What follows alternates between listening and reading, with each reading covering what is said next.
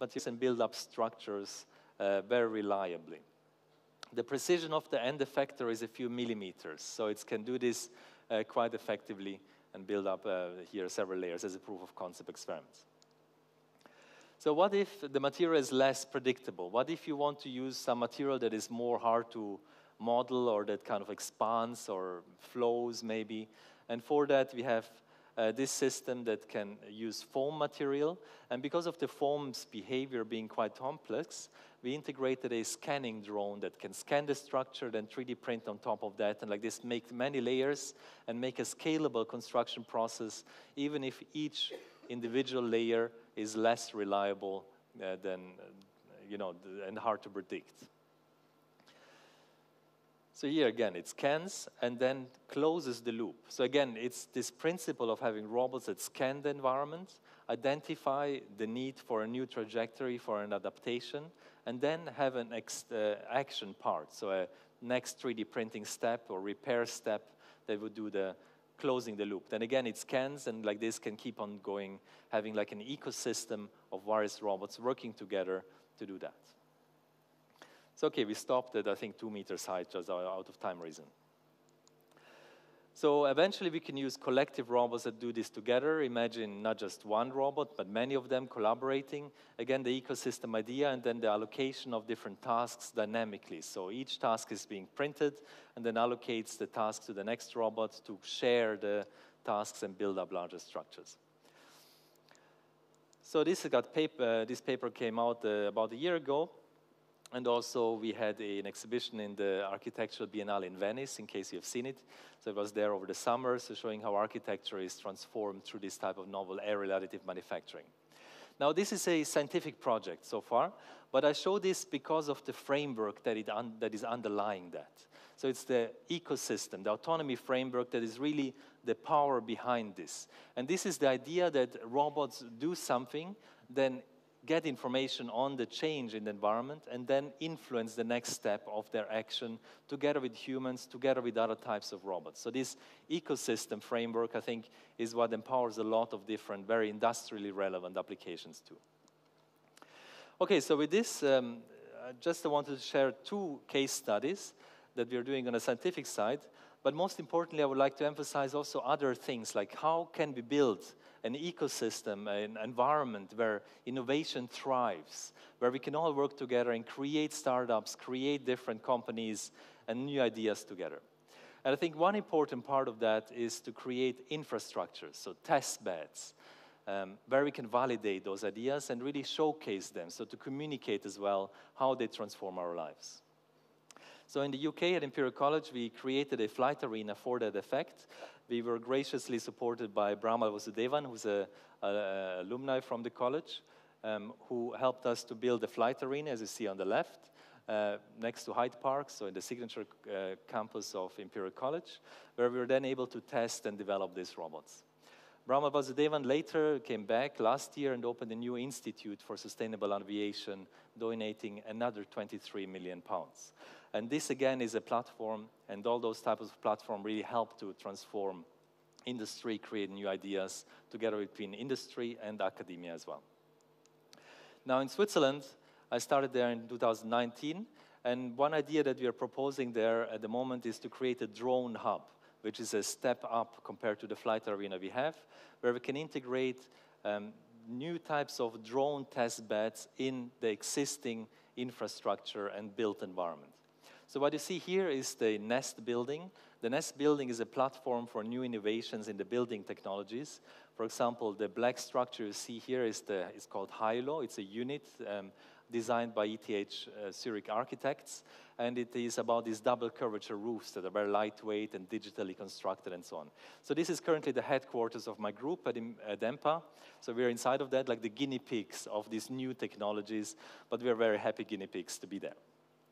However, next to it, there is an open spot, so there is a new unit that we can design there, and what we are proposing is called the Drone Hub, and it's a structure where we can test and validate new types of drone technologies. So it will have 3 innovation elements. Number 1 is a wall where we can do repair and manufacturing tasks, as you see here, so drones working there, doing repairs. The second one being an biosphere, where drones can biodegrade and show how sensors can be deployed in natural environments like forests. And the third is the facade, where you can look at drones interacting, perching to the facade, doing non-destructive evaluation and measurements of the surfaces. So this is not a fantasy anymore. This is being built at the moment. It's opening next year, and it's also a platform and collaboration opportunities for all of us to come there and showcase your projects, your ideas, your robots. And so this is also has about 1,000 visitors per month, so it's quite visible and internationally recognized. So again, it's about the perching, as you see here, to do the facade interaction repair. It's about the biodegradable sensors, biodegradability, and it's a 3D printing of environments, repair, continuing our work on 3D printing robots. So eventually we are building the entire campus as a platform for autonomy, where we have the drone hub, we have different elements, autonomous cars into that, integrated in the entire campus, which is located next to Zurich, and also expanding to the Switzerland Innovation Park, which is located a few hundred meters next to it. There we have an airport as well as new capabilities, new buildings. They expect about 5,000 jobs being created there. And so it's again this interface between large companies coming in to rent out the spaces, making incubators, universities being there, and startups coming together with showcasing of new ideas, new test beds, and so on. So this, I think, this idea that I show here, I think, can be translated to all possible places. And I think it can be especially successful in places where there's a momentum, there's a talent, there's enthusiasm, and we can all work together. And I think it needs, on one side, the visions, the technology platforms, the development goals that are 20, 30 years in the future.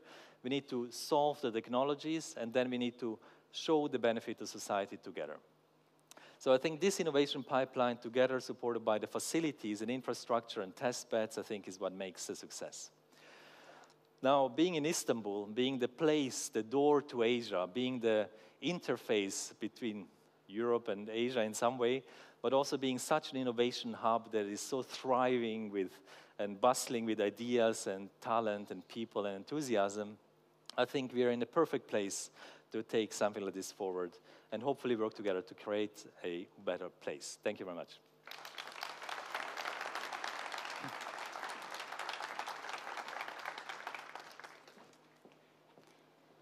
Thank you, Professor Dr. Mirko Kovac, for this insightful speech. And staying on robotics, now we're going to talk about contact-based, non-destructive testing through aerial ones. And ladies and gentlemen, please welcome to the stage Dr. Özge Akbulut, CEO of Highlight Dynamics.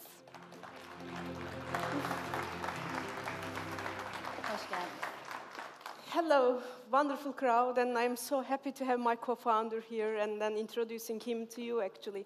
So I am the CEO of Highlight Dynamics. This is a spin-off from Mirko's laboratory, actually. So as we are in the Take-Off event, we will be talking about the entrepreneurship part of these things, right? How to commercialize these wonderful technologies. And as the name full is, we do contact-based, non-destructive testing for asset inspection. And since Mirko has finished with the picture of the bridge, like, building bridges and such. And I'm also proud to say this new company is being backed up by Turkish investors. So we are really in the right place commercializing the spin-off technology from Imperial College and EMPA. So that is what I'm going to be basically presenting to you today. So where are we in the drone-based value chain today, right? And at the same time, Mirko has also underlined the talent growing, new ideas coming out of Turkey and such. So we are also following the drone space closely, and we are very happy to see the new investments and at the same time all these new ideas. So currently, where drones are being used is actually this imaging and photography, right? Now drones basically supply us with the tools to image things that are hard to access, and then they have been started to be employed in this autonomous services and such. So this is what we are dealing with today. But what is the next step? You have seen, briefly when he was basically displaying the drone hub in Switzerland, he has shown this this drone that is basically attached to a surface, right? So what is the next step? Like, we have been doing this hard-to-access areas with drones, but can we interact with those areas as well? So these drones for this physical interaction and manipulation is actually the next step that we would like to deal with, and that is what HLD Dynamics is about. So, I think we are in the right place to think about those things. I am also a faculty member. I work in Sabancı University. I'm a professor in material science and engineering. And so how do we commercialize research, right? So you have seen all these things, wonderful IP, hundreds of papers. And Mirko is a very, how should I say, he's very gentle and down to earth. He just didn't talk about the numbers, but then his research has attracted more than $15 million in funding only. So this is just great. And then how do we then create a commercial value out of it, right? So having things in the lab is great, but at the same time, we would like to see them being employed for the good of the society, right? So there are two things, actually. And then in here, since we are also in the EU framework, we are following very closely what is going on in the investment space and in terms of the goals space, right? So one very critical thing is this extending the lifetime of the assets. This is very important. So the infrastructure investment, in essence. So we have, let's say, this offshore wind structures, right?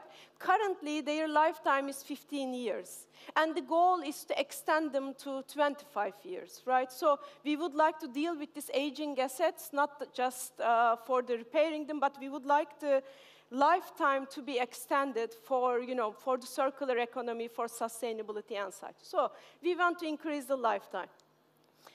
The second is, I know that there are many industrialists in the crowd, so the idea is maintenance, maintaining those assets is the largest operating cost in this process. So we have these two important problems. We would like to, on one hand, extend the lifetime of the assets. How do we do that?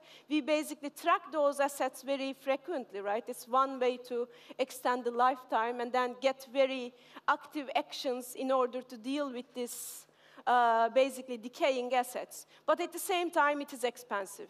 So the idea is, can we still extend the lifetime of these assets, but then do it at a reasonable cost? Can we do it more frequently? Can we create more data to deal with these aging assets? And this predictive maintenance is a new concept, actually. Well, something breaks, then we fix it. Or we, starting 60 years ago, we are doing this regular checkups on the assets. But then as a new concept, this predictive maintenance, can we actually collect more data from the same asset? Can we actually do this in such a way that we predict the failure? And as we are saying, we need more data for this. And drones are great. The robots themselves are actually very good at collecting data. So that is the space that we should be looking at. So, but currently, how do we do this, right? Currently, are we using robots in order to do these kind of things? As you might know, it is usually a person who is going to these spaces, taking data with a measurement device at hand, with a sensor, probably going there, taking the measurement, and logging it in a, in a paper or in a file. So these current inspection methods, actually, they are very much limited to this visual inspection kind of things, and at places that human beings can access, right? But sometimes these are toxic environments, or you have to work at heights, which might result in loss of people as well. So robotics inspection market is growing so rapidly, this is already happening, right? So in essence, drones are also an important part of this graph, and I think we will be dealing more and more drone-based businesses in the near future, and many of them will be actually focusing on this inspection aspect. So what we say is these passive and visual inspections are not enough, right? You can have a camera on the drone, and then you can take these beautiful videos and such. Then you can do image analysis, and then you can see where the failure is.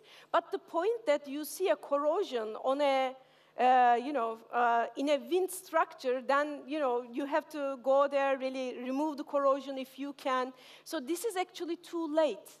So, but what can we do then? Like if before visual inspection, do we have a tool to detect what is going on the asset, right? So at HLD, what we can do is we can physically interact with those surfaces. We can measure the thickness of the paint, and we can detect the corrosion behind the paint. So in a sense, we do this surface biopsy that we understand what is going on the asset and inform the owner, and then such that a reasonable action could be taken out as early as possible. In here, I would like to also underline this. So currently, we are talking about predictive maintenance, right? I teach material selection in product design, and then the idea is, this keeps me thinking, well, we talk about predictive maintenance, but then we design based on our previous understanding. So the data that we are going to collect when trying to do the maintenance of the asset, can it teach you in the design as well? This is not a current product offering, but I have all the very bright people in front of me. Like, this is something to think. Can we also learn from robots by collecting these massive amounts of data? Can we also learn about design? So let's keep that in mind. So what do we do is we have this robot that can physically interact with the surface. One thing that I would like to underline here is we are not a drone producing company. We can work with any drone and modify it with our software in order to make it interact with the surface. We are also sensor agnostic. So onto this drone, we could actually impart any kind of sensor and then fly very close to a surface or like perch onto a surface. Then we actually get these things going in terms of data collection. So drone agnostic and at the same time sensor agnostic.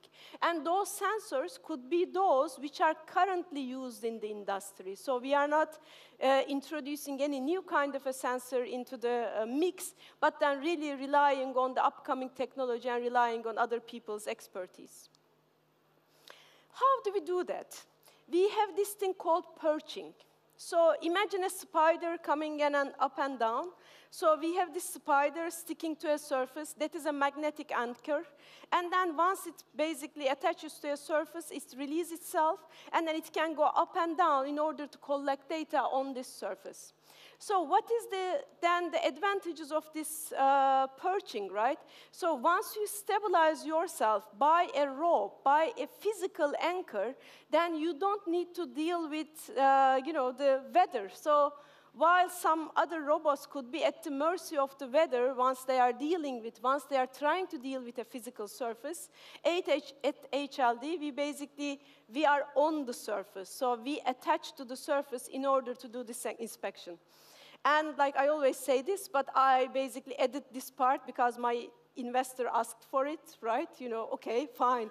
How do we save up money with this new technology?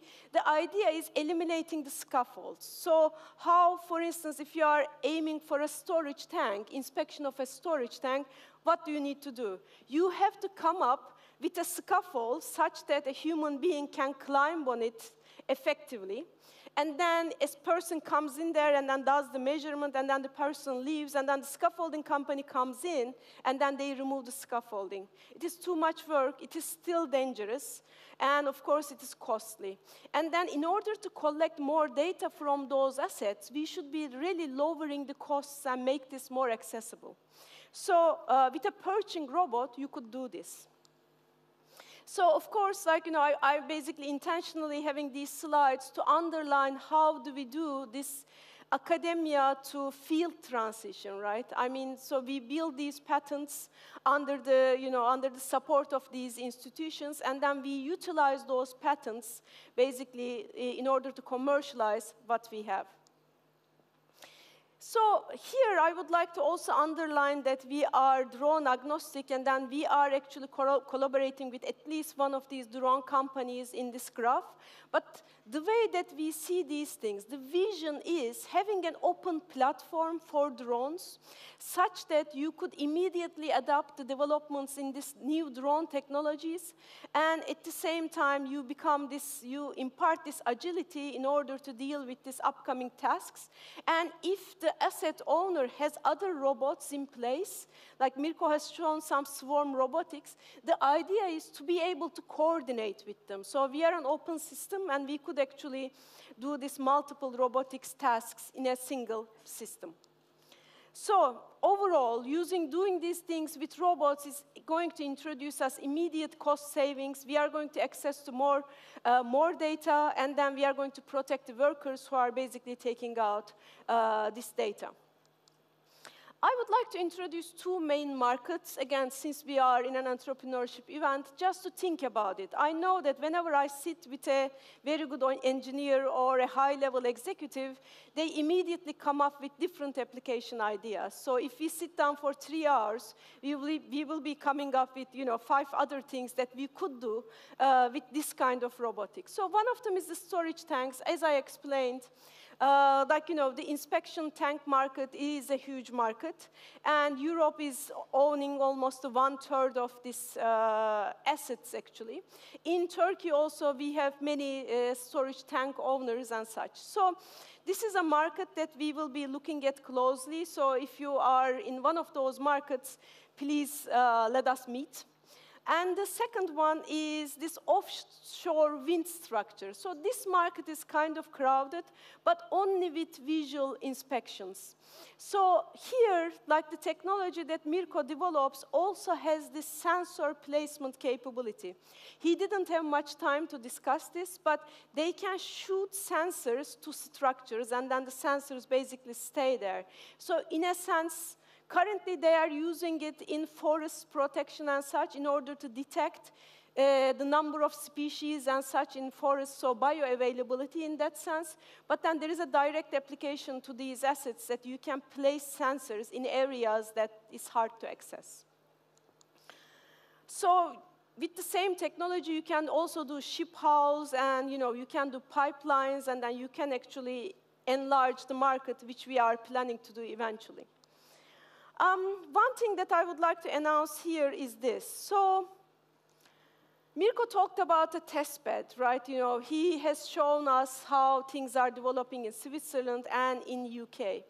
So the idea is imparting that kind of a test bed to Turkey as well, as we are seeing, lots of dynamic ideas, and we have people developing new technologies here. And we have this all technological impulse, technological momentum that we are going through, right? And this is Mirko's second time in Turkey this year. Now we are having Turkish investors. He's having a Turkish CEO. So clearly, we are going to establish deeper roots to Turkey. And we would like to use these new technologies to be immediately available to Turkey, and as well as developing these collaborative options such that we can develop things further. So what we have done in the past couple of months is, especially we have this project that is going on, Eurostars. We are developing this contact-based technologies under this project as well. And then we are doing this with basically famous companies in Europe. So Helvetis is one of the offshore drone operators. They have 20% of the market. And Böjengray is actually solving paint-based metallic corrosion solutions and such. So coming together with those people, we develop new technologies. And I'm looking forward to establish such collaborations in Turkey as well. And these are the people who have basically supported us with giving us letters when we are getting the project and such. Overall, this is our call to collaborate. So Again, as an academic, I know where the trends are going, like, you know. So I don't know if you are aware of it, but the academics have turned into mini CEOs. We have to write grants all the time in order to bring money to our labs, in order to hire more students, in order to basically buy chemicals and such.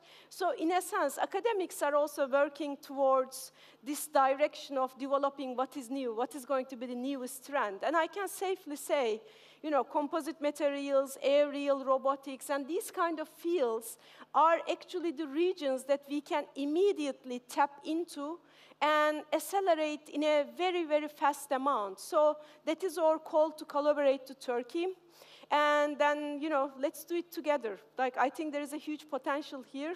And with this, all this new network, I think, like, you know, we can really put our name to the very top of the list in this aerial technologies. Thank you very much.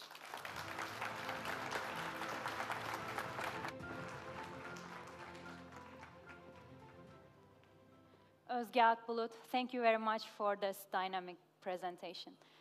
I'd like to take this opportunity to remind you that don't forget to get your headphones and earpieces for simultaneous translation. Take Off offers simultaneous translation in both languages, in Turkish and English, and our brilliant translators over there are working tirelessly to keep you up to speed in both languages, so don't forget to get your headphones. And again, thank you, Özge Akbulut. Before continuing with the next session, my colleagues will bring chairs for the panel. And in the meantime, I'd like to take this opportunity to ask you, how are you feeling? Take Off kicked off with great presentations. How are you feeling?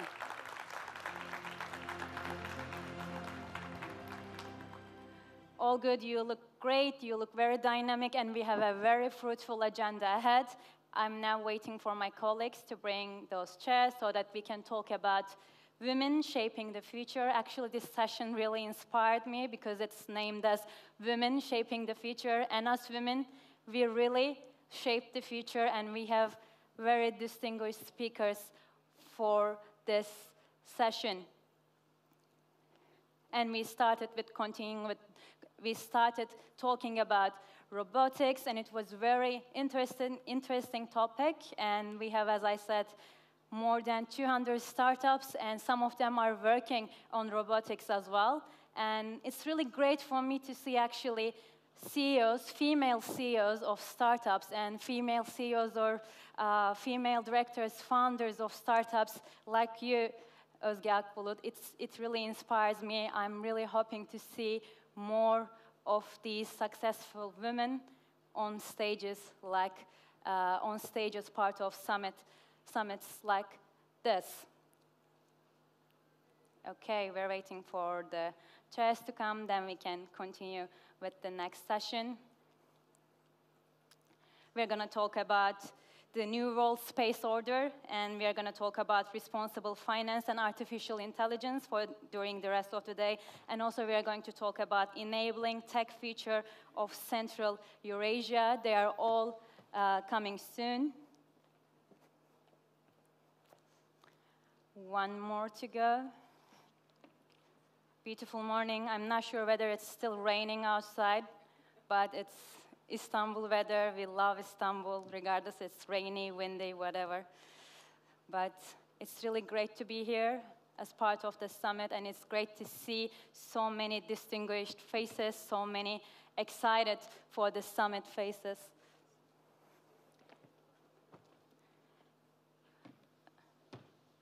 Okay, I think we're ready to start. Thank you. Teşekkürler arkadaşlar. Now, ladies and gentlemen, please welcome to the stage Ahu Serter, founder of Fark Labs and Arya, and also Duygu Eren, General Manager, Keiretsu Forum Türkiye.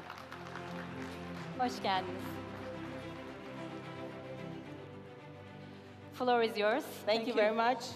Wow, we have really seen a good example of female agility. Thank you for filling the stage so well.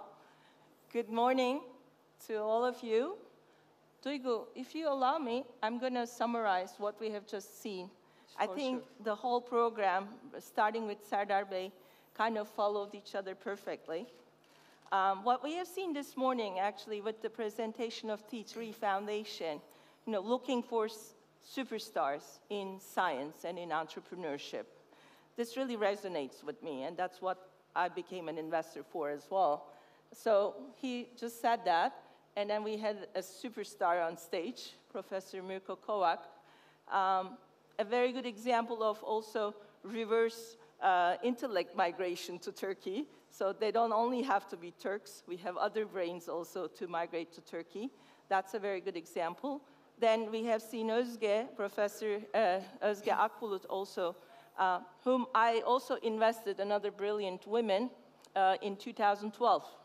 And it's been a pleasure working with her, learning with her, and which led to a lot of different occasions for us, for investments, for learning, for the robotics.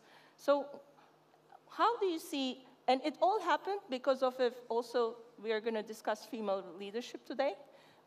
A lot of females are involved in this. So if it was to an investor, you know, going, and I know the entrepreneurs, you are here to learn how to get your idea, even as academician or students, you know, take an idea and then bring it to the investment stage, and that's what we're both doing.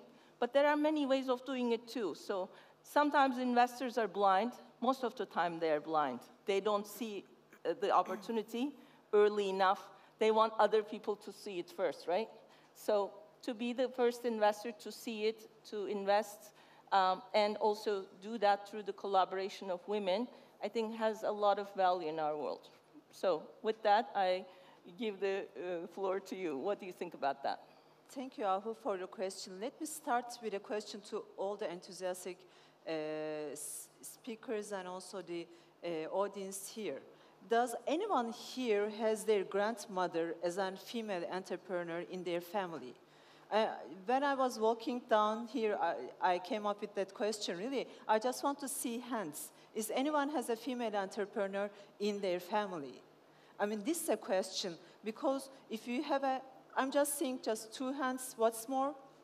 Anyone remembering their grandmother? Okay, can they be the entrepreneur in the family? In the family. They don't have to work like outside? Your grandmother or like your aunt, because the culture is important, Ahu. Yes. And unfortunately, the culture has been changing in just 50 years. It shows us that when I'm seeing just 3 people mentioning their female entrepreneurs having in their family, just 3 people has their hands up. Yes. So I am seeing that in our culture, it's changing for sure, it's evolving for sure, but now it's, nowadays we are talking about startups, you are doing great investments, and in case from Turkey side, we are doing investments, but we see that it will take more years to become in a stage of that being mature in the standards of the world. But this is not only Turkey's problem, but this is the problem globally.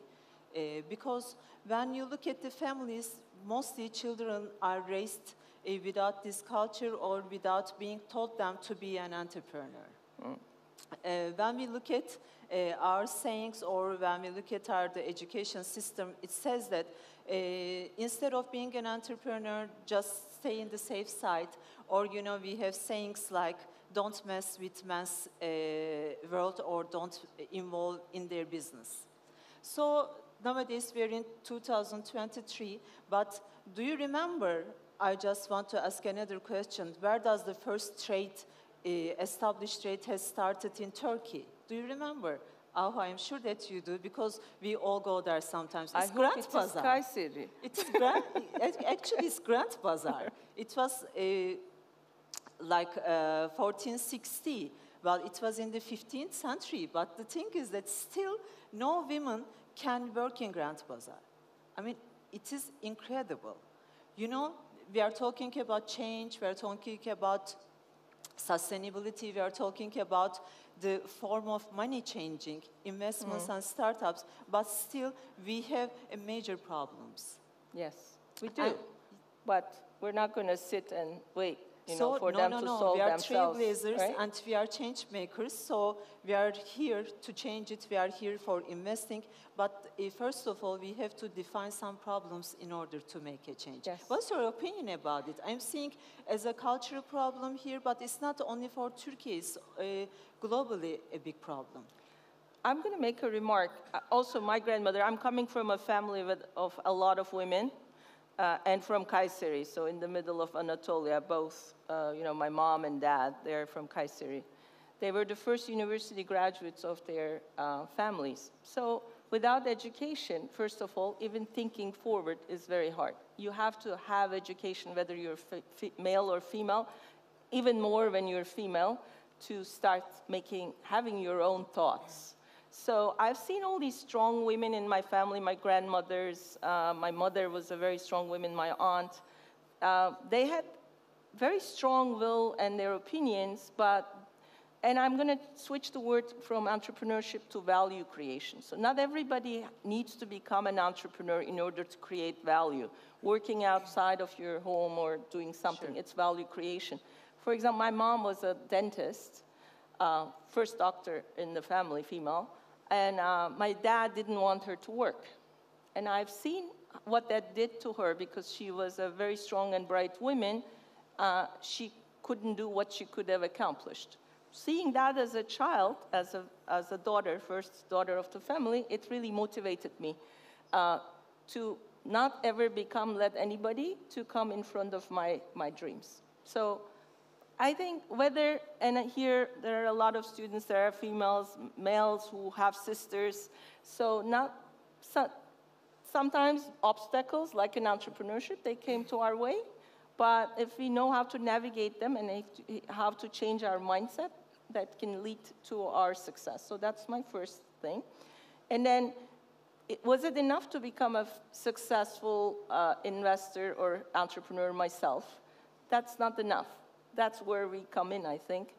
We established, I have 3 daughters also, in line with the universe. God gave me 3 beautiful girls. I think our family is designated to show the world what women can accomplish. So that's why I have three girls. And I established ARIA Women Investment Platform. And here my fellow investor GPs are also in this room. Make sure that if you are a company with at least 1 female co-founder, so you don't need to be all female, you can find them and pitch your ideas to them. So we established this platform to invest in female diversified businesses, let's say. And so I am also trying to carry it forward because in the investment world, in the entrepreneurship, the measurement is money has no gender. You know, whoever makes the money or the smartness, you have the strength. So, and we need to show that to everybody, also to the investors, and that's what we are trying to do. What are you doing in Keiretsu for that? Oh. Well, we, as all in ecosystem, we appreciate what you are doing for the women, for sure. And in Keiretsu Forum, we are just 4 people working together, and 3 of us are female. And it's not a coincidence, because while working with female people or female founders or employees, I see that women are more in details. And that's why we are very different from men, and how we differentiate what we are doing in the business. But sometimes I can see that there are some still business or sectors I see very rare female founders or female workers even, because the ecosystem doesn't let them to go in, or sometimes still there is a belief that it's not women's business. I mean, this is something that we should break through. This is something that we should tell people that it's not right, and this is how we challenge. I mean, we are not both afraid of having challenges, but I'm always afraid of the prejudice. Yes. So it is something that, I mean, we together and as people living in this earth should work on with.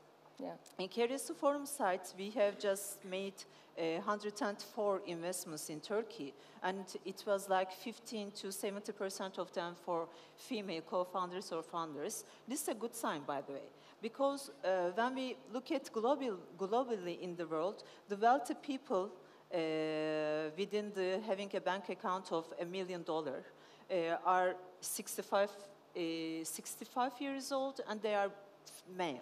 And it's 99% like this. So it shows us that a woman doesn't have enough money to make investment, or usually men has made their money. Yes. So now they can make investment, and this is another problem. The wealthy women should become more example of the people or role models in the world, so they can return and they can make other investments. So we need more female investors as well, right? Absolutely. Yes. Half of the world's wealth is actually in the hands of women, but it is not managed by themselves. It is also managed by men, because women don't go into matters where they don't have a deep knowledge. They like to learn first and then delve into it. Men are opposite. So maybe women should be also a bit more adventurous in taking their money into their hands, learn from men. And maybe men can learn also a little bit from women about learning before jumping. But that's also one of the things we are working on. And the 70 of our fund's investors, 55 are female, actually. There are men and there are 12 corporations. So it's really nice to see that. I think when people see the opportunity, it doesn't matter whether you are male or female, they jump in. So the trick is showing the opportunities. 2 days ago, we were in Finland, in Slush, with the Turkish government. We made a panel, Turkey, the home of female unicorns. So it's a really nice tagline to advertise Turkey's power. And even all the foreign female entrepreneurs were so interested. Like, we didn't know, is it really like that? You have so many female-led unicorn companies. And we had a panel for more than 200 attendees. I think we should do more of that and then showcase people like Hande, Özge, to everybody. And also for young people, that they should not even, I don't think you should start small. You should also look for always bigger things. And because the more we do, the more, they have things ready, and then they may have a shorter time to go to the successful end, let's say. So let me ask you a question. How do you see the world going in the means of women's side? We're in the panel of the women futuring, shaping the future. Yeah. So how do you see yourself and Arya and on behalf of your family, for instance, in 5 years? Well, I'm really working passionately, I would say. I'm really happy that what I started 12 years ago, when people said, what are you going to do with women? And I'm coming from automotive finance. I worked with men all my life. I was successful there. And even men were telling me, it's not like you, what are you doing with women? But I'm an investor, and my job is seeing opportunities where other people don't see. Find them, invest in them, make them shine, and that's my return. Sometimes you don't get a monetary return, that's okay too. But that was my goal, and I think a lot of people now are realizing that women are the new gold. So how I do myself, if I have a role in it, I'm very proud of myself. I hope my daughters will be proud of me and do better one day. I'm sure that they do. I hope. Well, the thing is that as far as I see, in either you're a startup founder or you're an investor, you should see, as you have just mentioned, you should see the opportunities. And by the way, you should keen on learning every single day, because the world is in a change, and while sitting in your chairs, you can't learn anything or you can't understand anything. The way I see the future is, I have to start with that word. I love entrepreneurship word very much. I have been in that ecosystem. It was like 15 years. I have started 15 years ago. Because I can see in a table a person graduated from Harvard School, and I can see a person even non-graduated but doing a great job together. Because the success or money or startups doesn't diversify gender or education. Both people may come together and build a great startup, take investment, and go on, and then making a great success story. That's why, as you have also mentioned, everyone shouldn't be an entrepreneur. If you really want to do so, because it's a luxury in all over the world. It's not easy to be an entrepreneur. You know that you're going to burn money. You know that you have challenges. You know that you should learn the jargons, and you should learn how to deal with investors. I mean, every story has its own passions and has its own problems. advantages and disadvantages. So in this world, the people who are going beyond their dreams, who are following their dreams, are the people who are going to be leaders of today and tomorrow. Yes. For me. I think that you said something very nice, and we have the last 3 minutes, so we use it wisely. I think the trick is to see every person you meet as an opportunity. Whether you're successful, not successful, you're 18 or you're 50, doesn't matter. Every person you meet today is an opportunity. What you will do with that opportunity is your Depends call. on you. It's your skill set.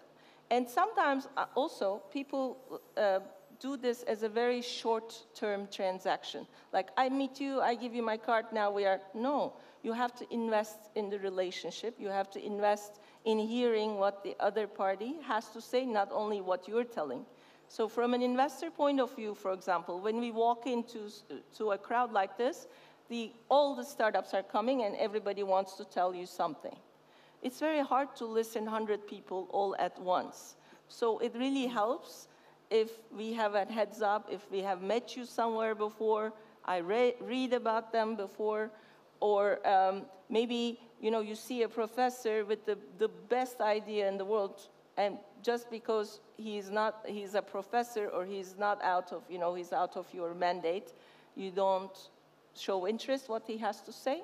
So that's missing an opportunity to me. So it's not only about, the transaction and investing, and you said that very well. I think we need to invest in the relationships a lot. Absolutely. Yes, yes. How shall we, what's the message of finishing this panel? How should we finish it? Well, on women's side, I think we should define that, there's a saying, women should go out of the kitchen. I think we are already, it's done. But no, women still, now, women here are out of the kitchen, right? You girls? Yes, right? Can I hear it a little bit more? Great. Please? Yes? Yes? And then they should continue to follow on their dreams, and really, they should invest on their network, first of all, and relations. Maybe my message to the men in this room, right? We have potential investors, co-founders, a lot of guys in the same team. Always see yourself in a picture. Your team is a picture. The business you do is a picture. You look at the picture of your team. You look how you look in that picture. Do you look the same? Do you look different from the others? Is there color in your team? Is there diversity in your team?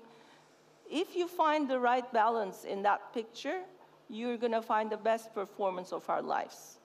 So I always urge my fellow entrepreneurs also to look at the female side, because they say, oh, we are good enough, we are full. No, your picture doesn't look good. If the picture is not good, your business does not look good. And I don't just mean it for decoration purposes. I mean it literally in all the thinking way purposes. So I urge everybody to look women as a wonderful opportunity that most of the people in the world are missing. And as an investor, I would like to catch all these good opportunities. Like I invested in Özge once, I'll invest her 100 times if she would ask me, because they are the right kind of people to invest and to go forward. Thank you. Thank you. Thank you.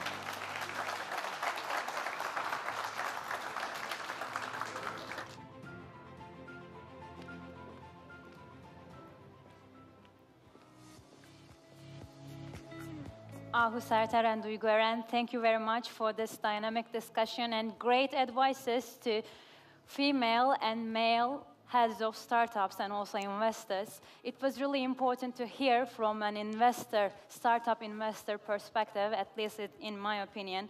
And what stuck with me from this session is every person you meet today is an opportunity, and Take Off offers you thousands of opportunities, I can say, because this is a room full of opportunities. You can meet many different people today and tomorrow as well that can guide you in the future with your investments and with your startups, with your startup projects.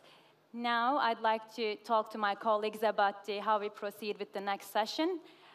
We're going to get the chairs removed, and it's going to be a very interesting session named The New World Space Order.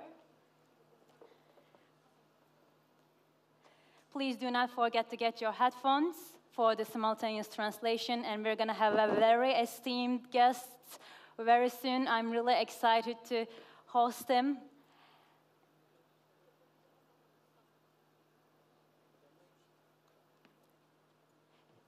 If I can get the...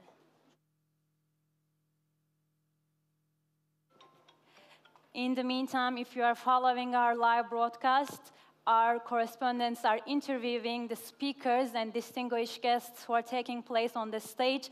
Now we are with them. You're gonna watch the interviews. And unfortunately, we are unable to follow the live broadcast at the moment.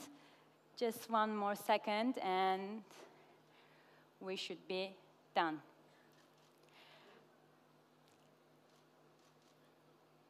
So, our next session is called The New World Space Order, and I'm really delighted to invite to the stage Mr. Jean-Yves Le Gall, former president of International Astronomical Federation.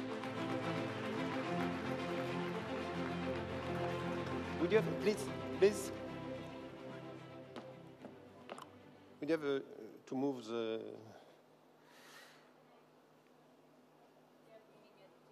Okay.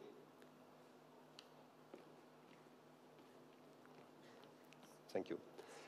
So, good morning, Istanbul. It's really a pleasure for me to be here because I received this invitation. In fact, this summit doesn't really deal with space, but I received this invitation after the meeting of the International Astronomical Federation, which took place in Baku, Azerbaijan last month.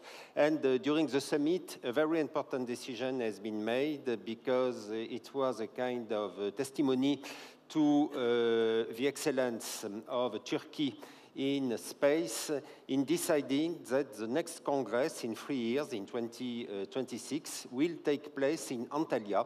And during 1 week, Antalya will be the center of space, the center of the galaxy, with 10,000 people. And this is why I was invited to space, and people who invited me told me, speak about what is hot. And I would like to speak today about what I used to call the New World Space Order, because we have a lot of changes in space. I am sure that except if you spent the last 10 years on Mars, you heard about Elon Musk, and even if you were on Mars, you probably met his Tesla Roadster. We have a lot of geopolitical changes with what is going on in Ukraine, unfortunately, in the east of Mediterranean, and space is deeply impacted by these changes. And so I would like to say a few words about this new space order, which now is arriving. And the first point is that we speak a lot about space, but in fact, space is something relatively new. You probably remember, I think that almost nobody in the room except me was born at the time of the first Sputnik in 1957. I was not born. But it was something as 66 years ago. And Sputnik was launched at this time on the 4th of October 1957 by the USSR. And it has been, in fact, the beginning of the space era. And since this very important event, the first artificial satellite in orbit around Earth, I think that we can say that we had 3 periods. The first one, from 57 to 72, a kind of a political rivalry between the Soviet Union and the United States. It is clear that in 1957, the US were really shocked by this launch of a first satellite because they were sure that the first artificial satellite will be American, and in fact it was a Soviet satellite. And in addition, beyond this first satellite, on the 12th of April 1961, Yuri Gagarin, a Soviet pilot, was the first man to orbit the Earth. And so, in reaction, President Kennedy decided to open the race to the moon, and it has been successful because in 1969, Neil Armstrong, crew of the Apollo 11 mission, was the first man to walk on the moon. And so the US emerged as the victor of this first period. And after that, after this political rivalry, I think that we entered into a phase different, which was a kind of space for all, with the start of the US Space Shuttle program, the start of the space stations with astronauts permanently on board, and in Europe, the beginning of the European space program. And so during something as 40 years, we had a kind of apparent stability with a number of scientific missions, in particular Voyager. If everyone knows the shape of Saturn, the rings of Saturn, the shape of Jupiter, and so on, it is because we had the Voyager missions. We had a number of Earth observation satellites which are launched in the US, in Europe, and the beginning of a number of commercial telecommunication operators. Of course, you know Turksat here in Turkey, but there are many other ones in the world. And it led also to the development of the International Space Station. You probably know that there is this station orbiting 400 kilometers above our heads. It's a huge project. Today, 120 billion of investments, permanently 3 to 6 astronauts in orbit. And you probably know that in a few weeks, the first Turkey astronaut will go to the space station. I met him in Baku. He's very exciting, very skilled, and it's really a pleasure to see a new astronaut going to the station for the first time for Turkey, and it will be another demonstration of the dynamism of the Turkish space program. But so it was this period, the second phase, around 40 years till 2010. And I started my presentation speaking about Elon Musk because I consider that Elon Musk invented what we used to call new space. And what is new space? It's very simple. New space, it's the consequences of the progress of technology miniaturization.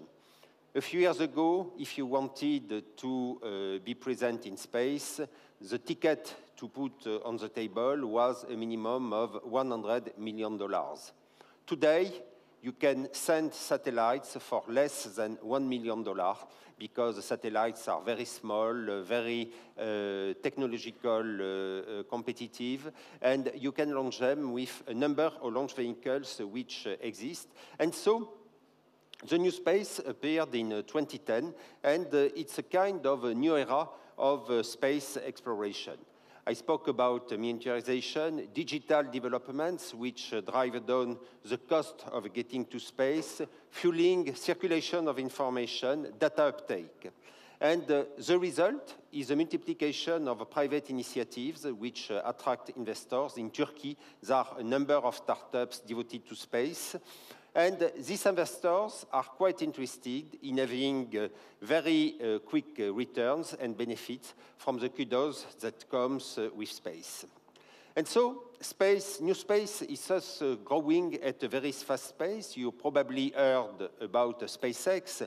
Imagine that since the beginning of 2023, in less than 1 year, SpaceX launched 89 rockets. 89. It's absolutely unbelievable because it never happened in the past, and it's a demonstration that space today is something which is very banal, very accessible to a lot of people, and we have now a number of private initiatives, of hybrid initiatives associating private funds and government support, in particular in Turkey, to develop a lot of activities in space.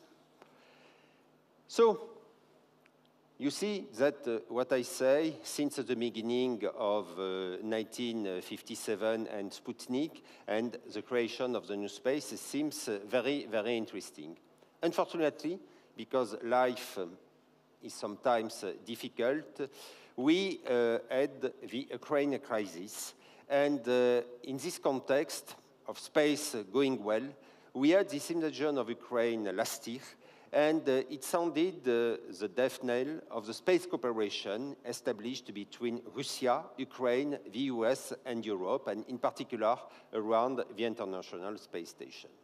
And today, as a consequence, we have a very fast changing landscape, because as a result of this crisis, we have the US and China, which today lead the way in terms of number of launches. I spoke about SpaceX. In China, since the beginning of the year, we had a total of 60 launches.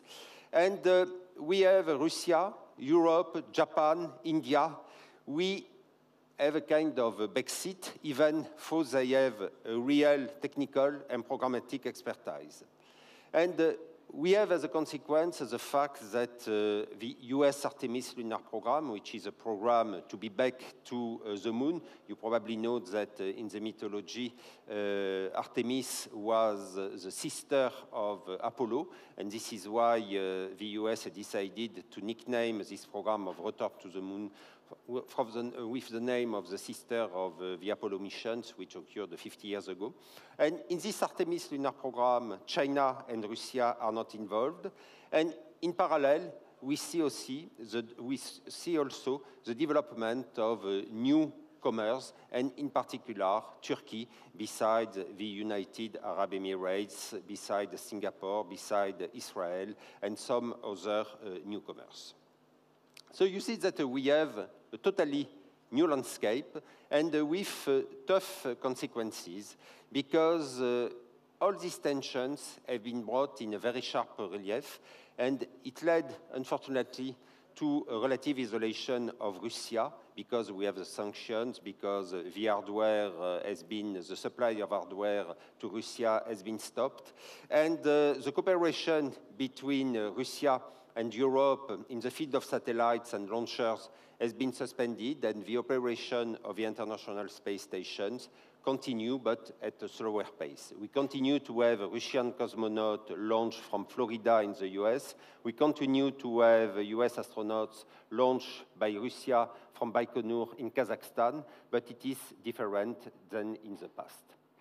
Another aspect also of this war was now a real issue of sovereignty, because the crisis is going to lead the nations, and in particular in Europe, to forge a new sense of sovereignty and to strengthen their independent capability in launchers, in satellite, in applications. I think that we'll have partnerships which will be put on different footing with political agreements, probably fewer cross-dependencies, and also more robust financing. And so we see in parallel a number of newcomers which arrive. As a matter of fact, I was at a conference yesterday in India, in Bangalore, and India is now in the race to the moon. They plan to launch with Indian launchers, Indian astronauts into space within a few years. And we have a number of other countries which want to really be present in space in this totally new landscape. And so this new landscape, of course, as a consequence of a war, it is not very, let us say, positive, but I am deeply convinced that this is an opportunity for cooperation. Because I am sure that established space powers and new players alike are increasingly forging partnerships to share benefits, to share costs, but we must be very cautious. And I would like to start to say a few words about the US-China duopoly, because any partnership with either of these two nations, of course, imposes constraints which can make cooperation unequal and sometimes which oblige to take sides. And I am sure that this new duopoly will require Europe, India, Japan, and more recent space powers as Turkey, of course, to reposition themselves and seek new partnerships. I think also, and it is not just because I am today at Istanbul, I think that Turkey is a key player. The demonstration has been the choice which has been made to organize the VISC in Antalya. But Turkey will be, in the future, more than ever, a key partner. Turkey has already secured strategic partnerships with numerous space powers, both established and new.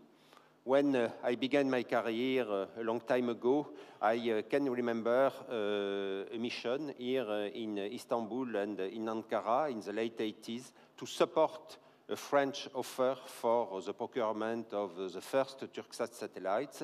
And since then, Turkey developed a very comprehensive program with very long-standing partnerships in telecommunication, in Earth observation, and these partnerships are underpinned by a very nice dialogue, an excellent dialogue between government agencies and industry. Today, we have in Turkey a world-class space industry with large prime contractors, with multiple startups, and I saw some of them in the exhibition. And all these companies are laying the ground for the future.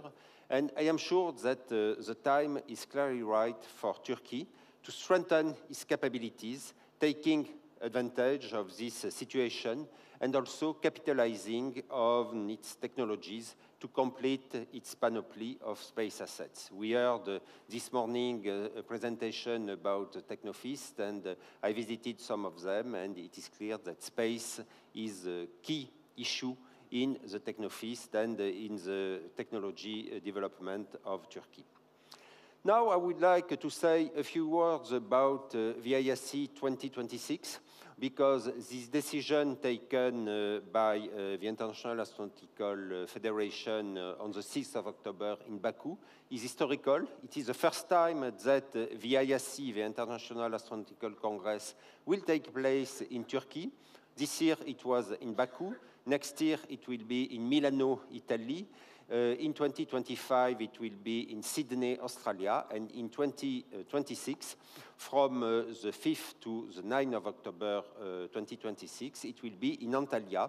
And it's very important, in my opinion, because it's a very important decision which recognizes the quality of Turkey's space program, its international outlook, and during the next 3 years, it will offer opportunities to put Turkey in the spotlight at most international space events. And so I hope that we will have the opportunity perhaps to organize such a summit in Antalya in early October 2026, since we decided that the motto of the Congress will be "The world needs more space." And I am sure that it will be very, very successful. So this is what I wanted to explain to you this morning, how the technology developments and geopolitical changes create what I used to call a new world space order.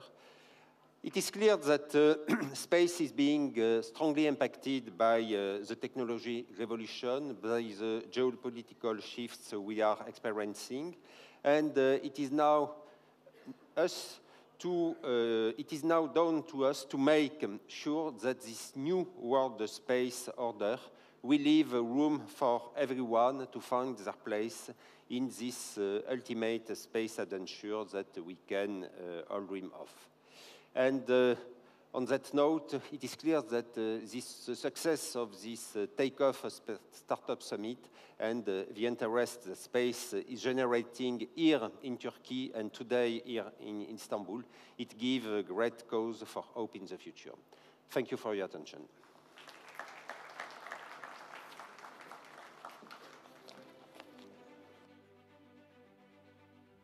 Jean-Yves Le Gall, thank you very much for your valuable insights, former president of International Astronomical Federation.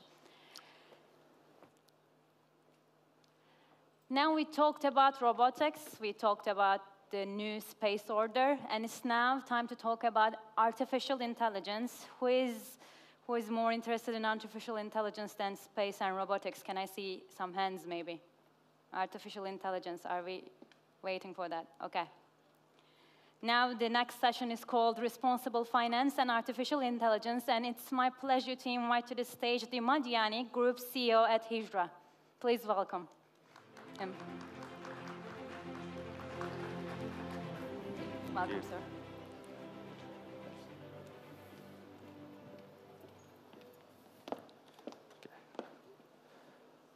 Thank you. Good afternoon, Turkey, Istanbul.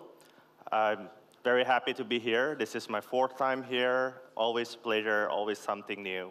And I'm thrilled to give you a little bit of sharing about the responsible finance and artificial intelligence. So you've been to the space in the last 20 minutes. You've seen things from macro perspective. So right now, let me bring you back to your soul about how do we should do our financing in a way that is responsible and how AI can help us for that. Okay, so before we get into the main topic, let me just start quickly with an ayat from the Quran, Al-Araf number 31. And eat and drink and be not extravagant. Surely he does not love the extravagant. And what does he mean by this? It's just when we look at our global debt as a percentage of GDP, from the 1950, it skyrocketed very sharply into 250% of our GDP. So this is, we live in unprecedented debt burden. And on average, each and every one of us held around 5,660 in terms of the debt that we need to pay. Yet, if we assume the public debt through our next generation, etc., the debt burden per person is a staggering close to $30,000 US. Now, I see some of you are probably still in the school, and hey, I will be graduated soon. I look forward from my life. What on earth, like, I need to cater for this $28,000 of debt? But that's the reality that we live in. And this will create the rat race, right? So you've known the rat race, right? It's a never-ending journey of earning and spending without an end. So let's start after our payday. So let's say we take salary every end of the month. We spend it for necessities. There's a promo here and there, and we spend it, right? Sometimes we overspend. And towards the early of the month, then we got liquidity squeeze. And what we do, we want to buy something, we go take debt. BNPL, buy now, pay later. We use our credit card.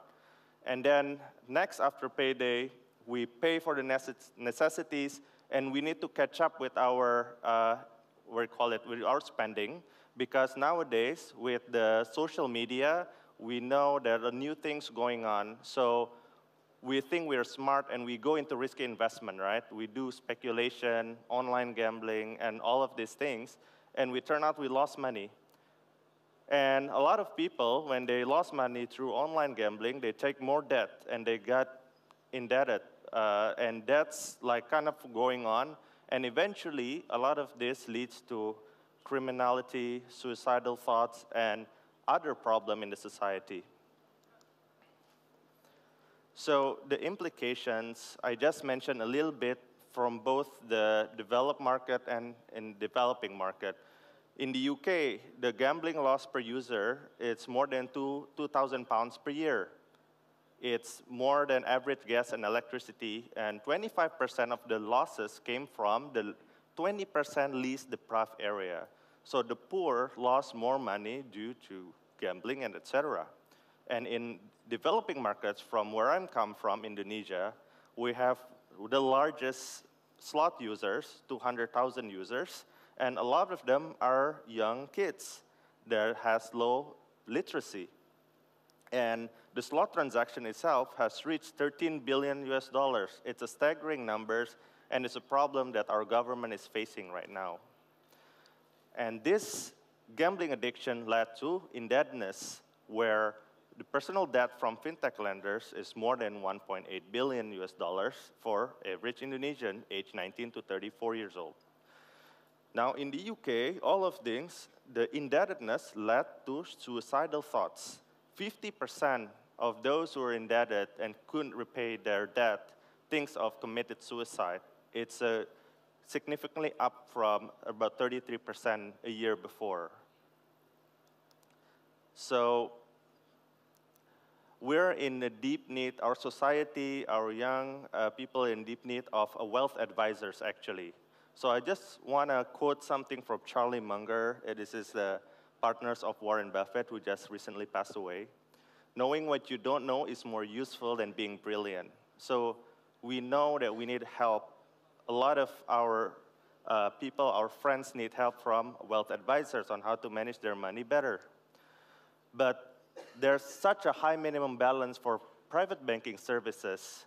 The minimum, probably UBS, as about minimum $2 million that you need to put in a bank account. And banks like CD, JP Morgan, BAML, they require at least 10 million in the balance. So this is definitely out of reach for many people, including a lot of ourselves here. So what would be the solution? We need to have more affordable wealth advisors. So this is where artificial intelligence, especially GAI, can come into the picture. So with a banking platform, like a neobank, for example, the bank would enable to collect all of our transaction data in a real-time manner and collect as much as data that they have to train the GAI. And secondly, I'm coming from Islamic bank, so we have the Islamic principle, Maqasid Sharia, that has ethical principles and obviously like smart advice to advise to guide where the money should go. And at the end of the day, I think the technology, the generative AI, is very relevant to be put together here. So we will have, each of us will have ethical personal wealth advisor that is relevant and affordable. Give me 1 second. Okay, it's too heavy of a slide. All right. Okay, so the GAI will interact with each and every one of us through our bank account, right? They will know like what kind of expenses that we do the last month vis-a-vis the what we call it, the F&B, transport, etc. And based on those data, the GAI can advise us like what to do based on our persona.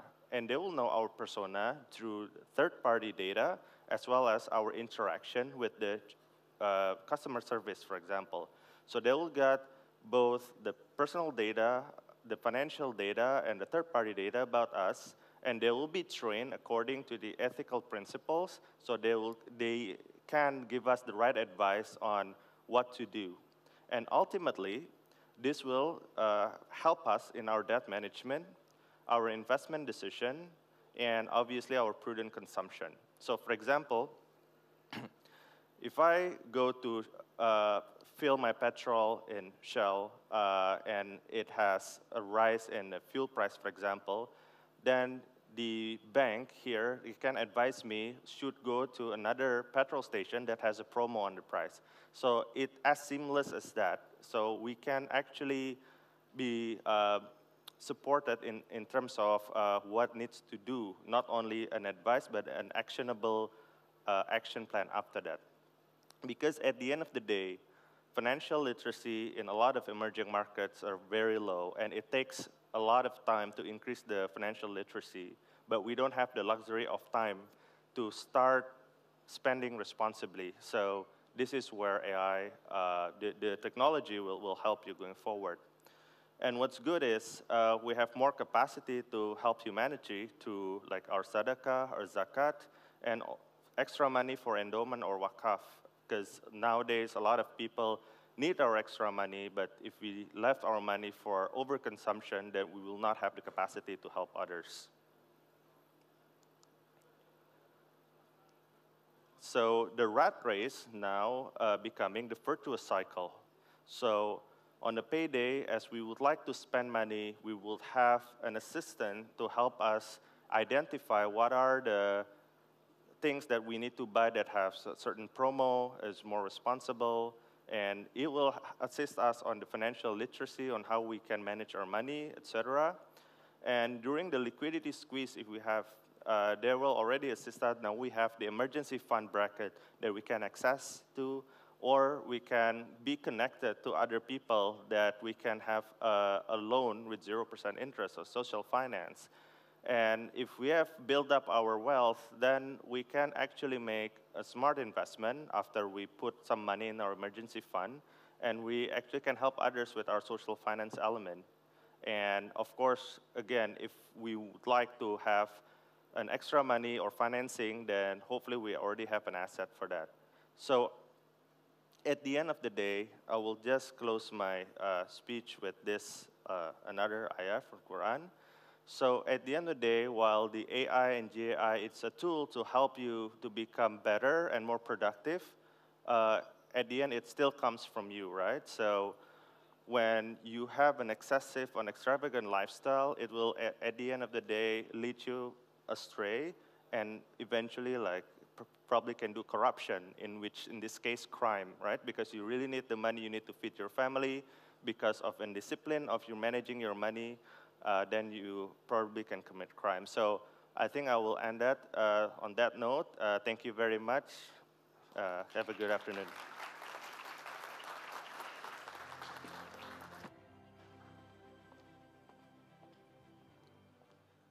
Thank you, Mr. Jani, for your presentation. And now the next one is going to be on enabling tech future of Central Eurasia. And for that, I'd like to invite to the stage the chairperson of Innovation and Digital Development Agency of Azerbaijan, Mrs. Inara Valieva.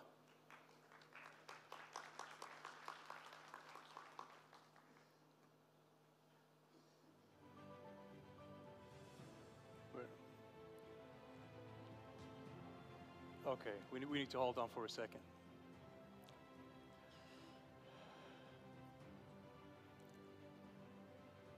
We will have a break after this one. You might want to socialize with the startups and get to know them, and you might want to cooperate. So bear that in mind. Just getting ready.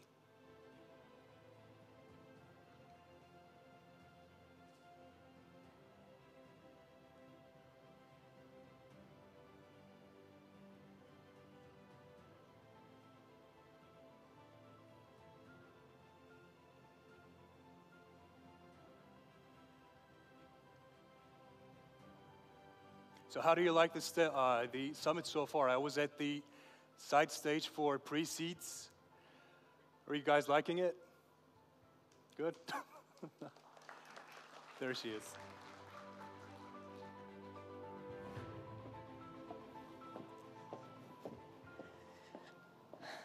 Hello, everyone. My name is Inara, and I am chairperson of Innovation and Digital Development Agency, Azerbaijan. Today, we will speak about the region which is newly called Central Eurasia. I'm not sure you can find it in the maps, but like we need to come up with new names, right? So it's like Caucasus and Central Asia all together, and also sometimes Turkey is included there and sometimes not. But overall, we are, do you know that we are number 6 economy of the world when we are all together. So, considering that all these countries separately are not big enough to compete with international startup ecosystems, we decided we need to be one, we need to unite. And today I will speak about Azerbaijan specifically, which is a door for Turkish ecosystem towards Caucasus and Central Asia. So, we are here as Innovation and Digital Development Agency for a year and a half. And throughout this period, we started working on making sure that we develop region, like ecosystem that is competitive within the region. We're enabling tomorrow, but building it today. And the vision was to become a regional leader through cooperation and competition at the same time. There is a nice word for that, competition, which is like within the region, we need to cooperate first of all, and then to compete. So we're focusing, considering we're a digital development agency as well, we're focusing on digitalization as well as innovation. We came up after researching all the successful countries, all the successful ecosystems, and also our own experience throughout last 1 year. We came up with a healthy innovation ecosystem framework, which puts startups, like most of you, in the center of everything, of the framework, and then the ecosystem supports development of those startups. I will shortly talk about what we've done so far within this framework and what are the plans and what is there for you specifically within those plans. So, let me start with access to funding, which is super important for any startup. Azerbaijan was not very active in this direction so far, but during the last 1.5 years, we've launched 3 business angel clubs, and also we became an LP in first ever VC fund in Azerbaijan. Caucasus Ventures is focusing on the region, so if you are a startup and if you are eager to get investment, you can check out Caucasus Ventures in Azerbaijan. We're also focusing on universities and launching incubation programs for universities to make sure we get a big funnel of startups that would support and get, like the most successful and prominent ones, get to acceleration programs which are supported by our agency. So currently, we're bringing international players like Startup Wise Guys who are focusing on regional startups as well. So if you are a startup that is interested in acceleration program, Startup Wise Guys are the ones that are currently in Azerbaijan and may support you as well. We are, by the way, Viveka from Turkey is also currently in Azerbaijan and opening different programs, including mentorship programs. In Azerbaijan, we didn't have many mentors, but so far we have developed 70, and some of them are also supporting startups in Turkey for the Turkish ecosystem. So if you are a potential mentor and you're interested in becoming one, you can join the programs that are currently launched and will be launched next year in Azerbaijan as well. We're focusing on tech specialist development. We have several programs, but not only local ones. We have brought Holberton, we have brought Institute of Technion from Israel to focus specifically on cybersecurity education. Holberton is peer-to-peer education. You may have heard about École 42. Holberton is similar to that, so no tutors, no teachers. It's learning management system, and it supports the students to support each other, form teams that work on projects and learn by working on projects. So these students are 100% ready for starting working from day one because they develop their soft skills as well as hard skills within these programs. We are also having, like Azerbaijan became a country, and Baku specifically became a city, which has many regional events. Like during the year, during 2023, we had 6 big regional events, and one of them was like recently, last week, in Merge Innovation Summit. We had more than 20 countries participating during that event, including Turkey. And it creates opportunity. We have Baku ID, Investment Day in summer, which creates opportunity for investors, for startups, for mentors, for different innovators and entrepreneurs to network, to get investment, to get potential clients, B2B clients, and we get so many positive feedback, so you're invited to all of those events that are upcoming during next year. We're also having roadshow, and we're having some of the startups here on Takeoff as well.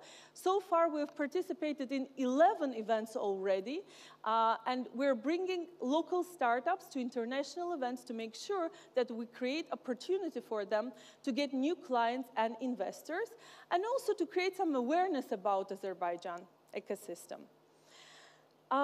One of the main important items for us is supporting tech communities as well as local tech media.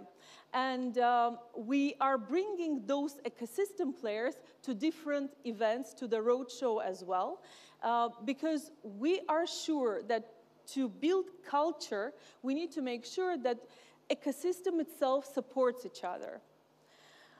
One of the most important things that I want to mention that would be interesting for you if you're an IT company, if you're a startup that is focusing on IT products, is Technopark residency law. As of January this year, Azerbaijan adopted changes to the legislation that gave opportunity for 10-year tax break. Taxes are more or less zero when it comes to corporate tax, dividend tax, social payments for the employees, as well as there is no work permit for IT employees of IT companies in Azerbaijan if you are a Technopark resident. So far, there are 63 Technopark residents in Azerbaijan, and 8 of them are foreign companies. So if you are interested in expanding your business to the region, and not only Azerbaijan, but Azerbaijan creates opportunity for those companies to enter Central Asian region as well. So if you are the company that is interested in expansion, these changes to the law could be very much interesting and relevant for you. You can approach our team later on to get more information on how to become the resident. But this is obviously just the beginning. We have quite an interesting journey ahead of us. We're having very interesting projects that we plan. We plan to continue the programs and the projects that we launched in 2023. We have much more that we plan to deliver in 2024, specifically also focusing on big startups that are currently on growth stage to support them becoming role models for others. So if you are interested to becoming part of this program, you can also approach us to get more information on this. And this is our goal. By the end of 2026, we plan to have 500 startups with strong MVP and the ecosystem that supports those startups around it. My goal here is to make sure that you know a bit more about Azerbaijan and consider moving or expanding there. So this is not just an ecosystem, just an information. This is an open invitation, actually, for you. Because for Azerbaijan, digitalization is #1 priority when it comes to government agenda. Government spends money on that. Government has special focus on digitalization, and we're very much interested in getting international players that would support this journey for the whole country. It's also super stable in terms of economy and political situation, and it's in top 10 in terms of ease of opening companies, ease of doing business. So there are many items that makes Azerbaijan quite an interesting destination for an IT company. It's also #1 in the world in terms of easiness of getting credits, and economy is growing, as I already told you. Technopark residency law, again, very much relevant and interesting for IT companies. 8 companies already became residents, and the companies, among them we have companies both from Asia, like China, Pakistan, India, but also Europe and US. And there are 29 companies that are currently going through registration process, which we expect by the end of this year or Q1 of 2024 to reach more than 30 companies, international companies that would become residents of technoparks in Azerbaijan. The salaries of IT employees, tech employees, are quite competitive, I would say, or low compared to the region, which makes it even more interesting for IT company to relocate some of the business or expand towards this region, specifically in Azerbaijan. But they are also, and considering that we're investing a lot in development of those employees, in development of those talent, it makes like quality, considering quality and cost of the quality, quite an interesting proposal for those companies. Azerbaijan is also considering the geographical space. It is in the center of, between Europe and Asia. It has more than 40 direct flights, and also in terms of the time zone, it's quite relevant for both directions. So as a destination for a company that serves US or European regions, but also works for Asian region, it becomes very interesting. And this, by the way, we get also from all the companies that visited so far Azerbaijan and shared their feedback about us. On this note, I would like to thank you for your attention. I would like to invite you once again to Azerbaijan to consider it as your potential expansion region, and I wish you good luck within these 2 days of Take Off Summit to make maximum out of it, but also in your business, in your journeys. Thank you very much.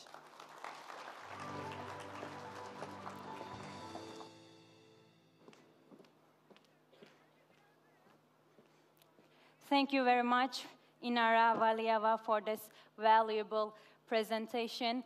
And this brings us to the end of the first half of today's Take Off International Startup Summit. But before we go over to the interviews, our correspondence conducted with Serdar Gürbüz, member of Turkish Technology Foundation's Board of Trustees. Thank you very much. Now we're going to have a short break. You can just visit the International Take Off Startup Summit has just kicked off in Istanbul, and the opening remarks of the summit has been given by the member of the Board of Trustees of T3 Foundation, Serdar Gürbüz. To talk more on the region's major startup event, I have now with Serdar Gürbüz joins me live on the backstage. Thank you so much for being with us today. You're welcome. What do you think about today's importance for the young and fresh startups and entrepreneurs based in Turkey? Actually, this is a huge opportunity for them to meet with the investors who can invest into their startups, and also they can meet so many corporations. We have invited more than 40 corporations, and these one are biggest companies of Turkey, and they will meet with the people with those within those corporations and with the investors, and more importantly, they will meet so many other startups as well here, and with collaborative minds, and these startups can collaborate with these startups as well, and it can help them into their journey to become a global unicorn. So how do you think that the startups like this, like Take Off and TEKNOFEST, how they affect the entrepreneurship ecosystem in Turkey? Actually, this is the 6th of Take Off. We are organizing this event since 2018, and we believe it's very important for the startups to prepare the ecosystem, because they need so many support from the ecosystem along their journey, because when you get together within 2 or 3 people and thinking to disrupt the current environment, the current technological advancements, so they need help from the ecosystem. And these helps can be from office spaces, funding, networking, meeting with other people, and building their powerful team. So this event gives them the opportunity to get all of them into in a 2-day period. So that's why we believe these type of events should be more within the Turkey, and we believe Istanbul can be a better place comparing to the other cities of the world for the startups, because there are so many young people here, so many young talented people graduating from better universities here in Istanbul, and Istanbul with its population around 18 million gives them the perfect market to grow to the world. So yourself, Turkish Technology Foundation is hosting the 6th edition of Take Off Summit. So if we look at from the other perspective, what do you suggest to young and fresh entrepreneurs who come up with an idea, who still don't have enough courage, maybe the investment to enter into the market? What do you suggest them to enter the market? Actually, I suggest them to look at their role models. We see Baykar here in Turkey, and Baykar was a startup and built within a very small place, and they started from the scratch, and they had nothing but their minds, but their courage, and but their belief. And they believe in themselves, and today we see Baykar as one of the biggest defense companies in the world. So we are providing them these type of examples, these type of samples, and these are the role models for them. And if they believe in their idea, and if they have the courage to build that company or to build their idea to become a solution for the problems of the humanity, so they need to follow them. They will see so many problems within their journey, but if they want to become a successful entrepreneur, they will see a bunch of them in their journey, and they need to solve those problems, and they need to become a unicorn within their journey. Thank you so much. Serdar Gürbüz joined us live on the backstage. He mentioned about the importance of Take Off Summit and how the Take Off Summits like this benefits ecosystem, entrepreneurship ecosystem in Turkey. We have talked about these subjects, but we have so much to discuss during this summit. Please stay tuned. We'll be again with you shortly. Of Istanbul, joined by another exclusive guest for an exclusive interview. Mirko Kovac, the director of aerial robotics at the Laboratory of Imperial College at London. He's a leading innovator of bio-inspired aerial robotics. Now, if you're like me, you may not know what that means, so let's kind of ask him and pick his brains a bit and have him explain to us to provide us some context. Mr. Kovac, thank you so much for joining us.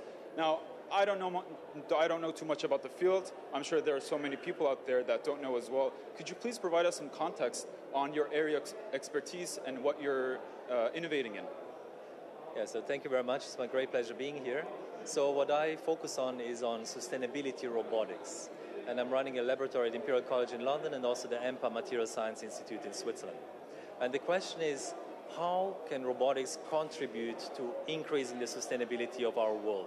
How can it help to make the world a better place, to protect the environment, protect humans, make work processes safer and more productive? And these are the questions that we focus on in our laboratory. Well, I see you've taken two big and really big industries or really big topics, sustainability and then aerial development. But what made you bring those two together? What was the sort of spark in your mind?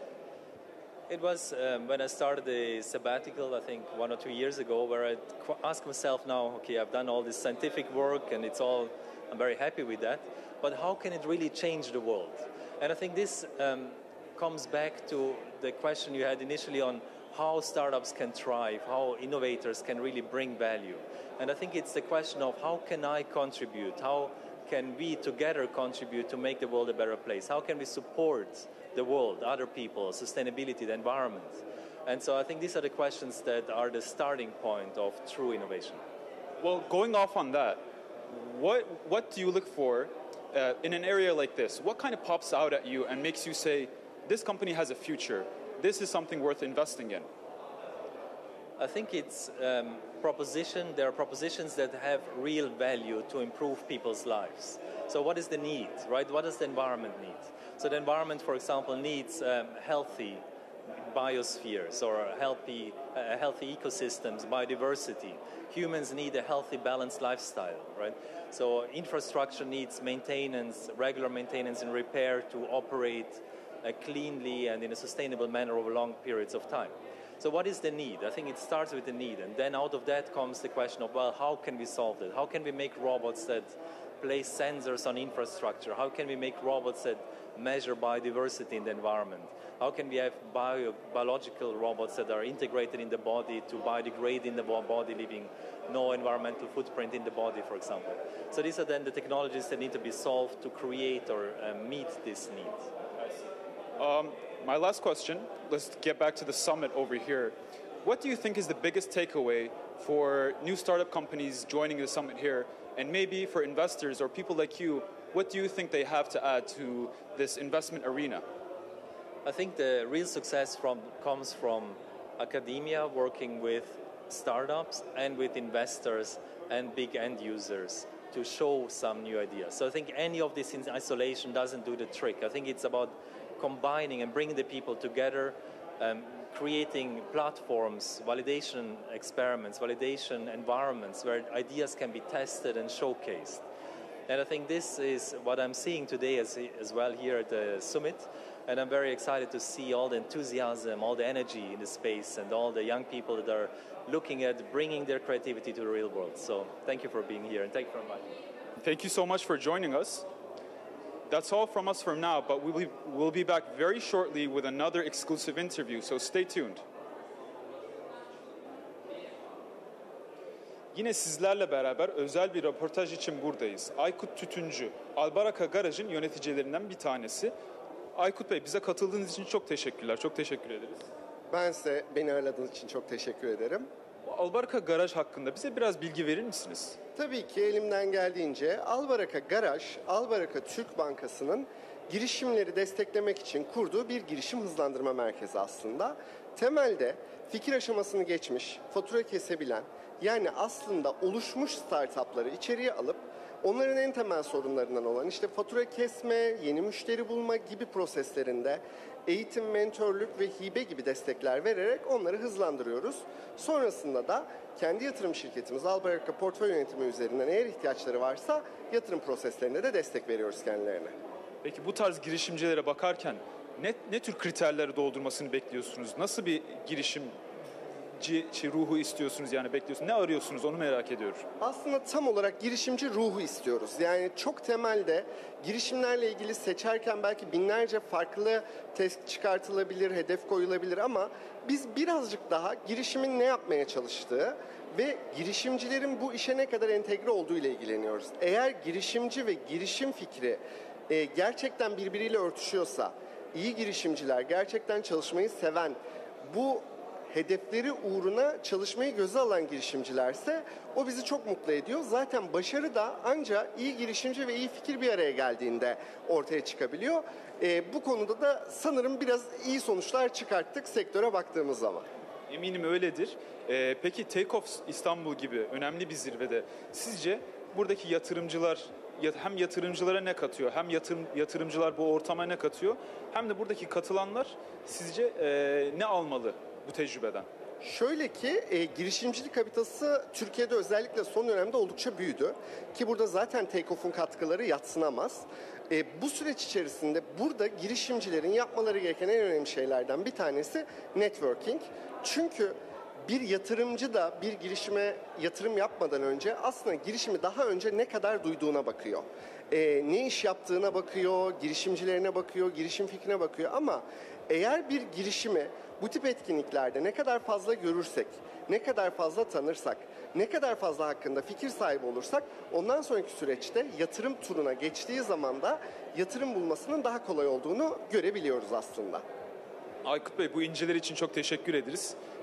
Şimdilik bizden bu kadar ama çok uzağa gitmeyin. Yakında sizlerle özel röportajlara tekrar geri döneceğiz. İstanbul, Ahu Sartar, the president of Far Plus Group and Arya's Women Investment Platform. Mrs. Sartar, thank you so much for joining us today. My pleasure. I would like to ask you, first of all, tell us a little bit about your business and why you chose this sort of business, why you chose to kind of expertise in this field. Yes. Well, actually, I'm an entrepreneur and I'm also an investor, and I invest in innovation and technology. So Arya Women Investment Platform is a platform to invest in gender-balanced businesses. So meaning we invest in businesses with at least one female co-founder. It's a network of hundreds of women around the world, and we are also an accredited angel network. So that's the Arya side. On the FarkLab side, we invest in what we call the better future technologies. Any technology that makes the future a better place. Sustainable materials, renewable energy, mobility, water, food, agriculture. These are the technologies that we invest in.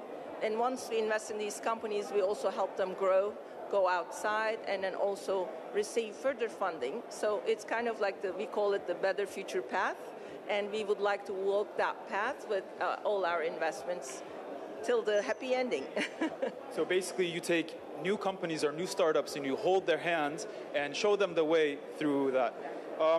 Well, you're talking about a lot about women entrepreneurship, and obviously you've kind of expertise in this field. What sort of difficulties, what sort of challenges realistically do they face? Maybe giving some examples of what you had to overcome to come where you are right now. Well, I think first challenge is women. Well, the way I started, I see women as a great opportunity to invest in, because and more than half of the world also they don't see that opportunity. So who's a good investor? It's a person who sees the opportunity where the others don't see, invests early, and benefits from it. So I think that I want to be that person, that woman investing in other women, because the challenge is when you're a female, whether you're in the corporate world or in the startup world, your idea and to be recognized, to be realized, it's really hard. And people are biased, investors are also biased, even though they don't admit to, because on all sides of the tables, it's mostly male people who are sitting. So they have this unconscious bias towards females. So if they are, let's say, they take a decision of putting $2 million in a male-dominated company, they take it much easier than putting it into a female company. So I'm here to change that by investing and showing everybody that money has no gender, and females can be as successful, even better, more successful than male, but together we will be the greatest. So that's why gender balance is very important. And only female or only male doesn't work. Together it works much better, and that's what we are trying to do. So trying to turn a challenge into an opportunity for everybody. It's amazing to see a company with a vision, and to see you breaking biases in, like you said, like a male-dominated sector, and to see an up-and-coming company that brings improvement to this world, that gives. But coming back to the summit over here, and as an investor and an entrepreneur yourself, what do you think both sides should take away from this summit? I think it's a great place to collaborate if you know how to. There are people with ideas, there is talent, there is money, there is the government supporting it. So rather than trying to take sides and will you do this to me type of thinking, we need to bring together everybody, and even industrial corporations who are not going to invest but can be a customer opportunity for these startups, to come together and say, how can we do it together? And start with cases. Today at Stage, I think we've seen a great case. How you take a patent from an academician, another academician becomes the CEO of that company, and then the investor and the customer coming all together. That's how you build it, and it's much faster and much more efficient. I'm sorry, but last question.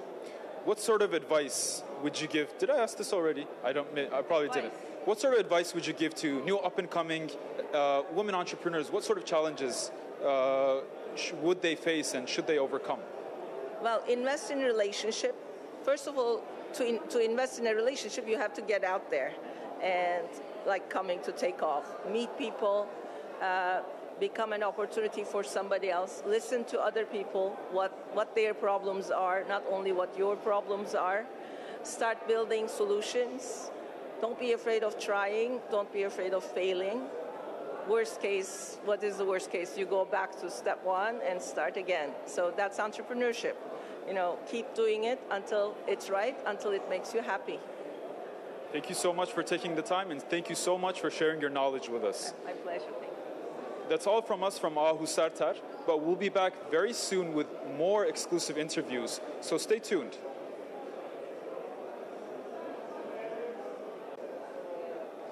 We're here with another exclusive interview. Duygu Eren, the general manager of Kerasu Forum Turkey. She has an extensive working history. You'll have to look up her resume yourself, but we're just going to pick her brains a little bit at the summit over here. Mrs. Eren, thank you so much for joining us. Hi, Yunus Emre.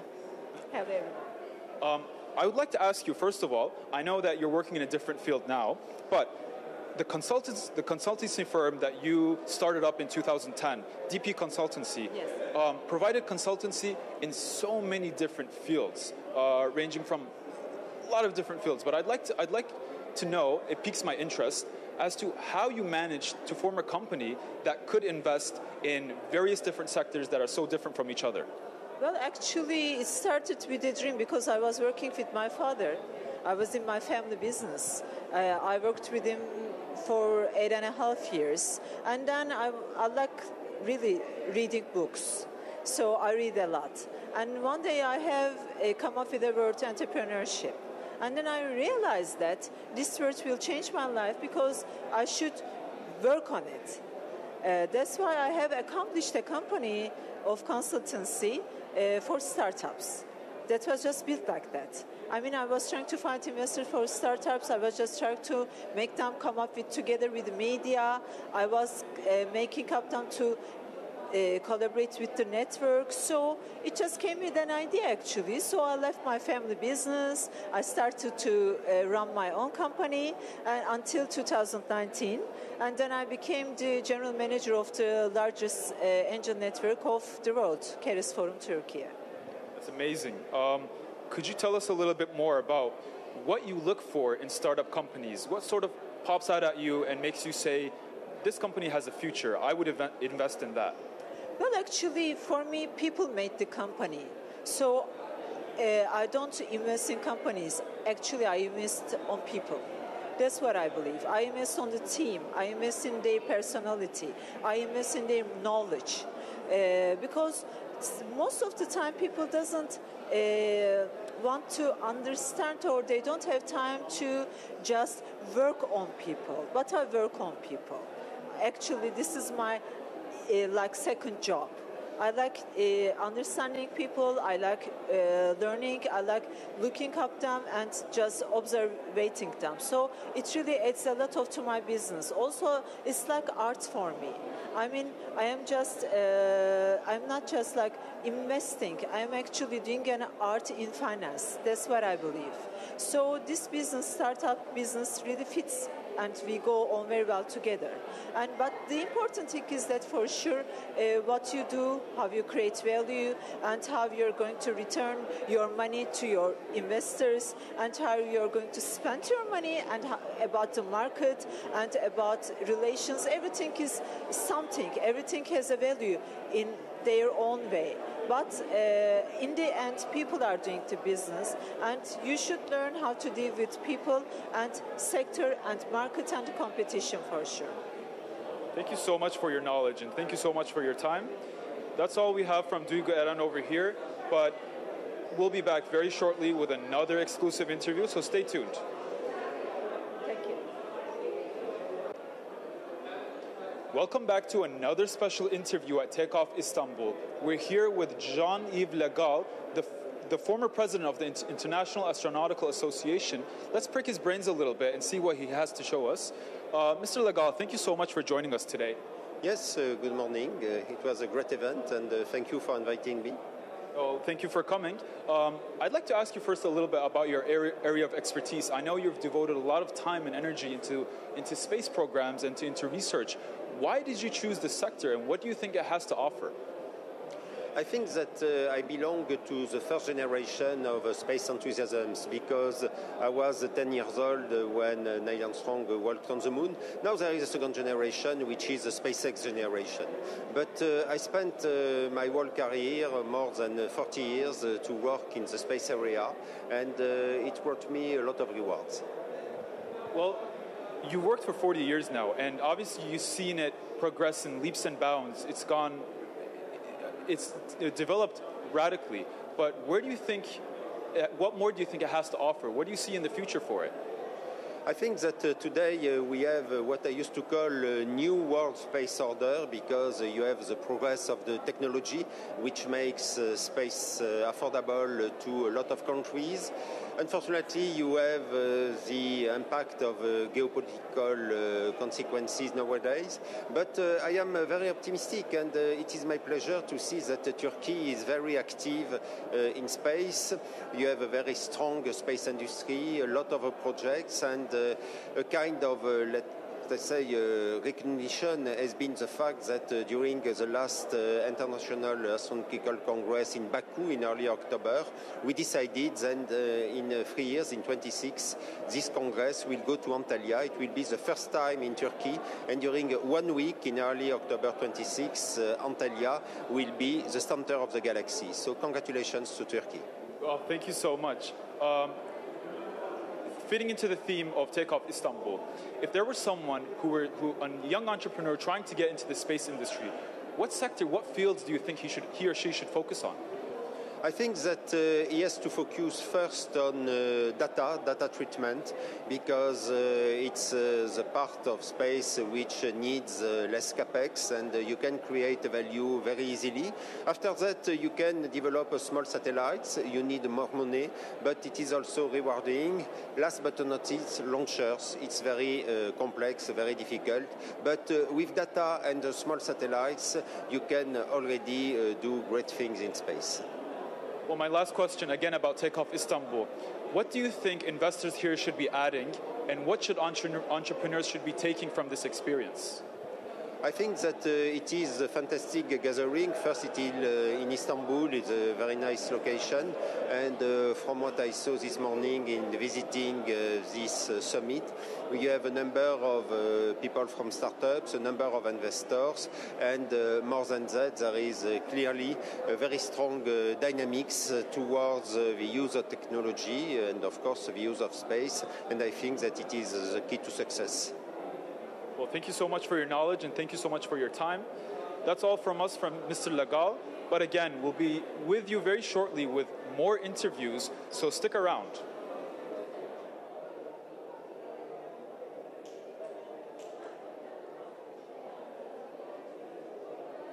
Hello and welcome back to another interview in the 6th edition of International Take Off Startup Summit. Now I have joined by one of our distinguished speakers, Dima Jani from Indonesia. Thank you so much for joining us now. And you're currently working in the group CEO of Hydra. What does Hydra do? Yeah, so we do initially peer-to-peer lending. Now we move and pivot into a consumer digital banking. What made you decide to pivot to retail Islamic banking services? So Indonesia is one of the largest consumer market in the world, and a lot of money coming in, flowing in to capitalize on our market, but little that they know that there is a fragmented market even inside Indonesia. So we're targeting on the vertical Islamic markets, which we feel we know them better, and we can provide better services compared to our competitors on that sense. So how will your retail product compete against other bank offerings? Yeah, we're digital native, so all of our team, our product, and our services are geared towards serving our customers, as opposed to some of the incumbents that push their products. So we actually involve our customers in our product development cycle, and we come up with use cases that is pretty much different with other incumbents. So for example, is our digital mortgage that we're going to launch in a couple of months. It will allow instant approval for some of these millennials that would buy the first-hand house, and it will solve a lot of their problems in addition to other services that we'll provide to them. What was the biggest obstacle you faced with when you were in the beginning of your long journey of entrepreneurship? I think some of them is the talent gap in Indonesia. There's like a huge gap between like senior management and the working level. I think the government is trying hard to close that gap together with the ministerials and also the private sector. And second is definitely the funding. I think we've seen a lot of funding coming to Southeast Asia, especially Indonesia, in the last couple of years. But in the beginning, it's still pretty hard because we need to justify the thesis of Islamic fintech, for example, to some of the investors that haven't really heard about this. But so far, we have proven through our numbers and our traction, and they're pretty happy with it. Thank you so much. Dima Jani was with us in the Take Off Summit interviews. We have so many distinguished speakers who will be with us for the further interviews. Please stay tuned and we'll be again with you very shortly.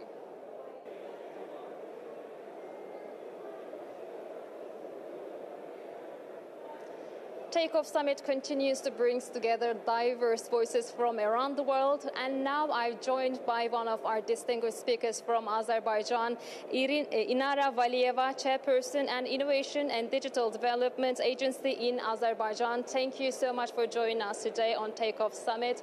And how do you evaluate the digital involvement into entrepreneurship ecosystem in Azerbaijan? Azerbaijan is a country with a relatively nascent ecosystem. So although like for several years there were startups, some of the investors, but it was quite slow. During last 1.5 years, we've gone through an enormous journey supporting ecosystem from different directions, from different pillars, creating access for market for startups. Like we put startups in the center of everything within our framework, and then we create opportunities for them through bringing international acceleration programs, incubation programs, mentorship development. We understand that mentors are super important. So far, we didn't have many. So we're developing them. By the way, a company from Turkey has also joined our ecosystem to develop mentors. We're bringing international players such as Startup Wise Guys, Startup Bootcamp to support acceleration programs. We have launched, became an LP in first ever fund, venture capital fund. It's not big, but it's a nice beginning. Throughout just 1 year, this fund has already invested into 11 startups, and 3 are currently under review, going through due diligence. And that fund is focusing on the region, by the way. So some startups from Turkey are also within those 11 startups. So overall, we're also building infrastructure, like physical buildings. We have launched Technopark Residence Law, which allows IT companies to get more or less 0% taxes across, like dividends, corporate tax, even social payments for the employees. Also, there is no need for work permit for IT employees of those companies, which means Azerbaijan is currently focusing on becoming a center, a gate for Asian startups and IT companies towards Europe, and then vice versa for Europe, also Turkey, to Central Asia specifically. So there is a region which we call Central Eurasia. It includes Caucasus and Central Asia, because separately we're kind of small ecosystems, right, when compared to the ecosystems that are there in the world. So we are in this competition, let's say, which is combination of cooperation and competition. And we're trying to work together wherever it's possible. For example, when it comes to soft landing, we need to create opportunities for local startups when they're going somewhere to US, to Germany, to whatever markets. And we're doing it currently together with our Central Asian partners. So all in all, Azerbaijan is currently focusing on building tomorrow, but doing it today. We want to become a regional leader within Central Asia, and for Turkey specifically, that could be a nice gateway towards Asia, considering that there are similarities in our past with Central Asia that helps us to understand each other better. Also when it comes to languages and many other factors and business opportunities that we're currently working together. So there is a huge opportunity area between Turkish ecosystem and Azerbaijani. So in which fields mostly Azerbaijan scenes the new entrepreneurs are investing on or taken into the market? Currently there is no specific vertical that is becoming like really big in Azerbaijan, considering that we do not have many startups. So there are around 200 startups that are having MVPs and are currently active. So none of the verticals became very strong, but e-commerce, also edtech, also fintech are among priority ones. We're currently focusing on cybersecurity and AI as well. We are also looking into clean tech and green tech as well. So these are more or less the areas that are of bigger interest, but we're currently open for different startups, and whichever would be successful. It was the same story in Turkey as well. Like first e-commerce, first game tech was successful, and then the market followed. So we expect the same effect at some point of time. Inara Baliyeva, thank you so much for joining us live on Take Off Summit. And we already hosted our distinguished speaker, and he shared her valuable views with us, and we'll continue to keep hosting our distinguished speakers with us here. Please stay tuned, and we'll be again with you shortly.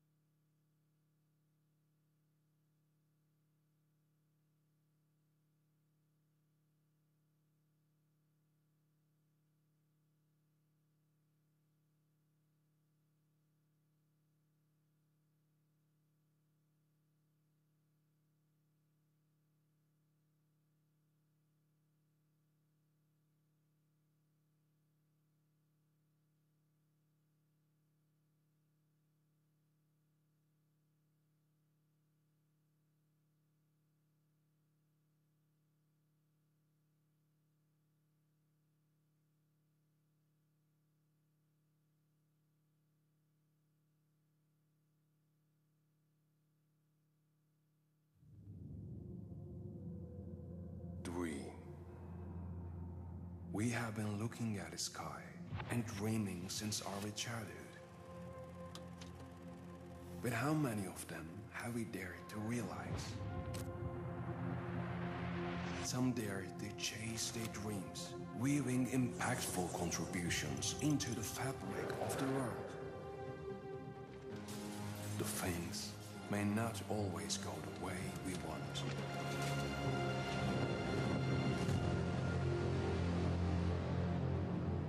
Don't let this distract you from your dreams.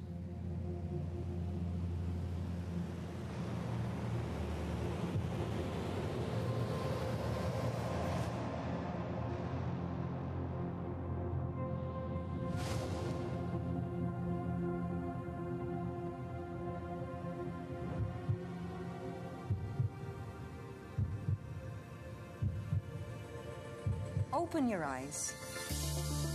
It's time to renew your hope. Remember the moment heart beats faster when you come up with a new idea.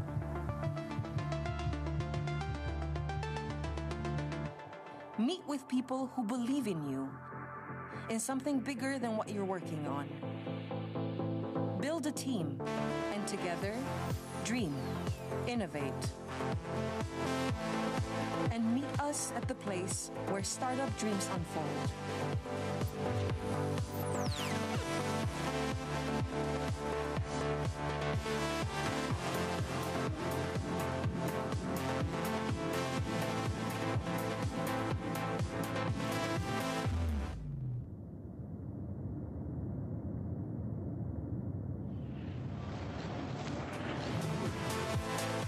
Now, you are in a geography full of people living together with many cultures. Explore the potential to understand. Remember, there are still courageous people, dreaming, hoping for a bright future. And don't forget, whatever you do, focus on the positive. Innovate for humanity.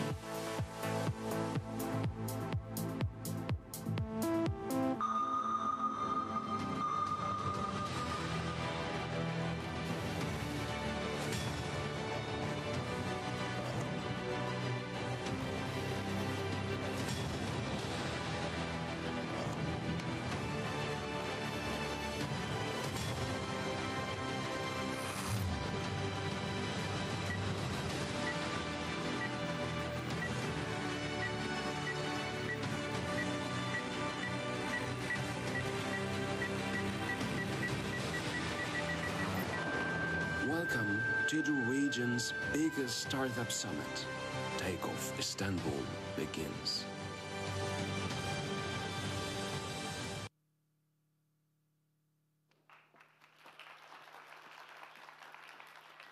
Ladies and gentlemen, welcome back to Take Off Istanbul International Startup Summit. The time has come, it's now time to announce the top 10 growth and early stage startups. And to make the announcement, please welcome to the stage the director of Take Off Startup Summit and also board member of T3 Foundation, İrem Bayraktar Aksakal.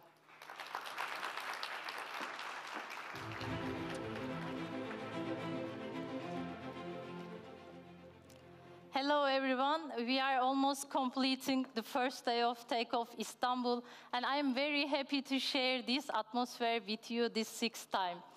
We hosted very inspiring keynote speakers on this stage in the morning, and now the stage will be our startups.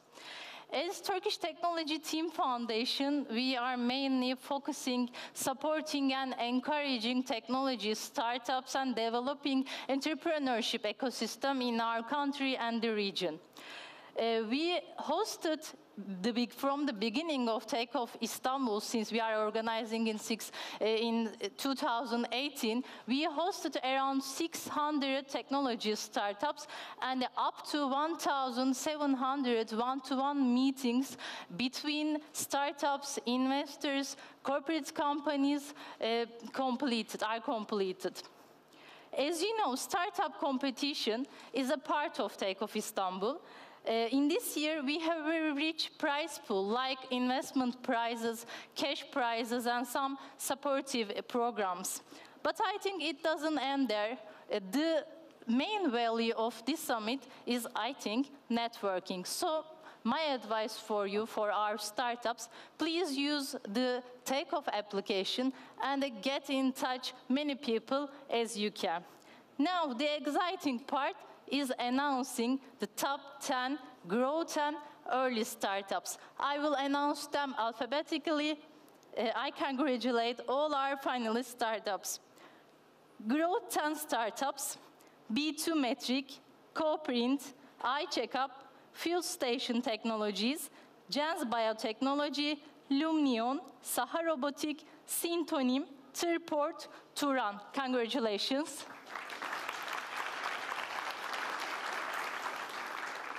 Our top 10 early startups: Afara Tarım Robotu, Catchpad, From Your Eyes, Hyperever, Invamar, Kodgem, Kozalak Yangın, Mishine Swarm Technologies, Salty Energy, Volvero. Congratulations.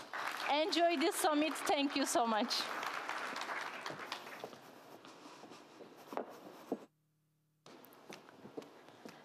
İrem Bayraktar Aksakal, thank you very much, the director of Take Off Startup Summit. Now the floor is our startups, and I'll cut it short and we'll start with the first presentation of the first startup. As İrem Hanım pointed out, it will go on alphabetic order. So the first startup to pitch their projects here on the stage and also present their ideas is B2 Metric, which offers the opportunity to optimize marketing, growth, CRM, and data strategies by analyzing user behavior. B2 Metric, floor is yours.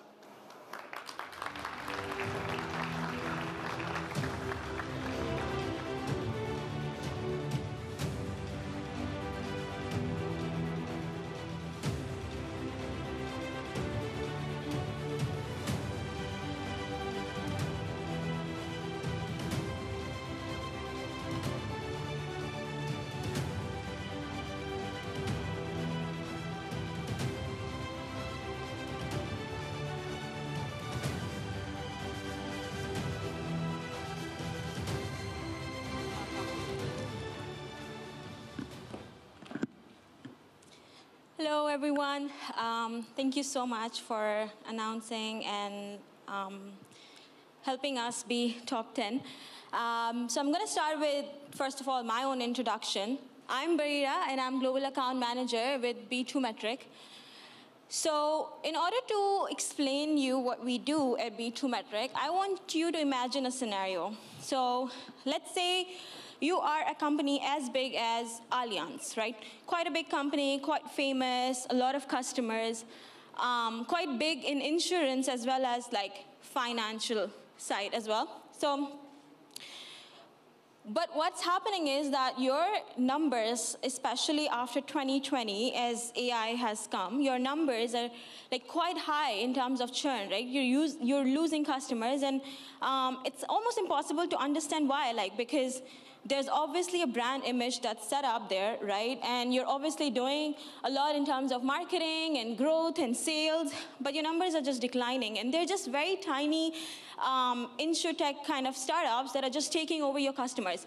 So, and a lot of our clients that actually face these kind of problems. So what we're doing is basically providing you a platform that's helping you kind of, you can think of it as a magic wine, and helping you understand how the future behaviors of your customers are going to look like, and also helping you predict churn in 3 months in advance so you can take marketing action at the right time to retain your customers, right?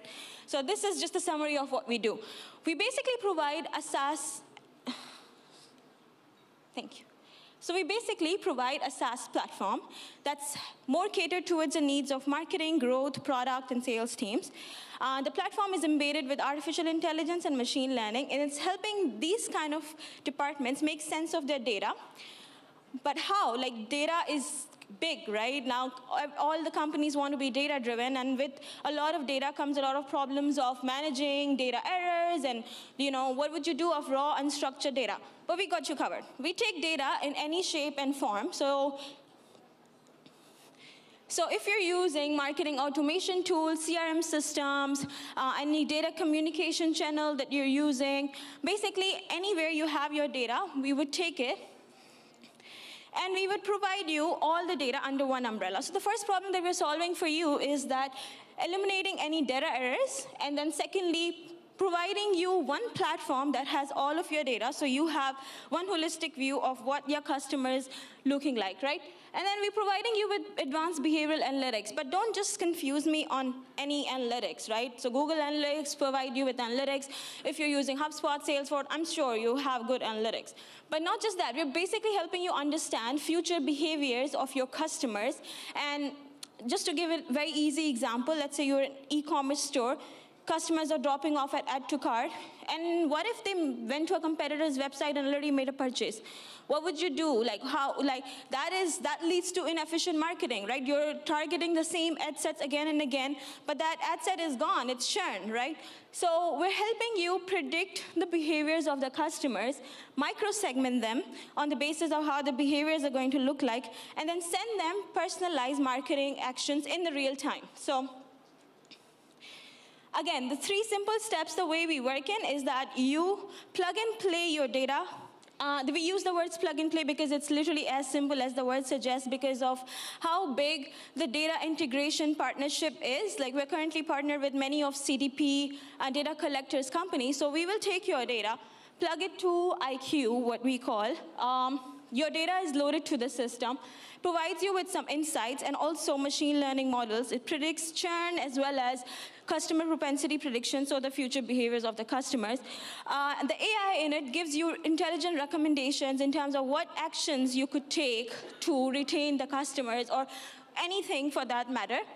And you can take those personalized marketing action from within the platform. So not only this is increasing marketing teams' capacity, but this is also doing all the new innovative work for you without you having to have like a lot of data engineers or technical expertise.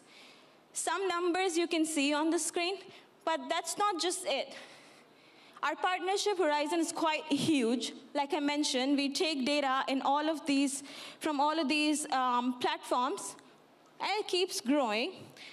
Main motto is to help data and marketing team increase their capacity without having a lot of technical knowledge. Some global brands we've worked with are listed here, and it keeps increasing. Currently, we have an office space in London as well as US, and in Turkey, we have been in business since 2018, and I would like to say it's kind of like a monopoly. Obviously, we have competition, but what sets us apart from the competition is the fact that we're not providing one shoe fit all kind of an analytics. We're basically really trying to specialize into the use case that we're trying to cater to, the business we're trying to cater to. So the financial services kind of a sector, like a bank, would have different matrices they would be interested in looking into. An insurance sector might be interested in looking into some other matrices, right? It's not the same. So we provide you with very personalized analytics that helps you understand and make sense of your data. A little bit about our team. So like I mentioned, we have 4 offices in Istanbul, London, as well as in the US. And yeah, we've catered to startups, mid-sized companies, as well as enterprises. So there's literally no company size. It's not limited to a particular company size. We've catered to companies having like a very, very small customer or even the revenue size, and companies as big as Turk Telecom, Allianz, and MetLife. So that's all from my side. If you have any questions or anything that you would like to ask, I would love to answer. Okay, there's no questions. Okay, thank you. You can just email me, and I'll love to answer your questions.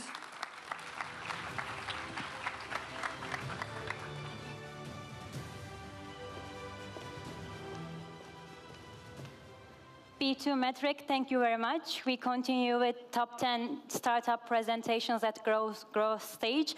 Now the floor is CoPrints, which enables your 3D printer to utilize multiple filaments. CoPrint, floor is yours.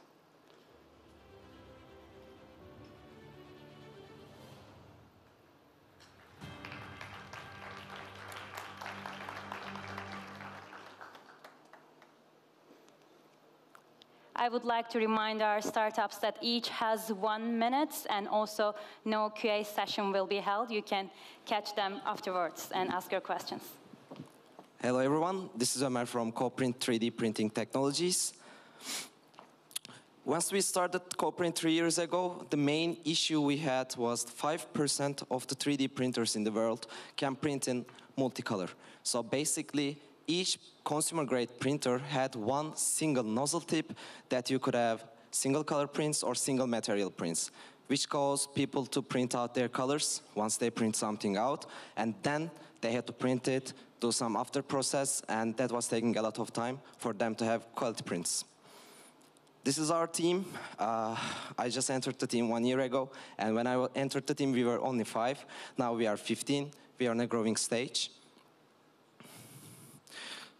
So basically, as I mentioned, that was 95% of the 3D printers had a single print tip, and there was inability to use filaments of different colors and materials in a single print, and also they were slow. They were really slow. Last month, we released our Kickstarter campaign with our new product set called ChromaSet. ChromaSet was consistent of 5 different products which can be sold out standalone, and also they were kind of bundles as well. What we aimed here was we were compatible with most of the 3D printers on the market, the top seller ones that was selling. They were like knocking the standings on the US, Central Europe, and everywhere. And we made a product set that is compatible with all of them. So the top seller printers users were able to use our products in their existing 3D printers. The set was basically coming out with 5 products. The brain of the setup was ChromaPad. It was an open source software, and it was making people to use multi-material prints, and it was actually upgrading their speeds. And the toolhead inside of the print, toolhead is basically the place where every filament gets melted down with the heat, had the main issue. Once changing the color, every filament was getting cloaked, and it was jamming the issue, so the process was taking so long. So we put down a filament cutter inside of the head, and that was brand new on the market. With the filament cutter, each change duration was taking so fast, and normally it was taking around 2 minutes, and we decreased that duration to 20 seconds. So this is our Kickstarter project. We released on 2nd of November, and it just ended up 2 days ago, basically.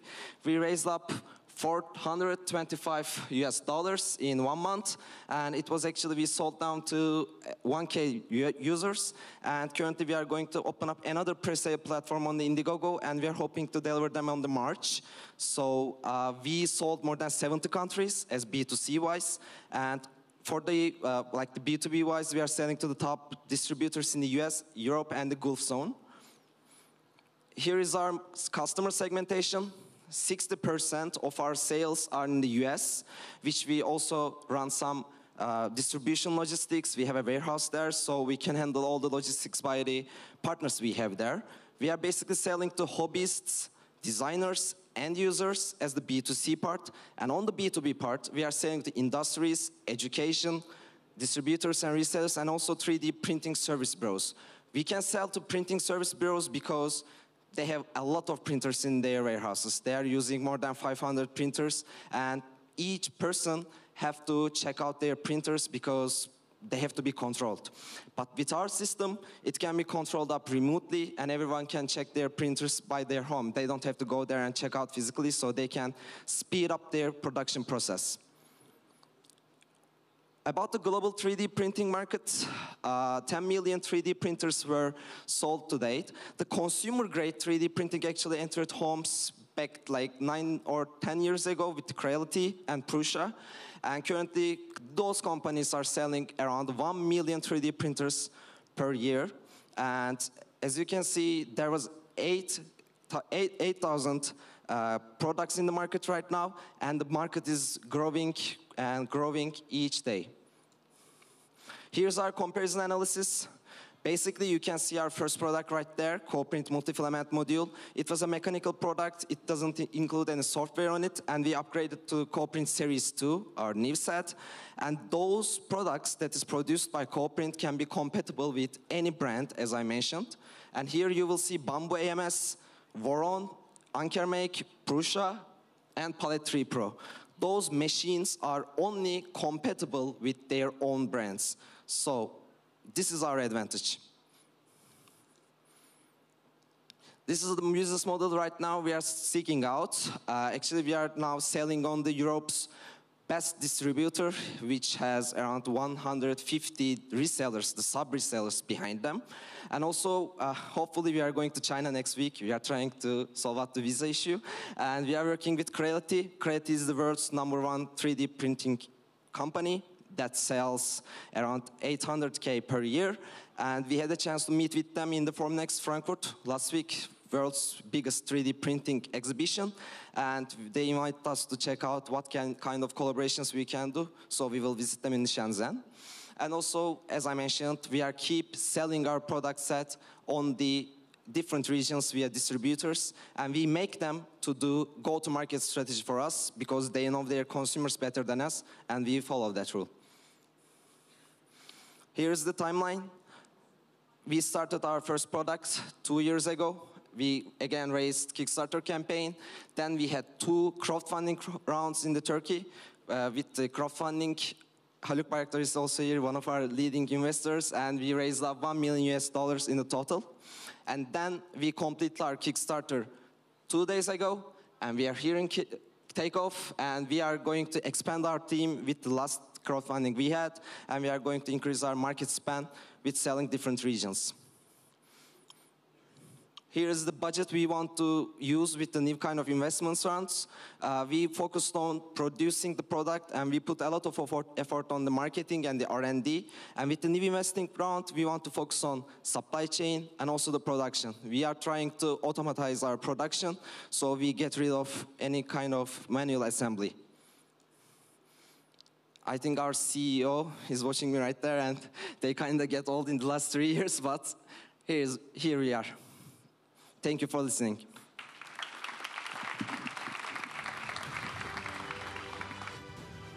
Verebilirsiniz. Çok sağ olun. All right, Corporate, thank you very much.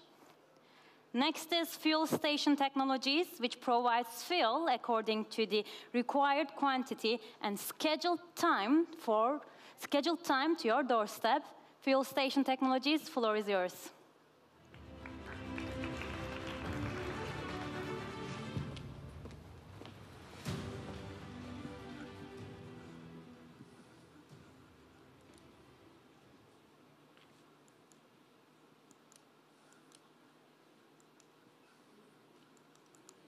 I think it's not working.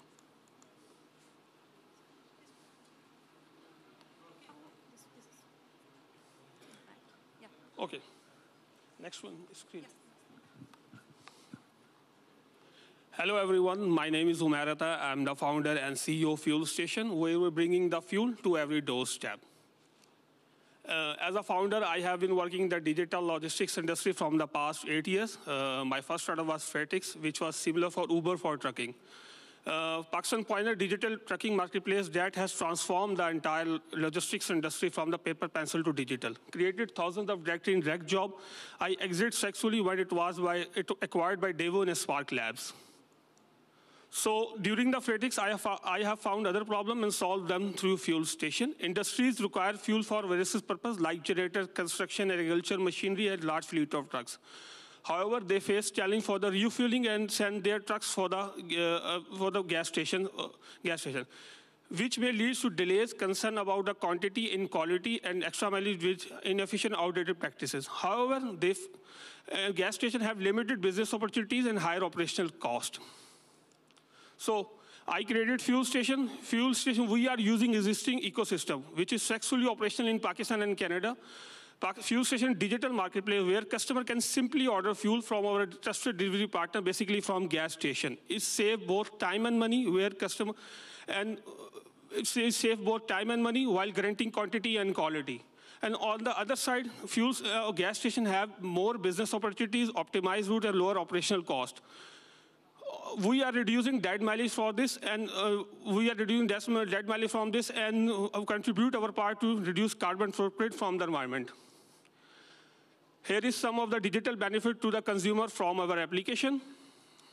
And this is, Pakistani population consume 9.3 billion liters of fuel in every month. If our target in the next year can tap a 5% market share, then we will deliver a fuel around 280 million liters through our platform every month. And we also have a huge market for the growth in the Canada, with the population of 38 million people consume 688,000 barrels per day.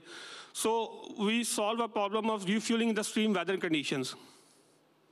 And this is our business model. We simply make money by two methods. We charge a $5 delivery fee from per 100 liter from our customers, and also we charge a $75 subscription fee from our delivery partners. And this is fraction. We have delivered more than 4.5 million liters of fuel in 14 months of operation, with more than 18,000 deliveries, with month-over-month growth rate 8 to 10%. Our active B2B customer is 58, and delivery partner is 28 right now. And this is our month-over-month which we deliver fuel through our platform, and we generated a revenue of $3.9 million. And some of the biggest industries and trucking companies already are our customers. And here is some of the testimonials from our valuable customers and competitor. Our business model is very different from the international competitor because we are using existing ecosystem. We didn't own any trucks, so we didn't need any license to operate in any country. So that's why our expansion is very easy with a minimum investment. Currently, we are raising $2.5 million. If anyone can be interested in this round, then please do let me know. We have a combined team experience of 30+ year in experience in the oil marketing and software industries. And our aim to disrupt a $4.2 trillion fuel industry through fuel station. Thank you.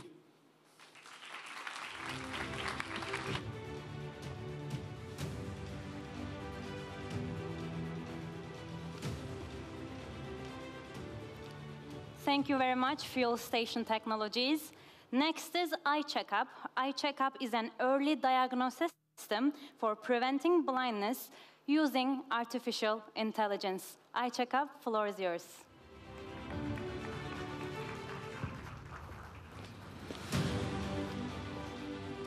Hello, everyone. It's a pleasure seeing you here. I'm Rim, CEO and founder of iCheckup. We need eyes to see the world, and you are lucky if you can see this image clearly, because many people see this image like this, or even like this. How would you feel if you saw the world like this? And even some people see entirely black world. Can you imagine that? However, 80% of all such cases could have been prevented with early diagnosis, but they still aren't, because routine eye exam is not popular, expensive, or whatever. There are so many underdiagnosed diseases like diabetic retinopathy, glaucoma, and AMD that eventually lead to blindness in working population at your age. And it goes unnoticed and not diagnosed in the entire world. However, ophthalmology is also overwhelmed. There are so many patients, and exam is expensive, it's time-consuming, and there are so many patients that doctors are not sufficient. So we offer a solution of providing AI-based diagnostics at primary care, at ophthalmology, or at any optician. We evaluate the retina image. If any pathology is found, then we say go to a doctor. If nothing is detected, we say come back in 12 months. We also evaluate OCT 3D scans of the retina and can diagnose 11 different anomalies. Well, we are here to bring money to the hospital. Typically, diabetes patients are not being examined, and they go out of hospital, and hospital is losing money. However, with iCheckup, the diabetes patients can be diagnosed directly at the endocrinology or at primary care when they come for their insulin prescription. And then the hospital can earn money from eye diagnosis and treatment. The hospital can earn up to 70,000 euros per patient for treatment. We also bring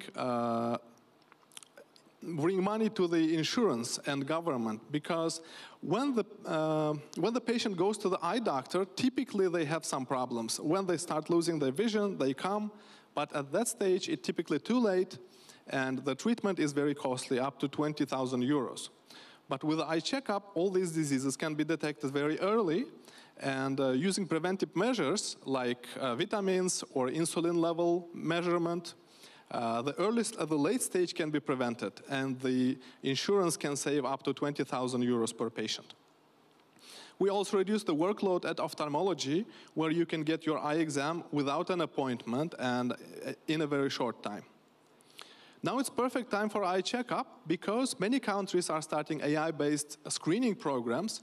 There is a reimbursement in the United States and in Czechia. They pay about $50 per exam. And also UK NHS is planning to replace humans in their screening program by AI. We have the best-in-class accuracy. We can diagnose more diseases than anyone. We visualize all the findings, and we also support OCT. Our previous successful project, New Vision Fundus, is being used by over 600 retina clinics in the United States and Europe. We have completed our clinical trials. We have received investments, completed CE certification, and are planning to expand globally. Our initial users, some of them already purchased, the others are starting the purchase process. Our founding team has the best-in-class experts. I am a software developer with over 20 years experience. My co-founder is professor of ophthalmology, and our co-founder is also expert in ophthalmic equipment. Our advisory board has the world-class retina expert, machine learning expert, and also optometry expert. We have a very young team, graduated from top technical universities in Turkey. We have raised over 2 million investments and grants and became finalists in multiple international competitions. Now we are expanding to the UK. We have been accepted to the Royal Academy of Engineering program, also Global Entrepreneurship program, and we'll be moving our headquarters to the UK soon. So if you want to come and help us save the people's vision and their lives, come join us in this journey. Thank you very much.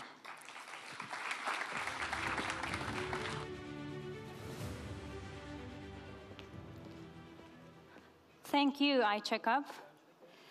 The next is Jen's Bio, which revolutionizes the field of molecular diagnostics by developing cutting-edge products. Jen's Bio, the floor is yours.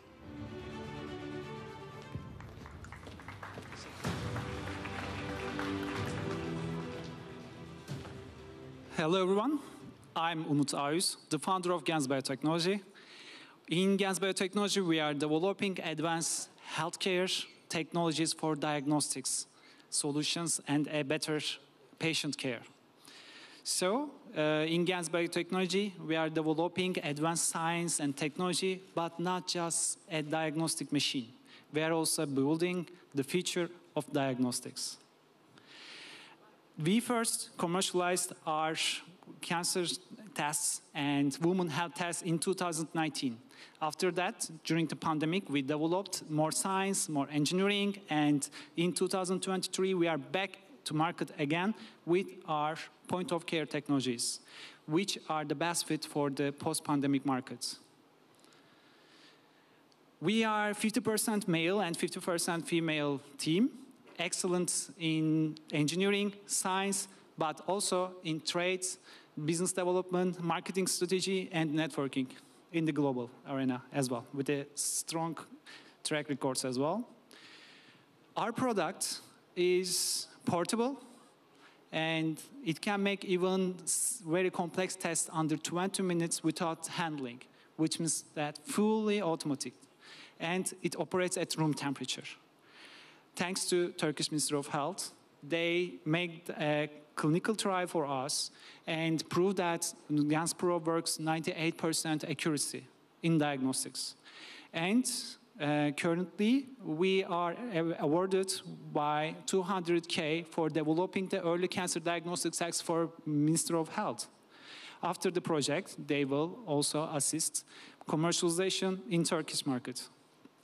Not just that, we also applied to another grant with Koç University and Sancaktepe State Hospital for $1.7 million. We are one of the 12 global delegates in UK, Department by Business and Trade. And also, we are under the evaluation of one of the top prestigious healthcare accelerators in the UK. Thanks to our NHS Hospital Nottingham partner and Modality, the biggest GP chain in UK, we have ready-to-go channels and distribution models in the UK. So, there's not a very big challenge in the global market. There are only 5 global startups that are on the scope for us, and they are valuation from $150 million to $2 billion. However, this is not reflecting the real potential, since they are not addressing the real exact problem in the market. What we do is we are addressing the exact problem, and we are waiting an expectation of exponential growth in the global market next year. So the only thing we need to do to close a 300K bridge round in Turkey, go to the market in global, and push the start button to grow, make a scale-up growth and success story. Thank you very much for listening.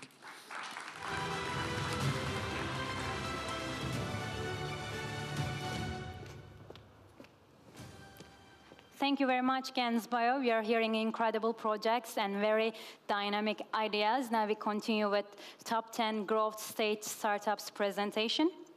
Next is Lamnian, which focuses on automating your data preparation process. Lamnian, the floor is yours.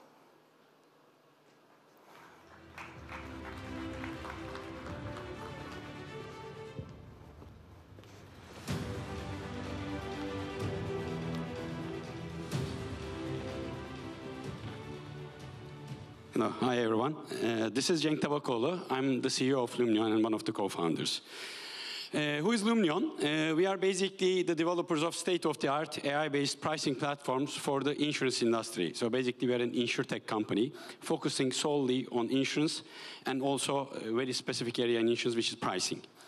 We started our product development back in 2009. We have 4 modules that make up our platform, and it solves all the issues in an end-to-end way, and aiming to change the pricing process globally in the insurance area. The line of businesses that we operate in insurance is property and casualty and health.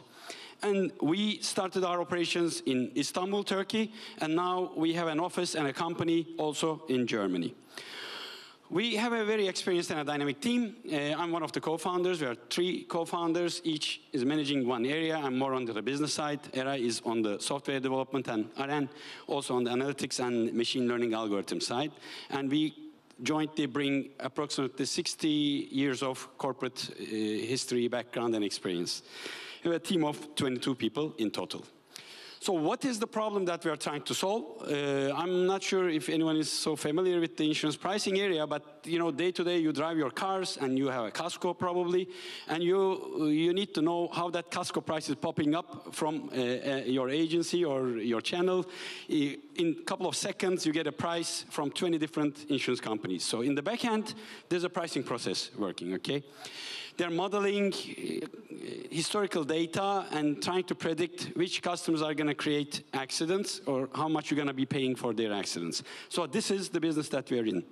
And we are trying to solve the manual processes and also the discrepancies in the pricing process, both on the IT side, on the algorithms, and while using extensively machine learning.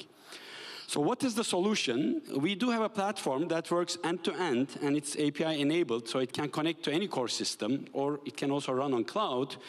And basically, it automates and solves all the issues in the company's pricing process. So our customers are the big insurance companies, so they are integrating our solution into their core system, and all of a sudden, they have a state-of-the-art AI-based machine learning energized pricing. Couple of steps on the pricing process. The first one is data. We do automate the data preparation. This is a very cumbersome part, and it takes a lot of time and a lot of effort, and most of the time still it's kind of wrong on the company side. So we automate that and clean it up and make sure that it's working, the data is properly in place. And then most of the time, the modeling is done through an algorithm called GLM, which has been the standard for the last 30 years, okay, more or less. But now there are machine learning algorithms out there. But people want to use them, but there's a problem with them. They're black box. So in insurance, to be able to use an algorithm, you need to see inside it. And there's a lot of debate globally on that. So with a methodology that we ourselves developed, we are able to open up any machine learning algorithm, which is black box, and then turn it into an operationally usable, transparent, understandable solutions. So this is one of our strongholds. And also, the pricing in insurance doesn't stop at risk pricing. You need to really know what's happening on street. So through machine learning, we are able to analyze any given day from live data that's flowing from claims and policy area, what's happening in your portfolio, and then alerting the companies to change their pricing, increase, decrease, given their targets. So this is what we are able to do. And there's a nice geographical visualization as well, so you can see anything and everything on a map. And the map will pop up with a red light. That's the problem that you're having in this area. You'll go in. You can convert that into a pricing decision, and immediately, without the constraint of any IT system, you can immediately push your prices into your channels. I mean, there's a huge global opportunity. The revenue pool is well above $5 billion. Our initial target in that sense is continental Europe, Gulf region, and then North America. How are we going to approach the global market is through our partner, which is SAP Pioneer. SAP is our partner globally, and we are the one and only insurance technology provider that SAP takes the product and sells it, markets it to their insurance companies with our name. And they work with well above 1,000 insurance companies globally. So who is our competition? Okay. The big one is Willis Towers Watson, the guys who kind of put GLM as the standard in the world. They are British American. Then there's Accurate. It's a French company, an up-and-coming company like ours, but they're only working in one algorithm. We have an open platform. Earnix is an Israeli company, and they have a platform. And then there's us. So there are not too many players. There's a lot of, the barriers to entry is pretty high in this area because it's a very technical part in insurance. So what we do differently, I kind of explained it. We automate the data flow. It's all automatic in our system. We can model with all machine learning algorithms. It's an open architect, open system, but we are able to bring in transparency into all these algorithms. So we don't have to say this is the best algorithm, that is the best algorithm. We really don't care. We are just open to anything and everything. And as I said, we can do integrated dynamic pricing, immediately putting prices into the street. And when there's a need, we can also bring external data, non-insurance external data for the modeling process. It's a SaaS business model. You pay for what you use. There are a couple of modules, as I said, but mostly you would use the full set. And we provide training and support, but basically you pay us monthly for the modules that you use. So what has been our roadmap? It was a nice journey, and we started back in 2019. We as a InsurTech, with ITÜ's InsurTech program, Çekirdek. We started co-development with HDI, a company using live real data. We've been shown as the top 100 InsurTechs to watch for 2 consecutive years by DIA, which is Europe's largest digital insurance gathering. Got our first investment, been accepted to InsurLab Germany and InsurTech Hub Munich, which are the 2 InsurTech hubs run by the federal government of Germany. And we are the one and only Turkish company so far having been accepted into these areas. We have a collaboration with the Köln Technical University in Actuarial Sciences. And as I said, we now have a partnership with SAP globally. And we are now kickstarting our global expansion through our partner. We have a good traction. We have 0 churn rate. So when company starts working with us, they work with us. So we are very proud of that. And the numbers have been steadily increasing. Last but not least, obviously, we are running for an investment round recently for 1.5 million. And we were going to be using this money to support our partnership in Germany, making a larger office, hiring more people, and support SAP in their sales conquest with us. So far, we raised $1.2 million, and our investors are, as you see, on the chart. So thanks a lot for listening to us.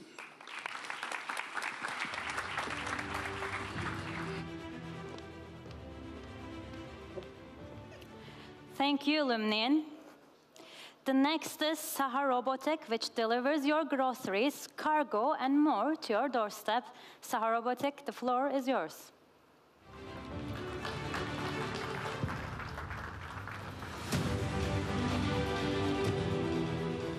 Hello, everyone. My name is Murat. I am co-founder of the Saha Robotic.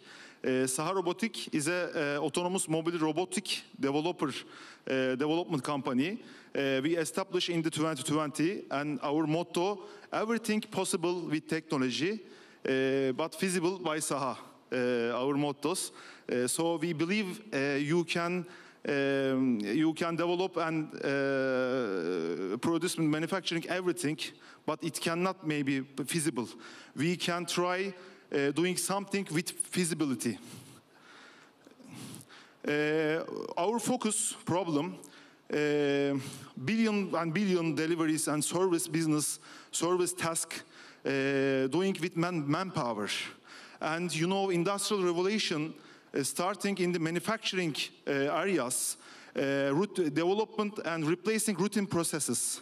And we believe same strategy in the hotel, restaurant, cafe, and complex buildings, replacing the routine processes with our mobile robots. We have a 3 model. One model is the Speedy Courier, is the black one. Speedy Courier working in the hotels. For example, you want a towel from the reception, and reception put to the towel, and robots can bring fully autonomously to your doorstep, until your doorstep. And robots can working with elevators, doors, all building automation system we can integrate. The other model, Speedy Service, in working in the restaurants, cafe, for the service tasks. And it's working fully autonomously too. The other model is the Speedy Pixel. Speedy Pixel is a advertisement and guidance robot in the retail places and also restaurant. For example, we put the ChatGPT AI in the Pixel. For example, you sit in the restaurant, Pixel can take your order in the restaurant, and Pixel promote to, for example, drinks to you when you order time to you. Market is very huge, and our target next year, serviceable optimal market, $900 million. We completed the $3 million last pre-seed tour from the Ford Otosan, APA Ventures, C Ventures, Happy Center, and Nurus. And we develop a lot of robots with the customer. And we target the aim the next year. We open the global market, go to the global market, and complete the Series A tour, and 10,000 operational robots until the 2025. We opened the new offices in the UK to deployment also UK and Europe. Opened Azerbaijan for the Middle Asia, and opened the United Arab Emirates in Abu Dhabi to GCC countries. We have a big 3 competitor, Canon and Pudu, Chinese company, and they take investment $100 million. Beer is American, US company. Our features, we have a remote monitoring panel. We don't develop just robots. We also develop a SaaS panel. So we give the subscription base to customers. You can track the all robot data. Also, we can integrate the elevators. This is a very big feature. Also, we have fleet manager system.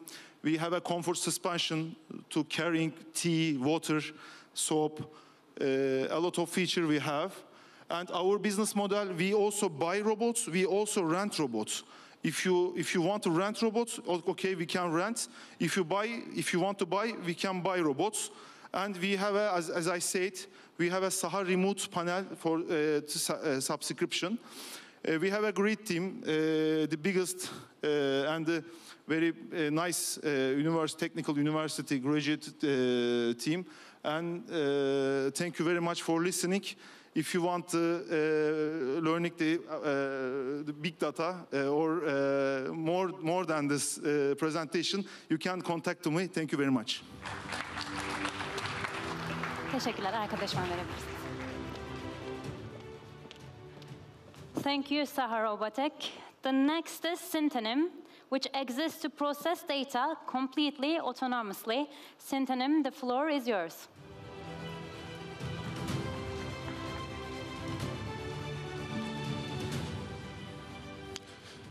Hi everyone, this is Canberk Güvenkaya. I'm the Business Development Manager of Syntonym.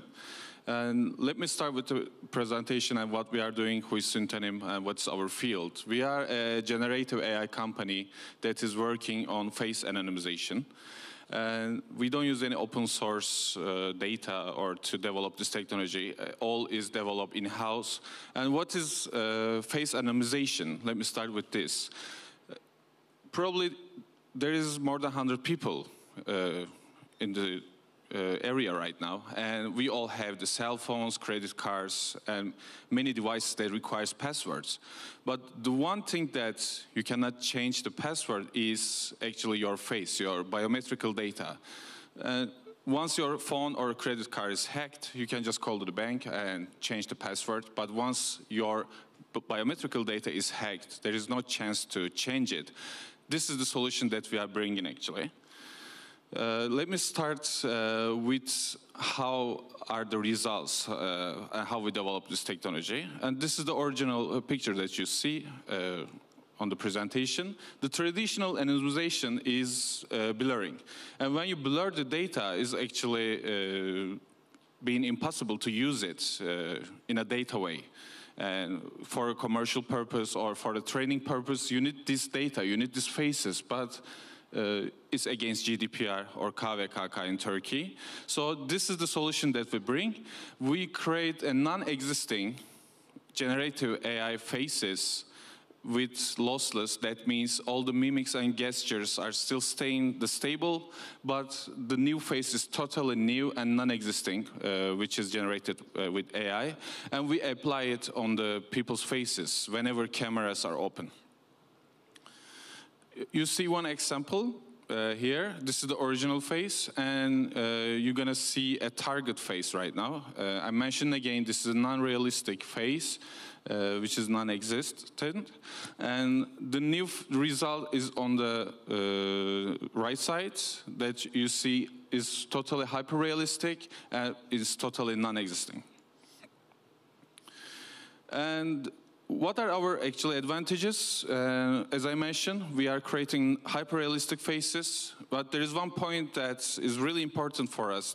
We are able to work this technology even on mobile phone with the minimum computation, because this technology has actually requires really high technology and background, and the computation is really high when you run this kind of technology, but we are able to make it run on even mobile devices. And we are providing real-time results. This is also making us different than our competitors. This is one of the examples where we are using this technology is self-driving vehicles. As you know, these vehicles, when they are using the autonomous driving technology, they are collecting data, and they have to process this data. They need to capture all the pedestrian faces, car plate numbers, to improve and train their systems and to make the driving more safety. But this is illegal. Even as you see on the example right now, Volkswagen, even for one test vehicle, they faced with $1.1 million euros sanctions in Europe. This is illegal to use this data in this way, and autonomous industry, self-driving AV industry is changing, and they need to adapt this technology to themselves. We also have in-cabin solutions, which is also related with the driver safety. When the driver is maybe distracted or about to fall asleep, they are also having controlling and checking this data constantly, but this is also against GDPR. So we are also bringing solution to anonymizing this data without losing the value of the data. And the data also can be used for training because we are able to generate billions of new faces with different races, ages, and identities. And all the companies who need the facial data, it's hard to reach it actually, if you are familiar with that business. We are also able to generate billions, even there is no limit, faces to train those kind of AI systems. Our other solution is working on the mobile devices. Many people are thinking, okay, where I would use this kind of technology on the mobile devices. This is actually the first value that we bring in the industry is for the telehealth, especially when you are having the psychological therapies. We got the feedbacks that many patients are hesitating to share their privacies or their deeper concerns, the family issues and everything with their therapist while they are having the psychological sessions. And we bring this technology to the telehealth companies that all the people optionally can stay anonymous while they are interacting with their therapist. And this is also could be used in the streaming platforms, social medias, whenever you are prefer to stay anonymous. This is optional, and we want to provide this freedom to the people. And these are our three products. The first one is the clouds. If you have already the collected data and if you need to anonymize it, we have the cloud solution. Second one is the mobile one, as I mentioned in the previous slide. And the third one is the virtual camera that you can directly install it on your computer, which I currently have right now. We are in the TT Ventures pavilion, and you can come and try by yourself. This is one example that we did it with Intel. And as you maybe you can see, there is an indicator which is blinking on the right side of the head. That means this video or image is generated by AI, because we don't want people to use it in the bad manners. And we want all the people, whenever they see such an example like this, okay, this is generated by AI and this person is not real, so I should be aware of this. That's why we are putting this indicator in any results that we create. These are our some media coverages that supported us. And this is our team. We are getting bigger constantly. Currently, we are more than 14 people right now. Thanks so much for sparing your time. And if you have any questions, I'm here to answer. Thank you.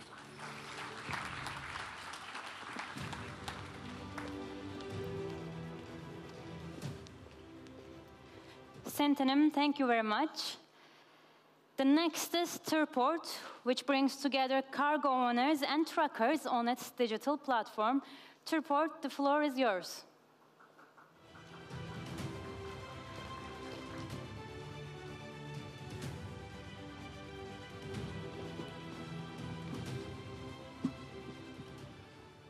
Hello everyone, and it's truly a pleasure to be here. And welcome to Turport, where we are revolutionizing the logistics industry from the ground up with the help of real-time and location-based technologies.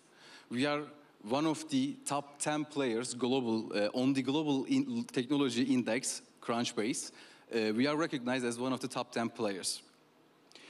Well, if you look at the market in Turkey, over 90% of shipment is done via highways.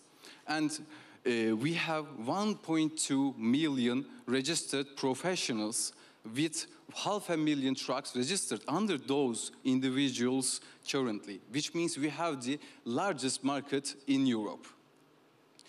We target these individuals and SMEs, connecting the cargo owners and the truck drivers in our marketplace. We have connected over 100,000 carriers and 5,000 SMEs up to date. And we aim to increase our active driver count to 250,000 by the end of 2026. In pursuit of logistics innovations, Turport operates under two main business models.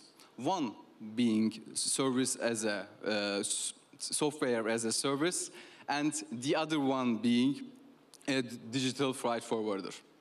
In our software as a service model, we integrate seamlessly with the currently existing ERP system, and we provide tracking and visibility to the truck owners, to the cargo owners' fleet. And on the other side, in our digital freight forwarding services, we extend to cover the needs of the cargo owners to find the right trucks at the right time. And do you know how many times that a driver has to go through his collected and well-earned payment? Well, it takes 30 to 45 days under normal circumstances, unless it is within Turport. If a shipment is within Turport, we provide the payment to the driver as soon as the shipment ends, well, within 24 hours. Once the driver uploads their delivery bill into our system, then the payment process begins. And this way, there is no hassle for the drivers end once the shipment actually ends and their job is finished. Our ecosystem is comprehensive. By incorporating road assistance into our platform, we are not just a service provider. We are a partner invested in the welfare of our drivers. We are redefining logistics with our Advanced Drivers app. This tool enables real-time and location-based insights. We can even detect the lane changes made during the trip as well, without the need of any additional hardware. We do this by simply downloading our driver's app into the driver's mobile phones. We also have a corporate app model which enables cargo owners to manage their operations efficiently and without any additional hassle, just from their pockets. Our technological prowess was recognized on a global stage when Turport was selected as a potential unicorn among 1,000 other startups that competed in that competition, which is created at Alibaba, one of the most prominent startup contests globally. This note from the industry giants reflects our commitment and technological excellence and our potential for rapid growth and significant market growth. In the competitive landscape of logistics industry, Turport stands out with its breakthrough location-based and real-time technologies, enabling even a lane change detection during the trip. Our edges further sharpened with the corporate app, and this positions us uniquely as only a few of the global players have this kind of seamless integration of all logistics operations. By providing cargo owners with live updates, we ensure that every step is visible and traceable with our SSL links, a secure link that is created once a shipment is created on our platform. This way, cargo owners, even though if they are not part of the Turport's ecosystem directly, they can still watch and monitor their shipments, this way mitigating delay and taking the necessary precautions in case that delay happens. With Turport, every journey is a narrative of dedication, and every shipment is a testament to the technological advancement we have come till today. So, with our journey, our users, our SMEs and drivers are not just clients, but they are one of our partners in our ongoing journey. And thanks to everyone, and thank you for the time.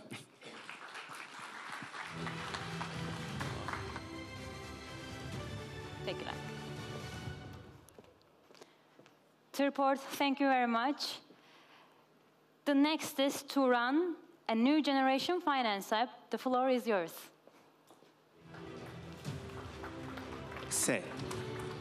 Thank you, everyone. I think I'm the last one. This is why we need some energy. We have a very, very big problem in Turkic states. Money transfer business in Turkic states mostly designed for physical world, and this needs direct interaction between senders and receivers. If you try to send money to Kazakhstan, Uzbekistan, Azerbaijan from Turkey, you can easily understand what I'm talking about. This is why we developed Turan. With Turan, we are developing money transfers gateways between Turkic states, like Azerbaijan to Uzbekistan, Uzbekistan to Kyrgyzstan, Turkey to Azerbaijan. In this way, we are doing it 100% digital, secure, and fast. Also, we are under regulation of BRSA and Central Bank of Turkey. We are operating a very high potential market, which is like 160 million people. And also, our main focus is, in Turkey, there is like 1 million Turkic people living with us. They are from Uzbekistan, Kazakhstan, and Azerbaijan. When they try to go bank and try to get a bank account, they have really huge problems. Because the main problems is they don't know our language very well. I'm very sorry, but we are also Turkic, but we cannot speak in the same language. And also, they need to serve some documents to bank to create an account. With Turan, we are opening the account in 2 minutes for these foreigners. I don't want to say these foreigners, but they are also all Turks. We are opening account in 2 minutes, and they can easily join the Turkish finance ecosystem like a normal Turkish guys. For example, they have cards. They can send money to friends. They can pay their bills, and also they can send money to abroad. When you check the entire ecosystem in Turkey, we just focus on, we are 100% consumer focused, and we are focused on the niche services. We are operating in 8 different languages, like Uzbek, Turkmen, Russian, and etc. And also, we have a customer operation team covers this language as well.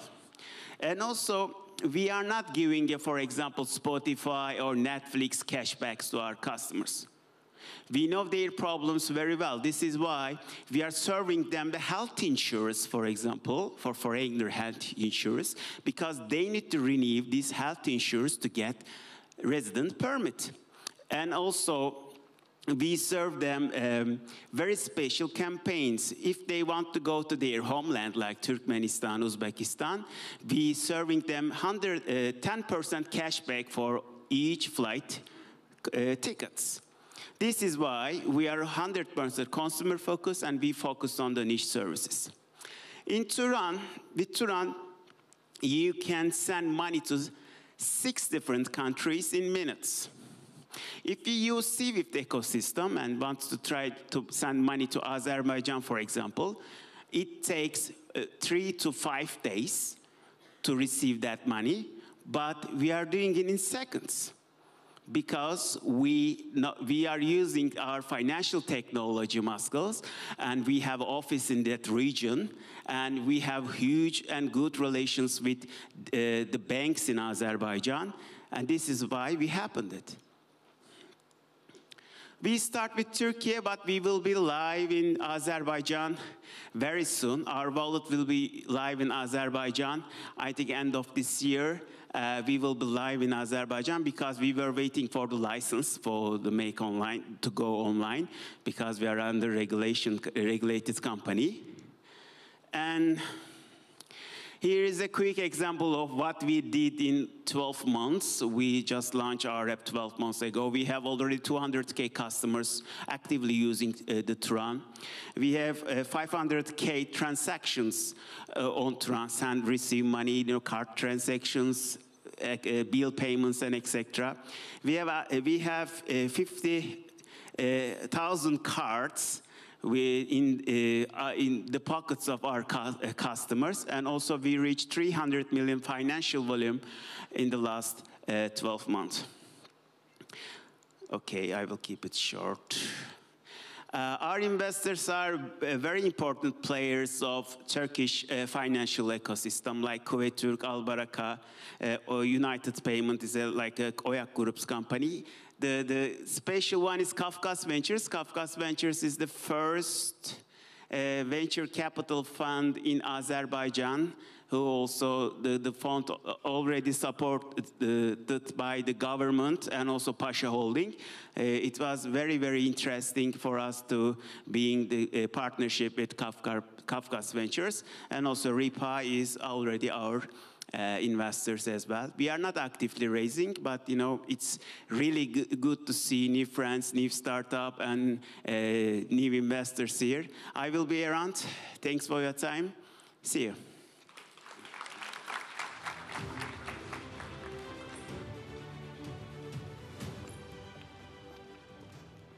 Turan, thank you very much. And this brings us to the end of the presentation of top 10 growth stage startups. And now we'll continue with the presentation of top 10 early stage startups. And the first among those is Afara, an agricultural robot. Floor is yours.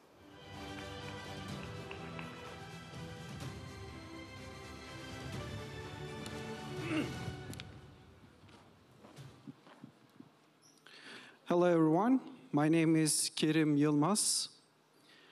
I am the business development lead of our agricultural company. I know that our time is short, so my goal here is to explain what we are trying to do with our robotic solution, which is actually the first agricultural robotic of Turkey. So we got to understand the problem very well first, right? We have the solution, but what is the problem? The problem is current cotton farming, every season, minimum 5 to 20% of cotton waste on the fields. We got to eliminate that problem. So the cotton spilled on the ground after harvest is called Afara. That's how we named our robot. So the current method, harvester goes onto the field first, and there are cottons left on the behind, and people, the human power is needed to collect those leftover cottons. But there's no time to pick it with human power. Manually picking Afara with hand can only result in 30% of yield, and children workers and illegal workers are being used to collect that cotton. So our solution is an Afara cotton picker robot, which is at 2.5 meters in length, 1.4 meters in width, 1.7 meters in height, and our cotton detection rate on the ground is 99.8%. And our speed is 4 kilometers per hour, and with single charge, our robot can operate up to 6 hours by consuming 84 kilowatts. Our efficiency of collecting the cotton from the ground is 90% at the moment, and it can be driven autonomously, and with remote control. So when the robot is not being used, it can be used to collect images from the field and detect the insect and to detect the soil structure protection. So let me briefly explain the principle of our robot. So the images are being received by our embedded system, and we processed it. Once we detected the location of that cotton on the ground, we make the assignment to our chimneys at the bottom of our cotton robot to pick the cotton by getting really close to the cotton itself, and it's suction-based. It sucks it and puts it into the container behind it. World cotton production, China is leading the cotton production in the world at the moment with close to 22%. And India is the second, USA is the third, and Turkey is in the list at the 7th position, a little above 2% of cotton production globally. Cotton world market. So here, the only point that I think we all need to see is with only 5% of spillage rate, which correspond to $40 billion actually left on the behind, which is a waste. There's no time to pick that with the human power. We gotta have another solution to eliminate that waste. Only in Turkey, with 5% of spillage rate, which corresponds to $125 million left on the field. So by eliminating the waste, which is more cotton yield with less carbon footprint, every year in Turkey, average 150,000 of tons of cotton staying on the ground, which you actually use 500,000 tons of water. By getting that cotton from the ground, you actually contribute to the carbon footprint. So here you can see the robotic trends in the agriculture sector, and Afara is becoming one of the solutions in this market. Our business model consists of sales, service, spare parts, rental, and big data. Our sales target in the next 5 years is to sell 565 robots and $60 million sales amount and $32 million profit. Our market strategy is, you're gonna know who is interested in our robots: farmers with cotton land, agricultural machinery and spare part companies, drivers of agricultural machinery, harvester operators, textile companies. Basically, whoever is dealing with cotton is our target customers. Our robot is TPC patented, and we are working on getting our patents globally. Our investors, Halkbank, Yıldız Teknopark, Türk Telekom, Ziraat Bankası, Kalyon Holding, and Enterprise Rent-A-Car, and Uğur Özgüven. Our team consists of highly skilled engineers and people who put their expertise into our robotic solution. And here we can see our project achievements. And recently we got the best startup in 2023 in TEKNOFEST. We attended Consumer Electronics Show in Las Vegas last year, and then here you can see the robot. Hopefully you'll be able to see our robot tomorrow inside, and you'll get a close feel of what we achieved so far. And this is the latest photos of our robot, which you will see the first prototype, and then this is the latest version of it. Here you see the proof of concept model, and on the right you're seeing the production ready model. Our founder is Ömer, who is with us here today. He's a great guy. I want you to meet him. And thank you, everyone.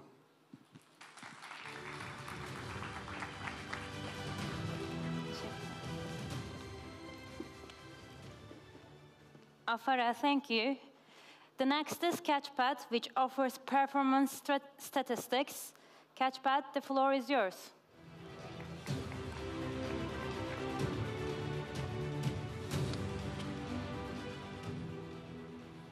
Hello, everyone. I am Ahmet, founder of Catchpad. Catchpad is an interactive training system for athletes of all ages and fitness enthusiasts. This system actually gets you motivated and measure your trainings. Unlike traditional training equipments, we offer a revolutionary approach for your trainings And instead of bulky and costly equipments, we have affordable and portable product. What we do is we get you motivated, we measure your trainings so that you can track your progress, and we improve body and brain. Let's see how it works. Introducing Catchpad, interactive training system, controlled by a mobile app. And with this uniquely designed lighting pads with sensors, you can reach out to hundreds of predefined exercises, and you can even customize it. Just follow the visual and auditory instructions. We can measure many things, such as your balance or flexibility or your reaction time in milliseconds. You can use it in any fields of sports branches for professionally. What we focus on to improve your reaction time, coordination, balance, speed, agility, and we give real-time statistics and reports. As you see, this is our hardware skill set. We have visual and auditory stimuli, and we have a lot of sensors so that we can combine them, and we create hundreds of predefined exercises. So this is hardware-assisted, software-driven platform. That's why we offer hundreds of trainings, and you can even customize them and access real-time statistics and results. And this is gamification and interaction-based. You can easily compare your progress and compete against other users all around the world. We have all the certificates done, and we focus for entering market, sports and health. Now are focusing gyms, sports clubs, especially soccer, personal trainers, and physical therapy clinics. We started to sell in Turkey, and now we are looking for global expansion. In the next 5 years, we are planning to get over $60 million revenue. And unlike our competitors, we have more various hardware skill sets so that we can offer various and effective trainings for our users. So far, in the last 9 months, we sold over 900 pads and over 120 customers, and we get $70,000 revenue. We sell hardware, set of bundles, and in the next quarter, we're gonna start to get recurring revenue from our app. It is based on freemium model. If you want to reach out to premium features, such as your customizing your trainings and sharing with other users, or AI-assisted, customized training offers, you need to get a premium version of it. Yeah, in the last 15 months, we had the R&D process and alpha test, beta test, and we made our global brand launch at CES.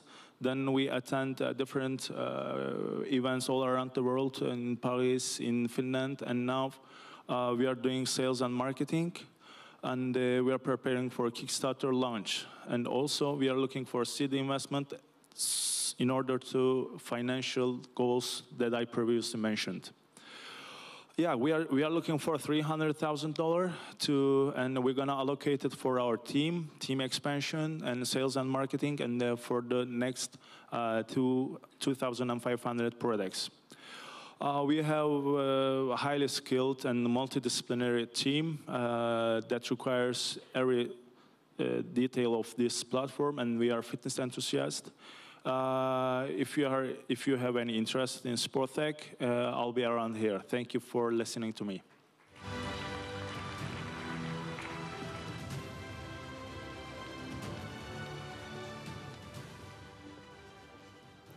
Catchpad, thank you very much. The next is From Your Eyes, which designs a visual experience. From Your Eyes, the floor is yours.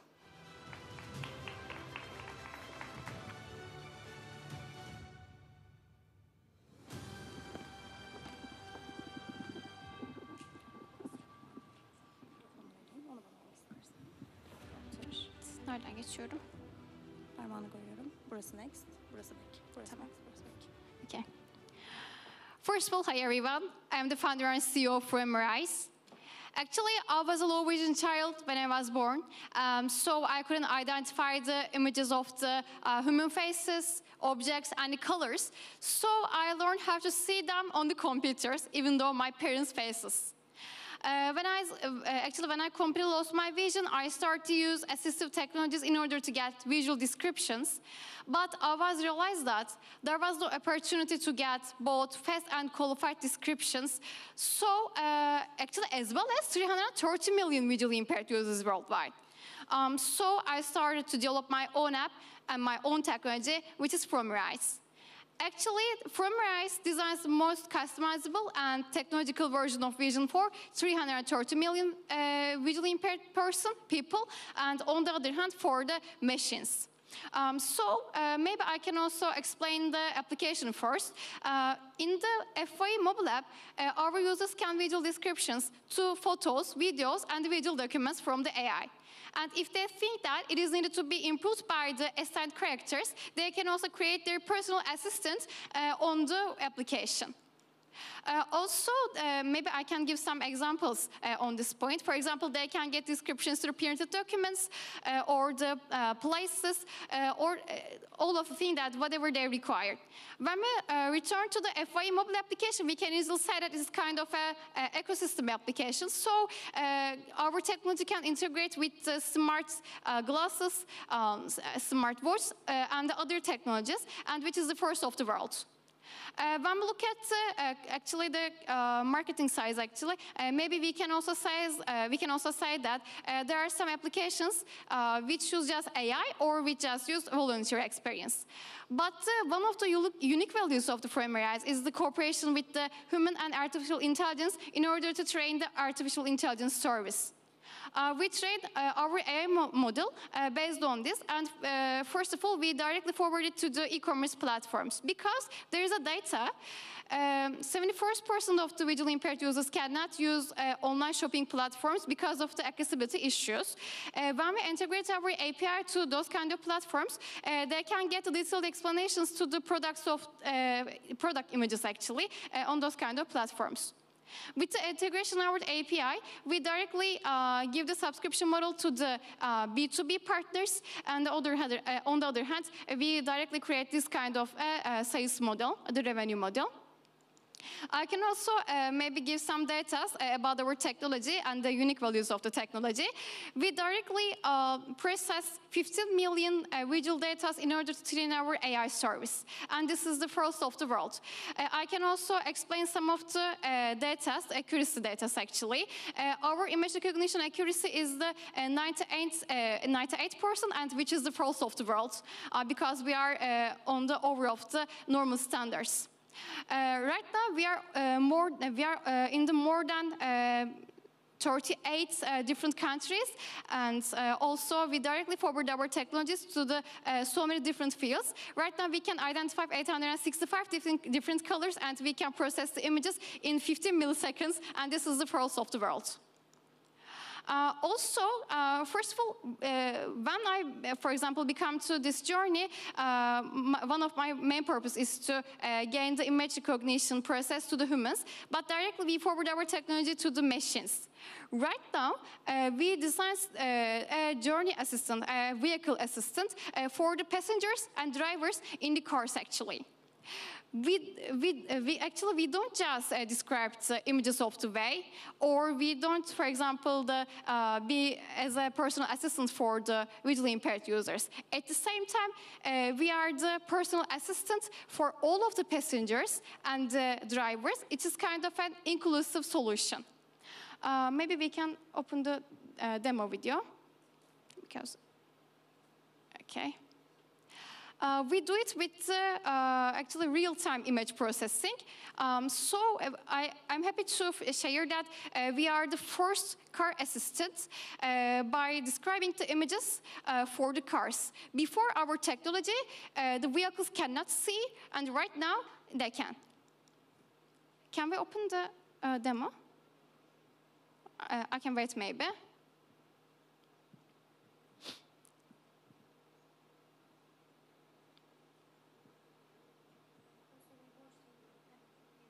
We couldn't hear the sound of it. Okay, I can go on like this. Maybe we can talk about the sprint actually.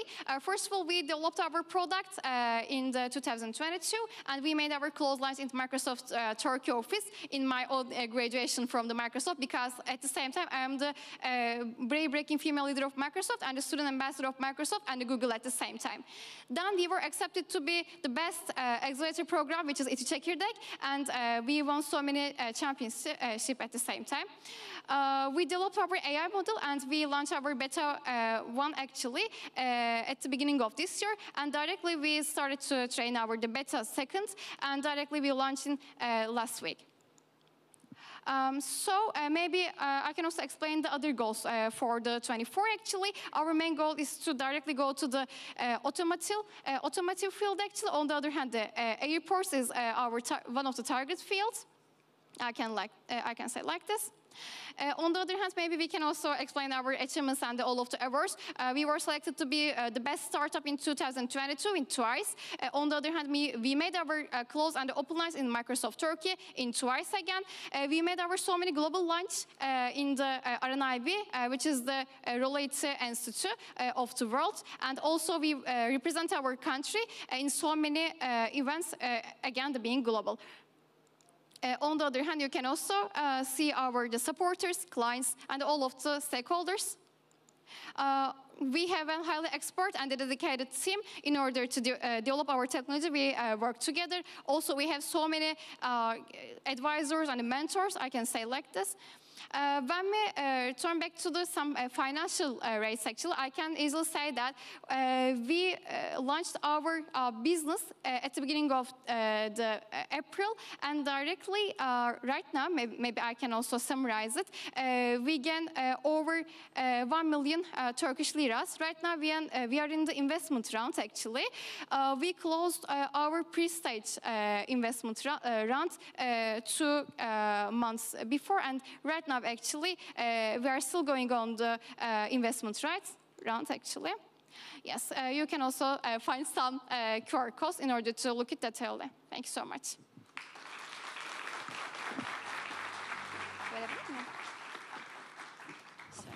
Thank you, Zulal.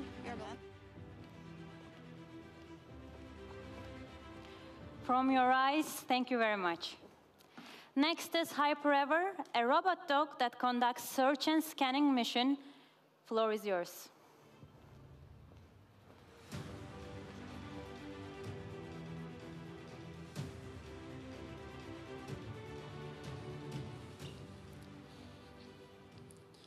Hi to everyone.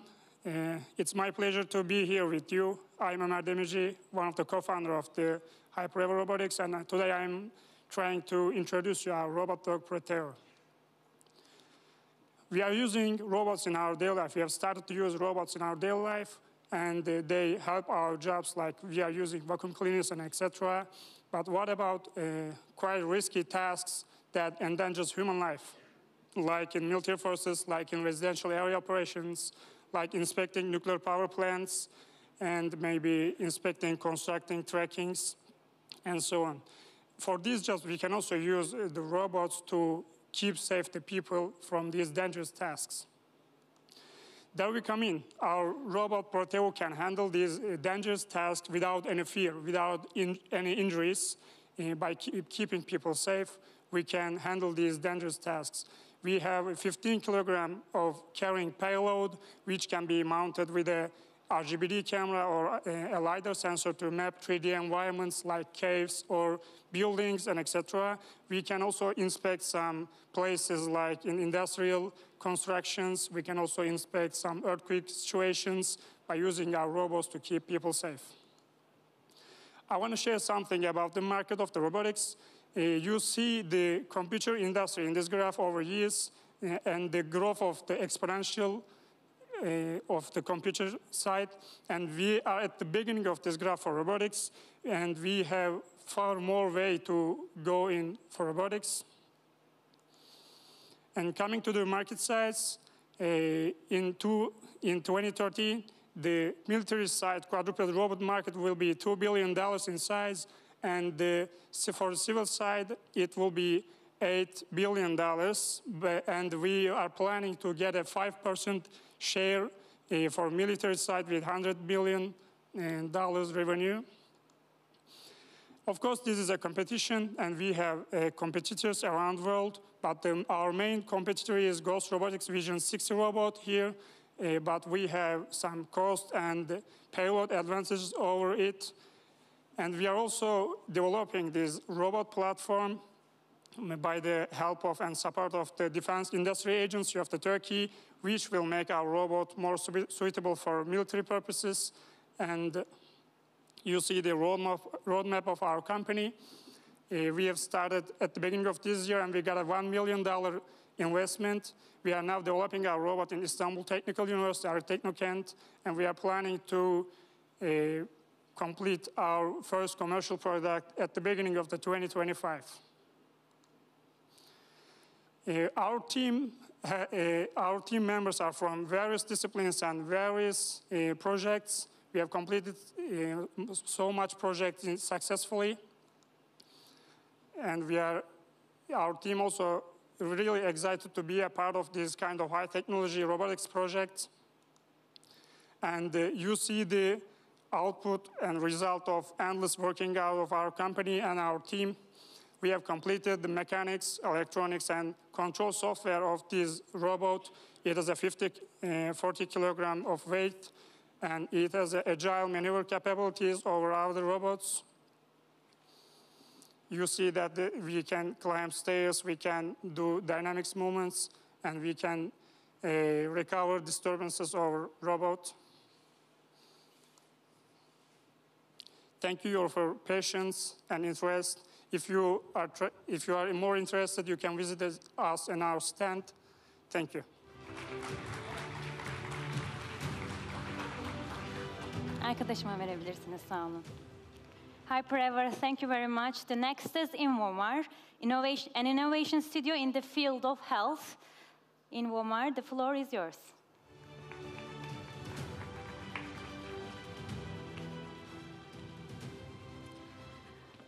Okay, I think you hear me, okay?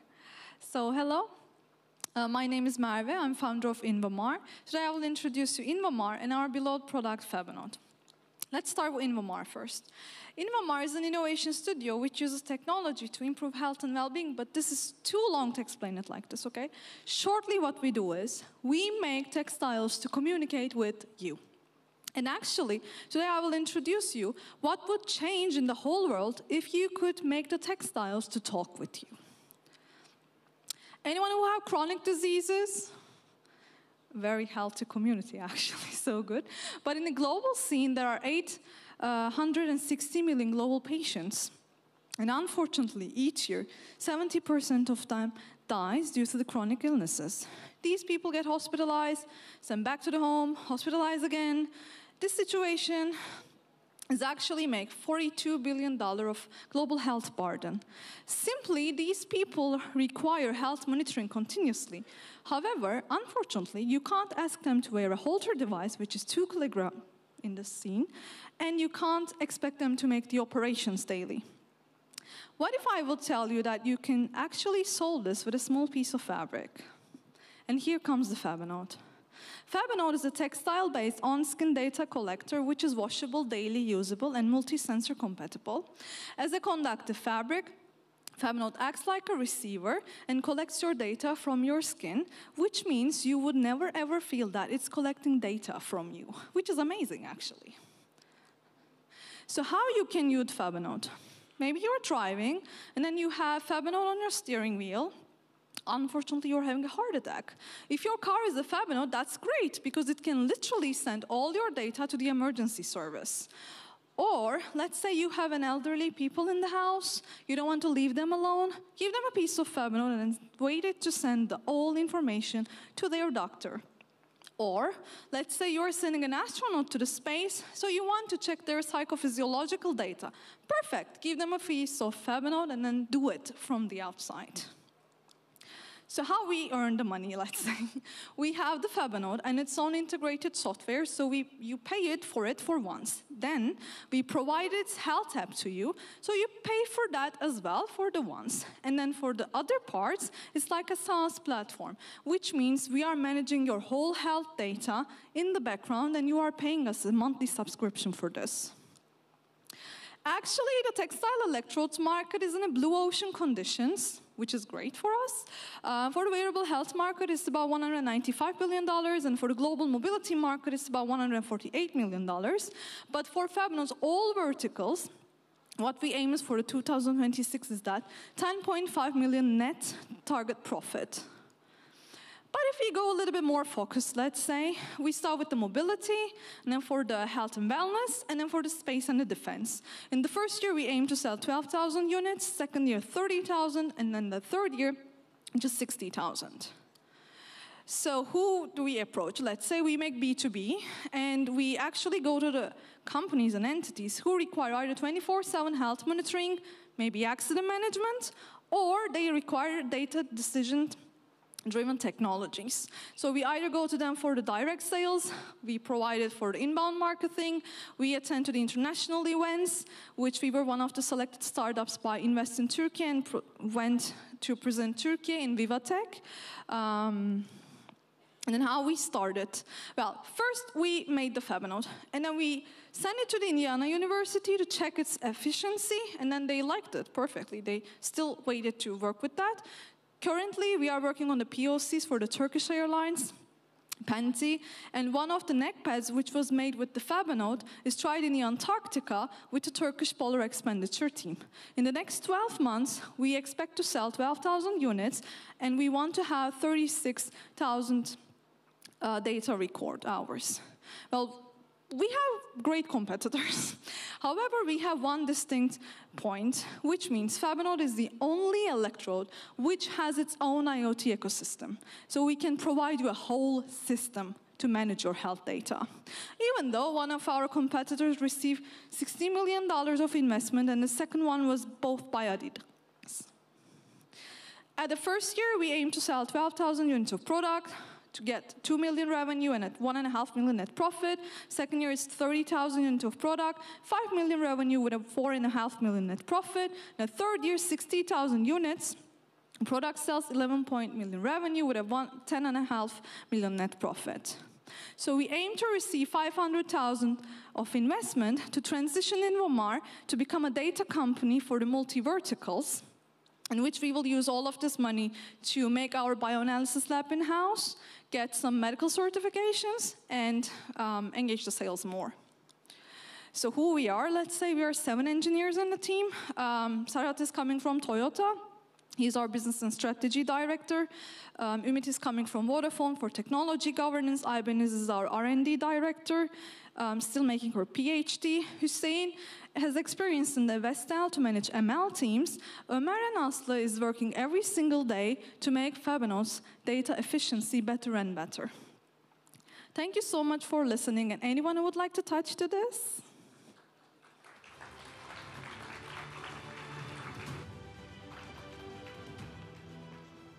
In Omar, thank you very much. The next is CodeGem, which is working to improve people's posture and also quality of life. Now the floor is CodeGem's.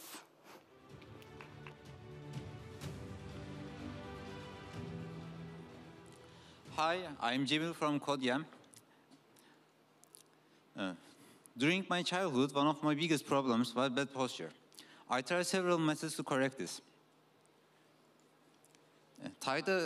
Used a posture corrector stick, wore several corsets, and finally sought help from physiotherapists. But none of these were as effective as I hoped. So I found the solution I sought for in my mom. Just her saying stay straight was enough to keep me aware about my posture. So we combined this approach with technology and created CodeGem Straight. CodeGem Straight is a wearable posture correction device designed to improve your awareness and habits about your posture. Users wear straight on their backs and gets warned with slight vibrations every time they slouch. They can also get real-time feedback, guidance, and usage statistics via companion straight up. So when we made our market research, we found desk workers would especially benefit from such a product. Including me, most office workers spend more than 6 hours a day at their desks and experience severe neck and back problems because of this. If no precaution is taken, this can cause significant productivity loss. Today, there are more than 3.2 billion workers worldwide, and 1.2 billion of these are desk workers. We know 455 million of these are in our accessible market. Investments in this market are speeding up with every passing day. So in 2019, we made our debut to market via several channels. And we found success with 2 of these in particular: online sales and bulk sales to companies. In this graph, you can see our sales between 2020 and 2023. I want to draw your attention to May of 2020 in this graph, marked in orange here. That's when we started selling on Amazon USA. In following few months, we achieved significant growth. About traction, we are exporting our product to 21 different countries. 96% of our customers are quite satisfied with us. Our average online rating is 4.7 over 5. We are still selling our product in 10 of these channels I mentioned earlier. Exports made 14% of our total sales in 2020. This reached to 40% in 21 and 84% in 22. You can check our online reviews to see how satisfied our customers are with us. About competitive research, there are several companies in this market, and Upright Technology is the current leader. In 2021, Upright Technology was acquired by Dario Health in a $31 million deal. This shows the potential of not our just product, but us as a company as well. So what's next? We are quite excited about our next product, which is called Straight Plus. It's the first wearable posture correction device enhanced with the power of AI. Then what's next? Our next product is the Clinic Plus, which is an ecosystem designed for clinics to measure, track, and follow spine deformities without needing X-ray imaging. It also allows healthcare personnel to prescribe personalized exercises and see how well patients stick to them. Patients also can see how correctly they are applying the exercises and wish to share this data with their healthcare personnel. About our team. Our founder team has 12 years of experience and launched more than 20 products in this period. They also offer software and hardware support in several different countries, such as USA, UK, Australia, and Netherlands. Our marketing team managed a budget of $1 million in 7 different countries. Our brand management team has worked with several brands leading their respective fields, such like Renault, Edelkron, and assisted them in video production. About our financial projection, we achieved $650,000 of revenue to this day. We are expecting to reach $1 billion in company value in 5 years. And for this, we need $402,000 of seed investments for 12 months of runway period. We plan to spend these investments mostly on sales and marketing and product development. You can contact our CEO via fatih@codegam.com. Thanks.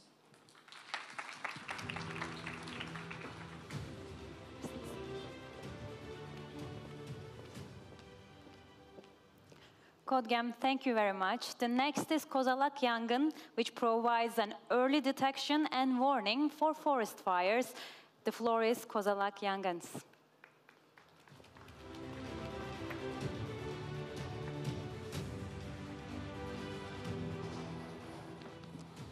Hi everyone, I'm Batuhan from the Kozalak, one of the co-founders. Sorry for the mask.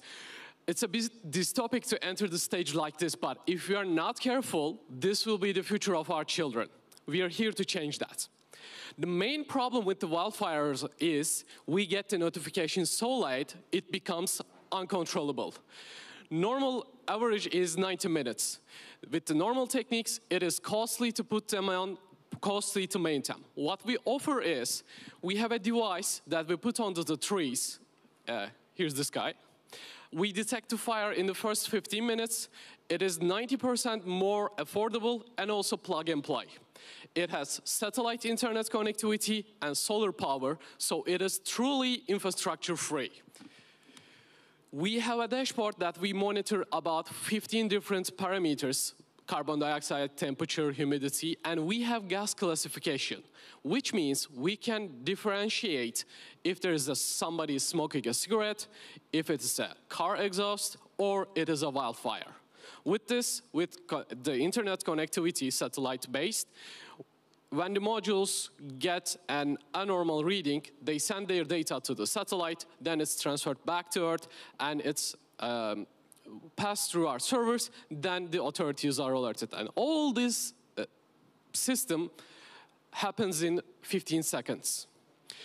We do 3 things in the forest. First, we detect a fire if there is anything happens. But before that, because of the values that we provided by the sensors, we can predict there will be a fire with percentages. Like, let's say there will be an 80% fire in Muğla, so you can intervene before anything bad happens. If a fire happens, we detect them, we alert them immediately, and during a fire, we can predict where it will spread next with our live sensor data and also other values that we gather from the field. And this is the main thing that differentiates us from our competitors, because many of our competitors focus on the detection of the fire, and after that, we include even before a fire happens, and we approach to it holistically. It's not just about governmental bodies. We work with the private sector as well. Energy distribution companies, factories and storage facilities, resort hotels, everyone who's involved with forestry is a potential customer for us. Also, we work with insurance companies as well. For device, you can buy the device and rent the services, or you can rent everything without owning any hardware. And also, we do have a hardware crowdfunding campaign that you, as an individual, can get onto our site and save a tree, protect a tree for a year just for $1. We started in 2021. I was a volunteer drone pilot in the devastating wildfires of 21. And seeing that everything from the inside, I gathered a team and we talked and find out a better way to fight fires.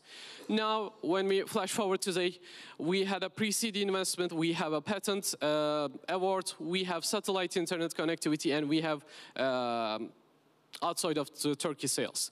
In Turkey, we have 1.6 million square meters of application area, and we prevented 4 wildfires just this summer. And for the next step, we are opening a branch office in Europe, in France, and we are aiming to have applications in North America, which is first California. I want to show you the latest example. This is one of the paper recyclement facilities that we work with.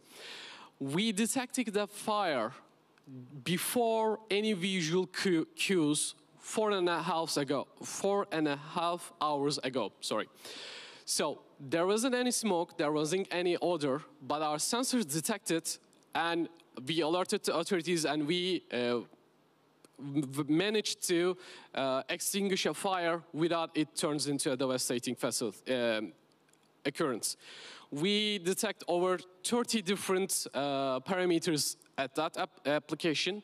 And for wildfire market, we are talking about a 300 billion market share.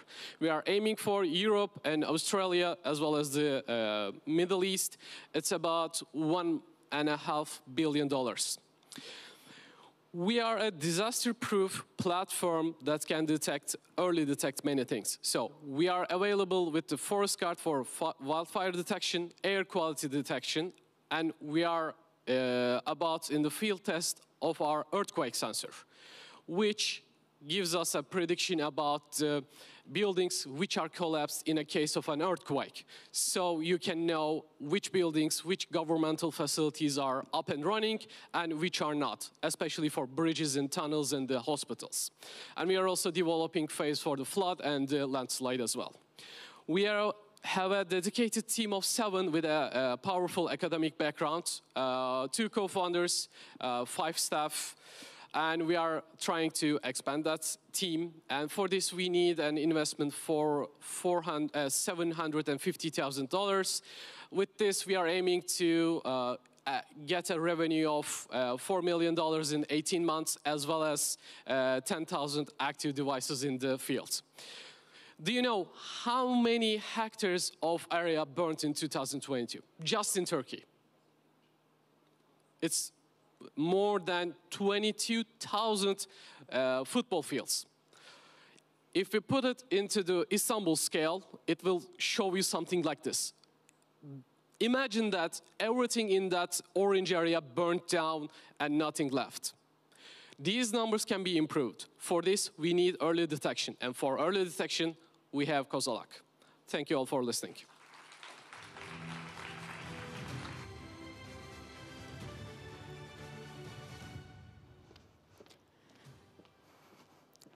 Kozalak Yangın, thank you very much for your presentation. And the next is Machine Swarm Technologies, which offers AI-supported UAV services. Machine Swarm Technologies, the floor is yours.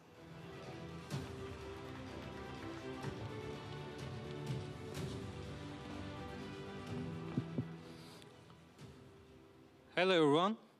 I'm Burak from Machine, the co-founder of Machine. We actually produce industrial drone services, and also our motto is combining the power of being team with aerial autonomy.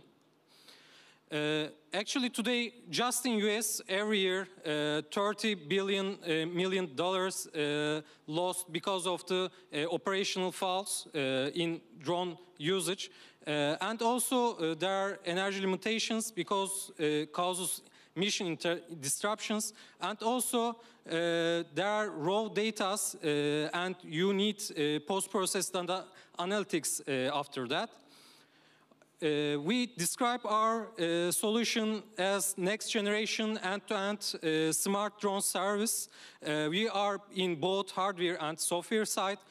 First of all, our mission is fully autonomously. You just push a button and start. Then our drones are take off, navigate, and landing fully autonomously. You don't need any operator intervention.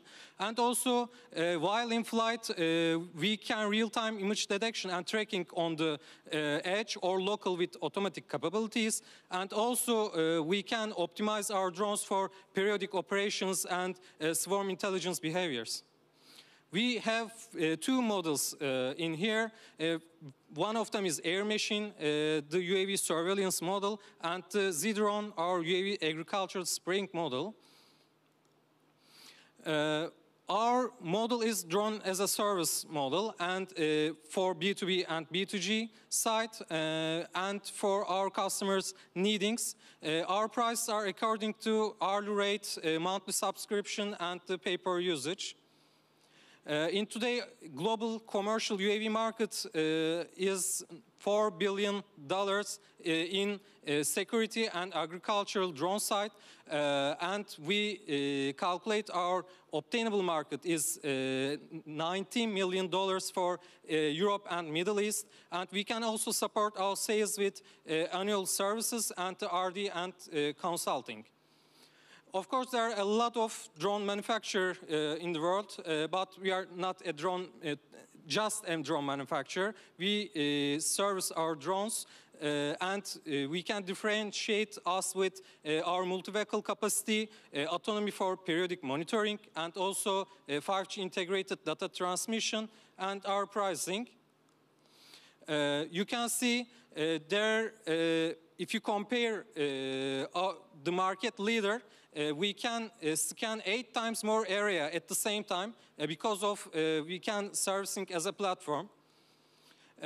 We produced Turkey's first 5G integrated drone model with the partnership of Arçelik, Türk Telekom, Nokia, Ministry of Technology, TÜBİTAK, and KOSGEB. We complete our demos and POC stages with them. And also we have ongoing demo stages with some large-scale companies. And also we sell our product to Arçelik. In 2023, we aim to reach $300,000 budget with our grants, partnership, and revenues, and we complete almost 80% of that. Our studies begin with TEKNOFEST 2018 Swarm UAV Simulation Competition degree.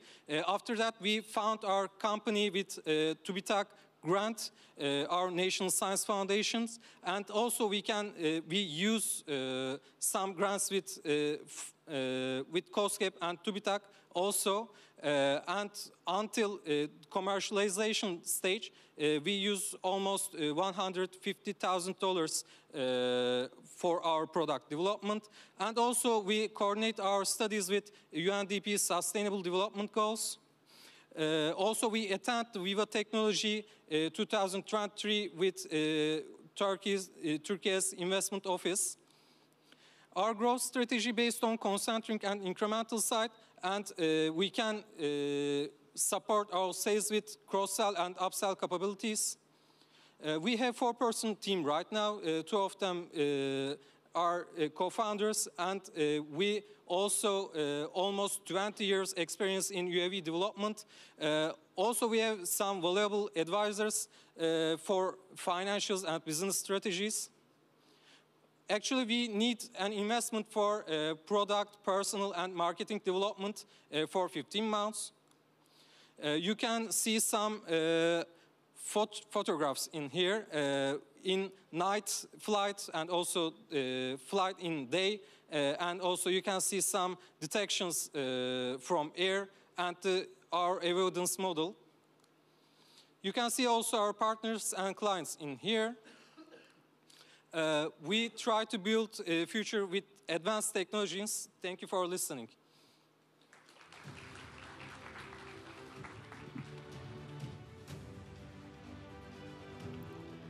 Thank you, Machine Swarm Technologies. And the next is Salty Energy, which provides environmentally friendly and low-cost batteries. Salty Energy, floor is yours.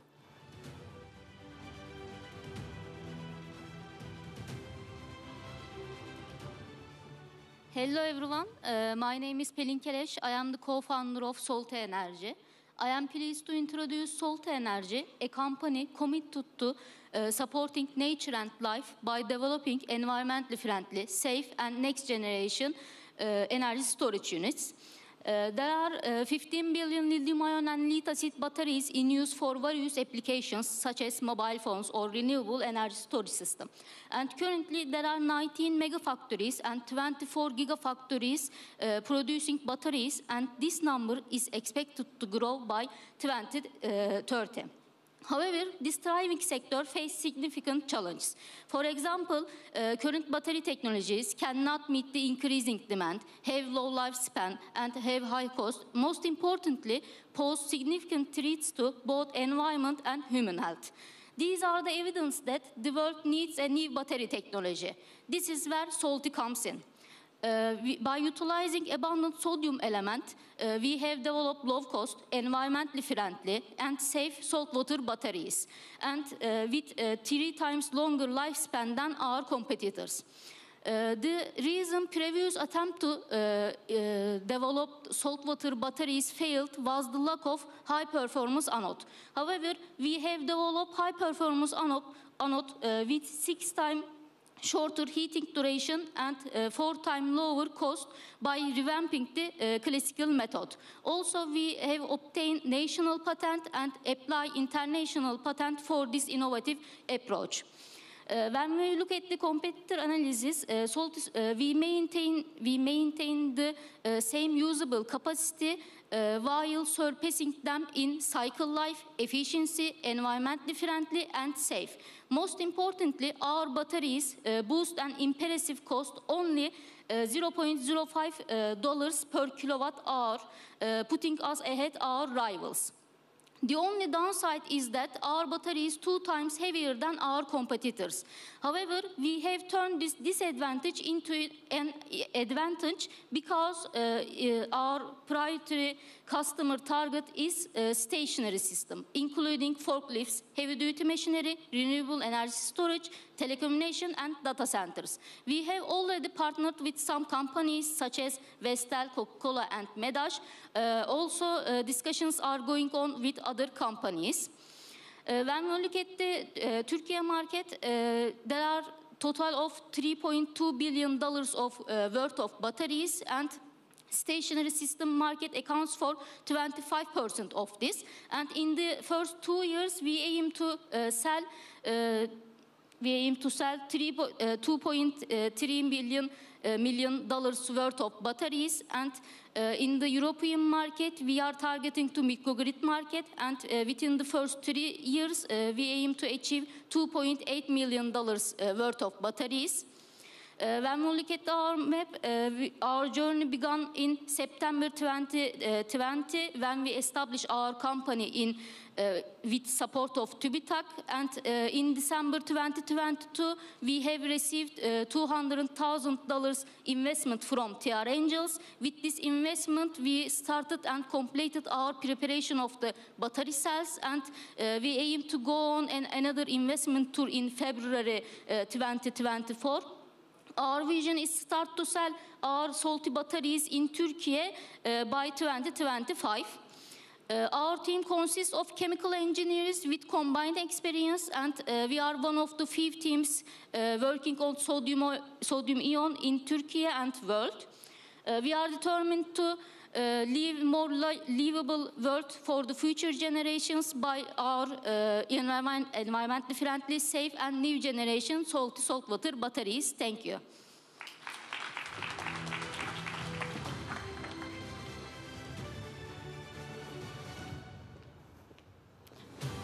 Salty Energy, thank you very much. And the last one of this session is Volvero, a drive sharing app. Volvero, the floor is yours.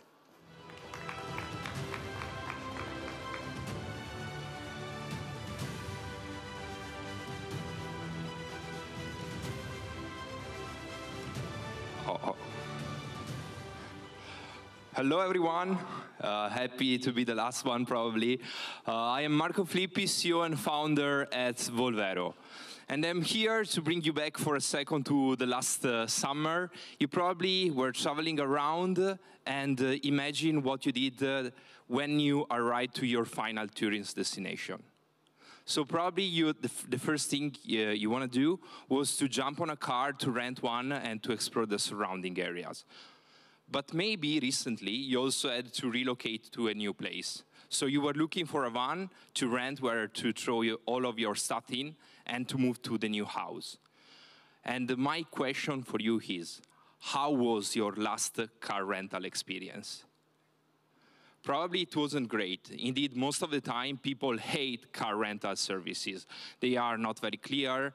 There is a lot of time to wait, and you never know if you will leave the car rental shop with the car you booked for. So for this reason, we created Volvero. Volvero is an app to connect car owners with a community of drivers that want to rent their vehicles for 1 day or more. But Volvero is also a new way to generate income for players like car dealers and car rentals that are digitizing their business models thanks to our service. corporates that are testing car rental solutions and are also sharing their vehicles and generating money over fleet of vehicles when they are not in use. And as said, private owners are also sharing ownership costs with people around them and share indeed their vehicles with people around them. Of course, all of this is coming with an impact on the environment. Thanks to shared mobility, we can get rid of vehicles that are not used or stay still for 96% of the time, while getting some more free areas in the cities and also putting people driving and joining together rather than just using one car for one person. The market opportunity is quite big. Everybody's moving during their lifetime and during their daily time. There are two big US competitors, namely Tour and Getaround, but in the rest of the world, the situation is pretty fragmented. The fragmentation is deriving from a big problem that everybody has to deal with in this space, which is dealing with a fragmented regulatory and insurance framework. And our specialty was to solve this problem. We created an insurance policy that is valid across states, that covers different types of cars, vehicles in general, coming from different types of owners, as we have seen. But we are also a deep tech startup, so we do data analytics. We collect driving data based on the sensors of our user's mobile phone, and we use this data to understand how someone is driving and how vehicles are performing to improve the user experience of our users. We are currently live in northern Italy, 8,000 downloads in these 10 months since our launch. And most of our cars or vehicles are coming from the B2C space. We are also expecting to grow more in other countries. We are already doing some international pilots in Malta and Belgium. And we expect to enter a new country in the next year. And also to test our new value proposition that is related to the usage of electric vehicles for B2C and B2C. A few words about the team. We are 3 founders. I am the CEO, taking care of numbers and team management. I have experience in finance and in the startup ecosystem, while my 2 co-founders are tech people. Emre graduated from Middle Eastern Technical University here in Turkey, the perfect CTO, I would say, and our COO, Kayode, taking care of the complexity of operations. We generated more than $500,000 revenue in the last 2.5 years, so we are growing quite fast. We charge a percentage on each transaction, super simple, and we are also testing new business lines and new business models, as said before. Among our current investors, the European Institute of Technology, Urban Mobility, Climate Kick, and Impact Hub, and we also participated in some of the most relevant accelerators worldwide.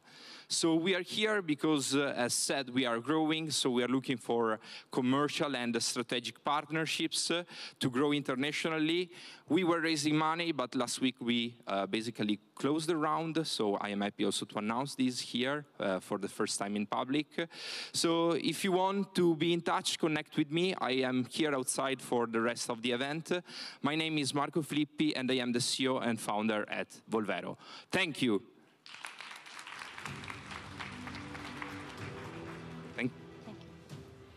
Thank you, Vivero. And this brings us to the end of Top 10 Growth Stage and Early Stage Startup presentations.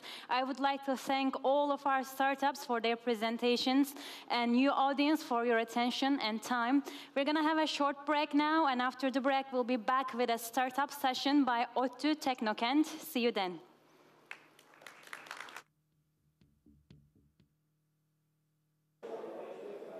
Hello and welcome back to our special series of interviews here at Take Off Istanbul. This time we're joined by one of the entrepreneurs here, Umut Ayuz, the founder of Gans Biotechnology, and he's created a way to make portable laboratories. Let's talk to him a little bit about it, about his project. Thank you for joining us, Umut. Thank you for the opportunity. Would you tell us a little bit more about your company and how you came to be? Yeah, it's a kind of a diagnostic laboratory. What we are trying to decentralize the testing systems, testing service from central labs to the GP clinics or doctor offices. So let me explain more. Please, in less technical terms. I don't like to look like so nerd, but it sounds pretty technical. But we need to be able to understand it. Okay, so good. So we can make even complex tests under 20 minutes. We just need 1 drop of blood, serum or saliva. So with a small amount of sample, we can full automatically, like a laboratory test, you can take your results under 20 minutes. All just you need to put the sample, start the button, and then wait. So what does this save in terms of the conventional methods? What new thing do you bring? First of all, it's a very reliable system. The Minister of Health using it, and the due diligence after the due diligence of their public health laboratories. Now they accept thanks to them, they awarded us like 200K grant to make early diagnostic cancer tests. The opportunity here is that, so for even more complex diseases, the patients will not need to go to hospital, right? So like, just think about the urban region. So local people or elders or who has any mobility problem will gain advantage from this. And secondly, so think that like some countries like UK or Canada, you know that the healthcare systems are like in pain, you know, because of the long waiting lists. So if we filter patients like without any problems, like panic attacks or like false chains or false pains, if we can understand them and filter them, we make less people to visit the hospitals. So you're easing the burden on hospitals while also providing allowing people to stay at home and providing them health services. That's true. And in short, you can say we can make healthcare accessible. Sure. A question off the top of my head. I think this would be very practical in places where they're severely affected by natural disasters or some things of the sort. Have you operated in places like these? That's true. We can do that. But currently we have clinical trials for the cancer and Alzheimer's diseases and cardiovascular diseases. Cardiovascular diseases is also another disaster for the population, especially for the elderly population like Europe. And after the clinical, we started to go to market, but after the clinical trials, we will enter with our early cancer diagnostic test as well. Because, like, if you think that if you're a normal person, you never need to go to hospital, right, for a cancer check. Who thinks that? But what we do is like with a small and simple test, like when you go to a GP practical, like a family house doctor, with a simple and basic test, you will understand, oh my God, something is starting in my blood, so I have to go to a more complex test in the hospital, a better checkup. Then we will catch it early. If we catch it early, we will also release the patient survey better than normal. Right? It provides ease of access and also ease of use as well, which is incredible. How did you come about this idea? Thank you. So it's one of my painful PhD subjects. And after like hard working of 8 years, and after months or nights, thousands of nights without sleep, and you can understand, right? So we come up that idea because we meet the market. So we match with the government. And thanks to our governmental organizations and experienced mentors from government, they lead us. Oh my God, there is something here. We need to change the position of the product. And we can make a very huge profit for the government. If you make like UK or Turkey or Canada or like any country like in the Middle Eastern, think that we can decrease the expenses of healthcare. So when they understood that, they suggested us to work with B2G in the model, and we start working with the public hospitals, state hospitals, and then they lead us to make the best product for the market after the pandemic, of course. Well, just another incredible project that we have here at TAKE OFF İSTANBUL. If you want to find out more, if you want to learn more about the entrepreneurs here with their amazing projects, stick around. We'll be back shortly. Thank you. Hello and welcome back to the interviews in the International Take Off Startup Summit. We continue to hear views from our distinguished speakers. I have now joined one of them, İrem Bayraktar Aksakal, the chairman, the board member of T3 Foundation and director of Take Off Summit. Thank you so much for joining us here. And as the director of the summit, which brings together startups, investors, and multinational companies in a common platform, what is the mission of the Take Off Summit briefly? Actually, we as Turkish Technology Team Foundation are mainly focusing on supporting and encouraging technology startups in the ecosystem and the developing entrepreneurship ecosystem in the region. That's why we are organizing Take Off Startup Summit and bringing together all startups, investors, corporate companies, and etc. since 2018. So far, we have seen the very distinguished speakers from Indonesia, Azerbaijan. It's a very a plural, international atmosphere here. So what else we're going to see here? What the audiences expect from Takeoff so far? Yeah, we hosted very inspiring speakers in the morning. Then the stage will be startups, and in the morning they will meet with investors and mentors. And now I will announce a little bit later, I will announce top 10 early and top 10 growth startups, and they will pitch their ideas to the audiences. And we have very rich prize in this year, like investment prizes, cash prizes, and some supportive program prizes. The many kind of prizes are waiting for startups in this year. So tomorrow, this is a two-day event, so tomorrow we'll be hosting our guests and speakers here. So what else we're going to see tomorrow? Maybe you can give us some clue about it. Absolutely. Tomorrow we will also have very inspiring keynote speakers and panels in the main stage, and also our side stages continuing in their panel and startup pitches. Tomorrow, Mr. Selçuk Bayraktar will be with us in the Take Off İstanbul. Thank you so much. İrem Bayraktar Aksakal joined us live in the interview of the International Take-Off Startup Summit. So she mentioned about what we have seen so far and what we're going to see tomorrow. So please stay tuned. We'll see some much more, most engaging things tomorrow as well. Welcome back to a series of special interviews here at Take Off Istanbul. This time, we're joined by an entrepreneur, Zulal Tannur, who came up with an outstanding project in terms of increasing accessibility for the visually impaired. But that's enough from me. Let's move over to her to gain some insight on this. Hello, Zulal. Thank you for joining us. Thanks so much for your invitation. Could you tell us a little bit more about your project, please? Of course. First of all, hi everyone. I'm founder and the CEO of Framerise. Actually, Framerise designs the most technological and customizable version of Vision for 330 million visually impaired users worldwide with the cooperation AI and humanity, actually. We have a mobile application which is FYE, and with our FYE application, our users can get descriptions to their videos, photos, and visual documents. With our API, we also integrate our artificial intelligence service to the e-commerce platforms, vehicles, and the airports in order to give our image recognition service to those kind of platforms who required us, actually. It seems like you've thought of everything. How did you come up with this project? Actually, I was a low vision child when I was born, so I couldn't recognize of the humans' faces, objects, and the colors. So I learned how to see them on my computer. And then when the computer lost my vision, I started to use assistive technologies in order to get descriptions. When I realized that there was no opportunity to get both fast and qualified descriptions, I started to develop my own app, which is Framerise. That's amazing. And you did this all of this by yourself? Yeah, with my team, of course. We have a highly experienced and dedicated team, so we design the feature, and also we create the most technological and customizable job of the vision, actually, with our highly dedicated team.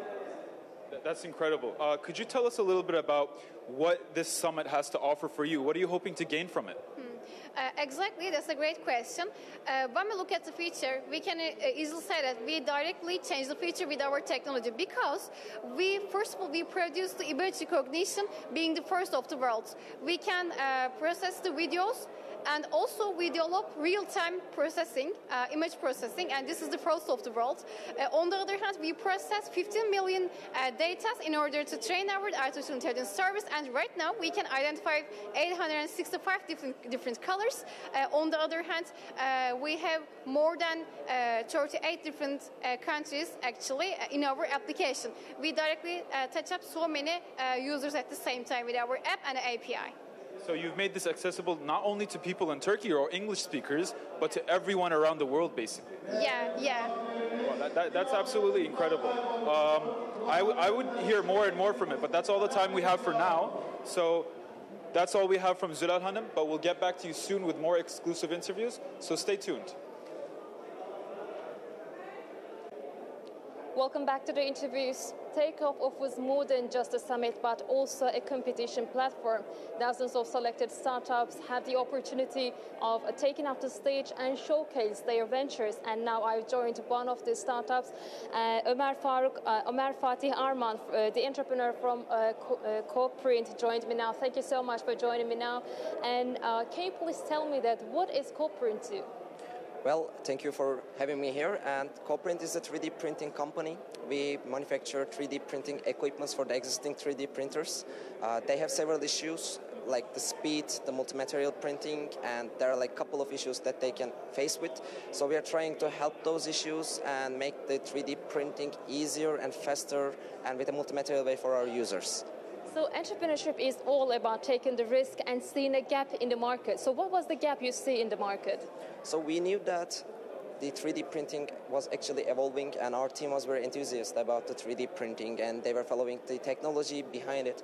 So we saw a gap about the multi-material printing, and we know that there was like small numbers of the competition there, so we had chance to actually come into the market and find something innovative, and it was kind of worth to take that risk. So we wanted to have that risk and try our chance, and now we're here. It's been 3 years, and our startup is in a growing stage, so we are very happy with the results. So what makes you eager to enter into this market? So what is inspired you on the background?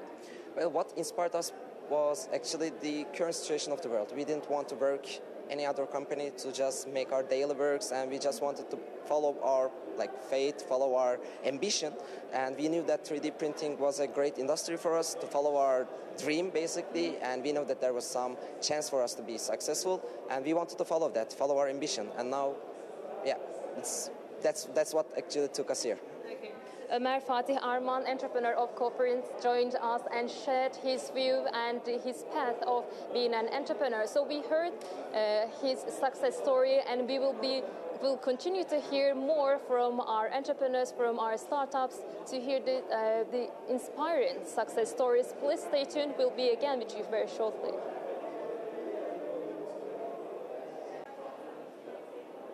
Hello and welcome back to our special series of interviews here at Take Off Istanbul. We're joined by another entrepreneur here, Barira Akhtar, the sales manager of B2 Metric, and she's going to tell us a little bit about her project here. Could you tell us a little bit about B2 Metric, please? Okay, so B2 Metric is basically providing a SaaS platform that's embedded with artificial intelligence and machine learning.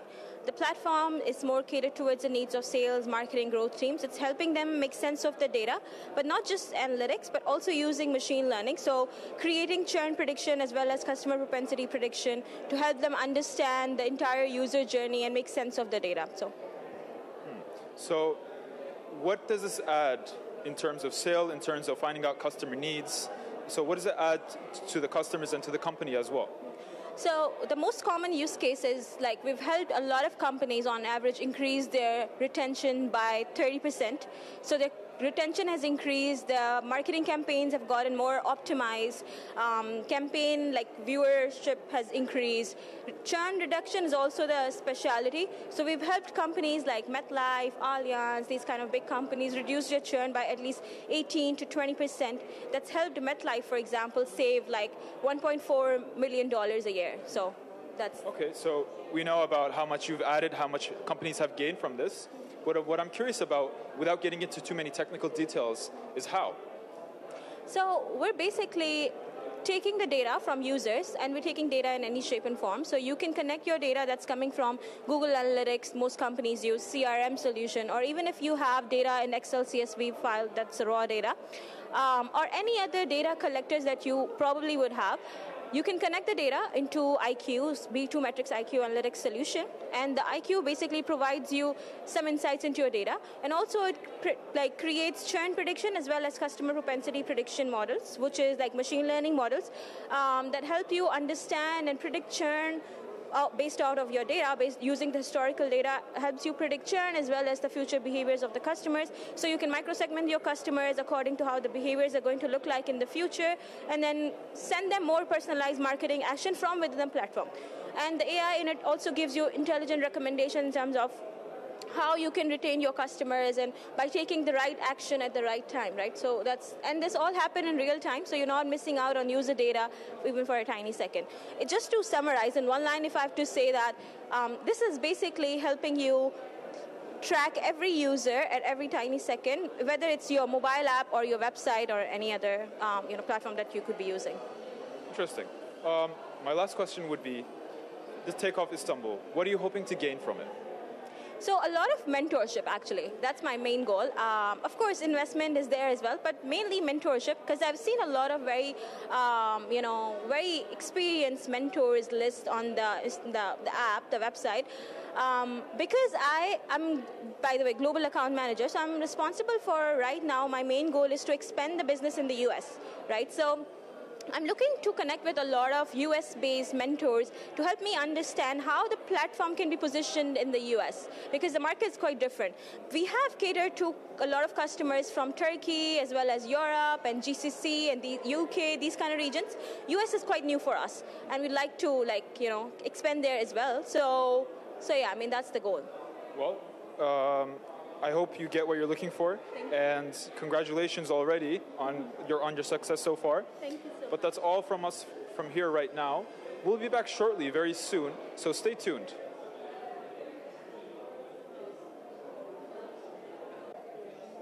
Welcome back to Interviews. Take Off offers a common platform that entrepreneurs, startups and investors come together and discuss their future steps. And now I've joined one of them, Canberk Güvenkaya, the entrepreneur of Syntonym. Thank you so much for joining us live today in Take Off. So what is your success story and what is Syntonym does?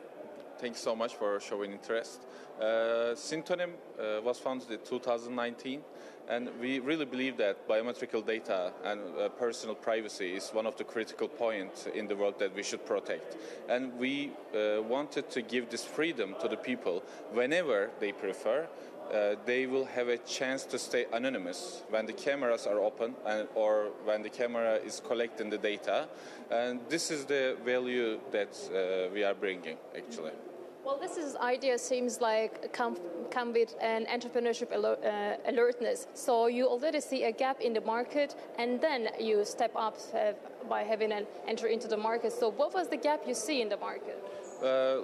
Currently in the market, still even 2023, and all the collected data are processed without any consent.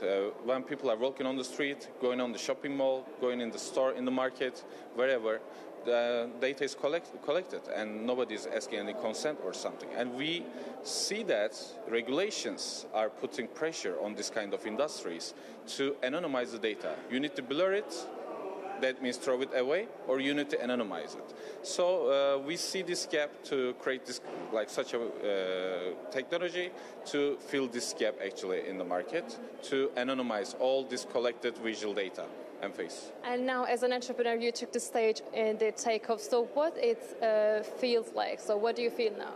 That was such an honor. We were selected as one of the 10 growth startups in Takeoff program. That was such an honor because we also realized that we are being recognized and our technology is being understood by the people, and this is also giving us a really big pleasure.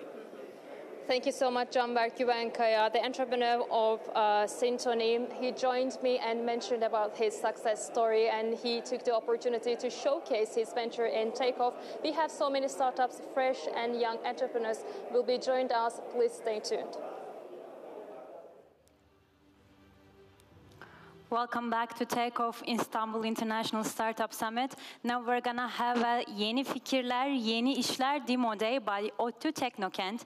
The entrepreneurs of Yeni Fikirler, Yeni İşler, Turkey's most successful acceleration program, organized for the 20th time by METÜ and ODTÜ Teknokent on the 100th anniversary of the Turkish Republic, are on the take-off stage to take their ideas one step further. Entrepreneurs who develop their ideas and projects in various fields, such as artificial intelligence, education technologies, and sustainability, will present their projects that will impact the future for investors and our guests, of course, after the 5-week online mentoring and training program provided by industry leaders. Today, 17 of the entrepreneurs will share their projects with you in 3-minute-long presentations. To make the first presentation, I would like to invite to the stage ADIS. They're asking, what if to-do lists could think?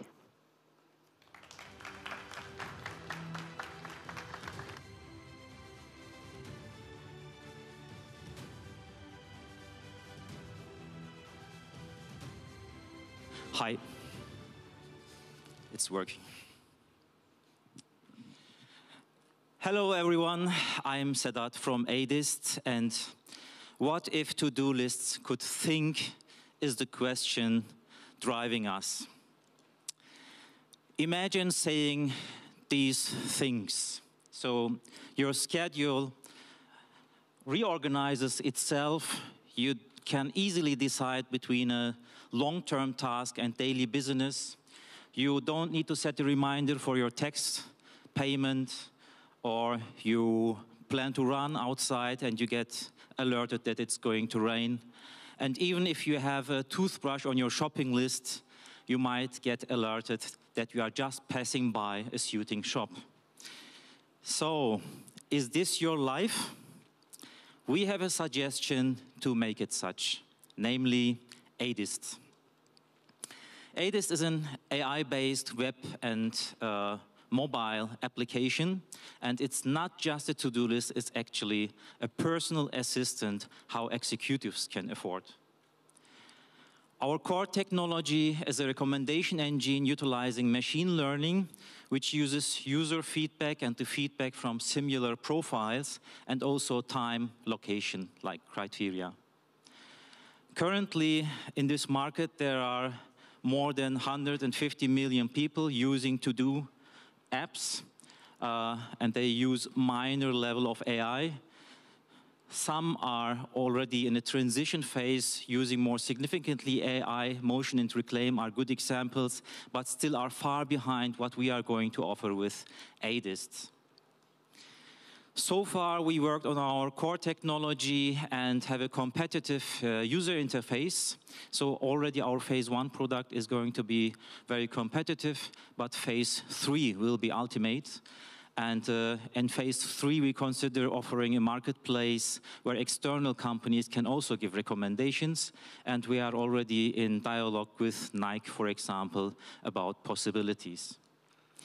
We are looking for an investment of $170K US, mainly for software development costs. And our revenue model is in phase 1, freemium. In phase 2, on top, a specialization according to professions. And in phase 3, on top, a marketplace, which I mentioned. This is our team. Who are we? It's me. I'm a scientist and businessman with big data experience. Oğuzhan and Emre have their own software companies. Microsoft is among the customers of Oğuzhan.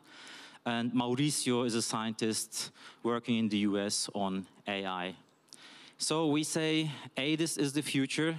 It's unavoidable. So join us on this journey. Thank you.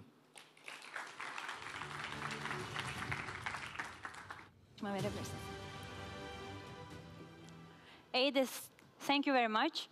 Next is the Aman, which aims to digitalize search and rescue processes. I invite them to the stage to make their presentation.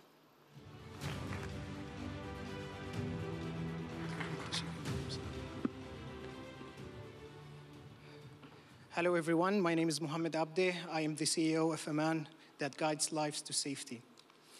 In the aftermath of large-scale disasters, usually every second counts for saving lives because search and rescue operations must take place as fast as possible.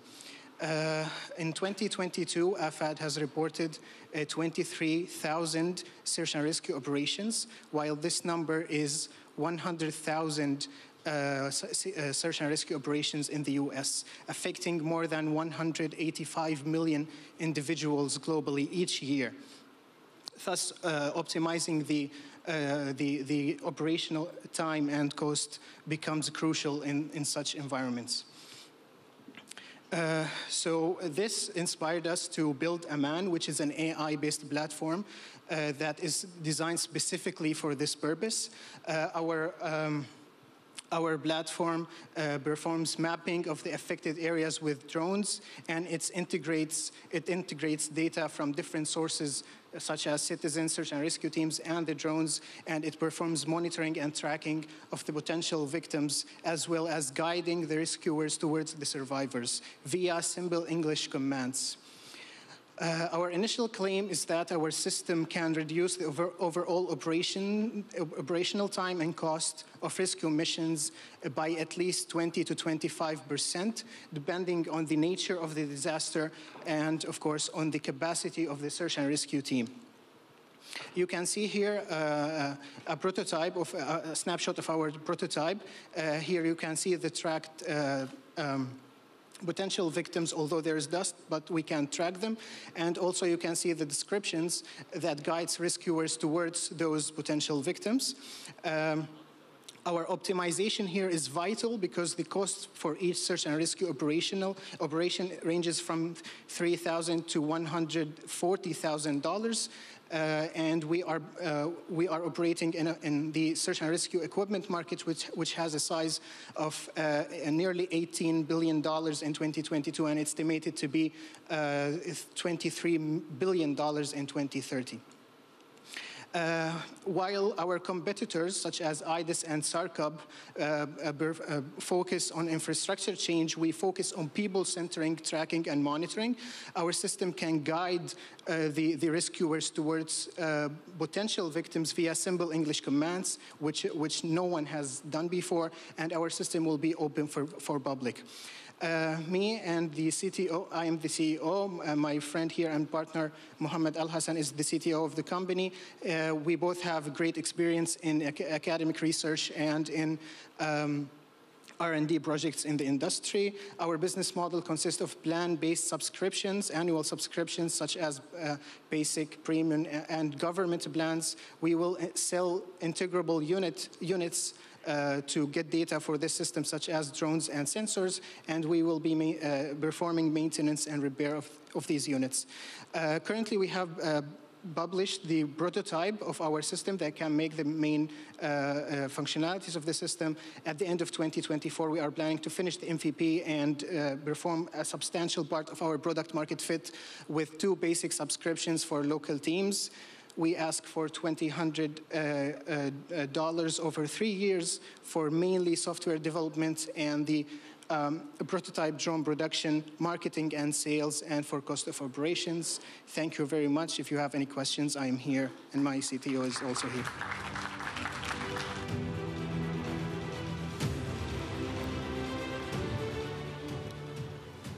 Aman, thank you very much. Now there is the care mat that treats Alzheimer's disease with robotic shock waves. I invite them to stage to make their presentation.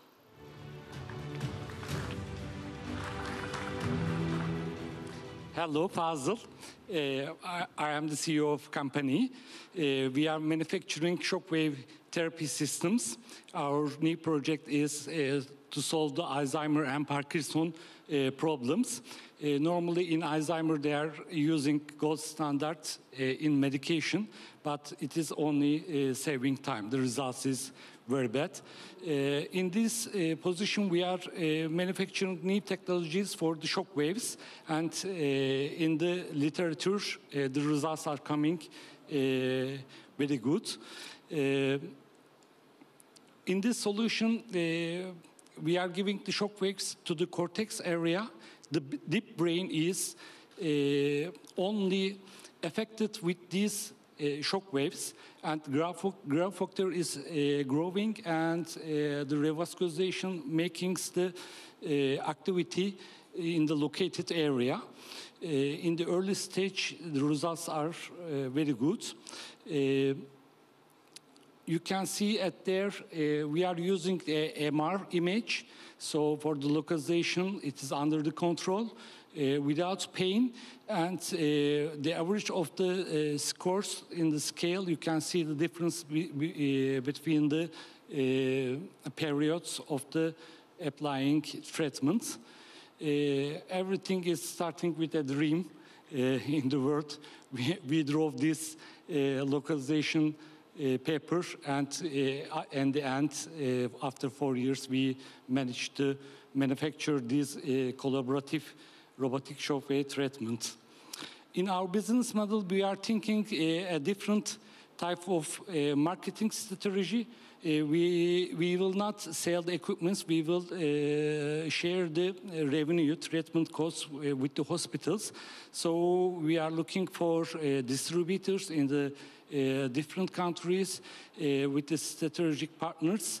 At the end, we will make agreements with the hospitals and the big groups.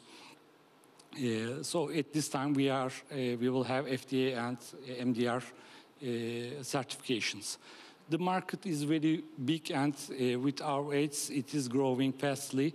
55 billion people has this disease, and in this year, it's more than $12 billion and growing in 5 years, approximately more than $15 million, and the treatment costs are up to €10,000. We have one competitor. It has 100 machines over the world, and we are the second supplier, and the market will be grow with the competitors in the near future, we think. We have electronic engineers, biomedical engineers, and also computer engineers. We have a good educated team. We established in Başkent University with a research project. We have also public offer with 3.8 million. And in Alzheimer project, we have TÜBİTAK and COSGAP projects are also cleared in this year. We are looking for $500,000. We will manufacture 5 equipment with this, and we will clear the process of FDA and MDA. And end of the 2024, we will put our first systems. Thank you very much.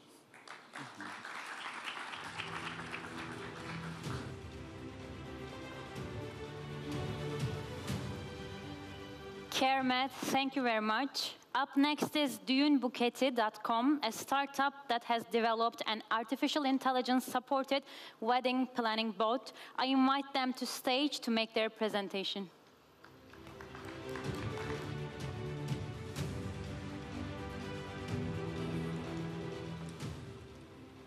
Okay. Hello, everyone. I'm Bilgehan, founder of düğünbuketi.com. 1 out of every 5 couples getting married in Turkey requests pricing from vendors and wedding venues through düğünbuketi.com. Planning a wedding with the traditional method is very long and very hard. You should negotiate with banks first for a loan if you need financial support. Then you need visit all venues, vendors, and travel agencies door by door. It's very long. With düğünbuketi.com, you can find all these vendors and venues in a single online platform. Also, there's an online wedding planner. Our wedding planners help to couples to plan their weddings. And we are developing AI wedding planner bot. In the future, couples can plan their weddings without a human touch. Also, we provide instant loan to couples. If a couple need a financial support, they can get a loan online with dbuketi.com.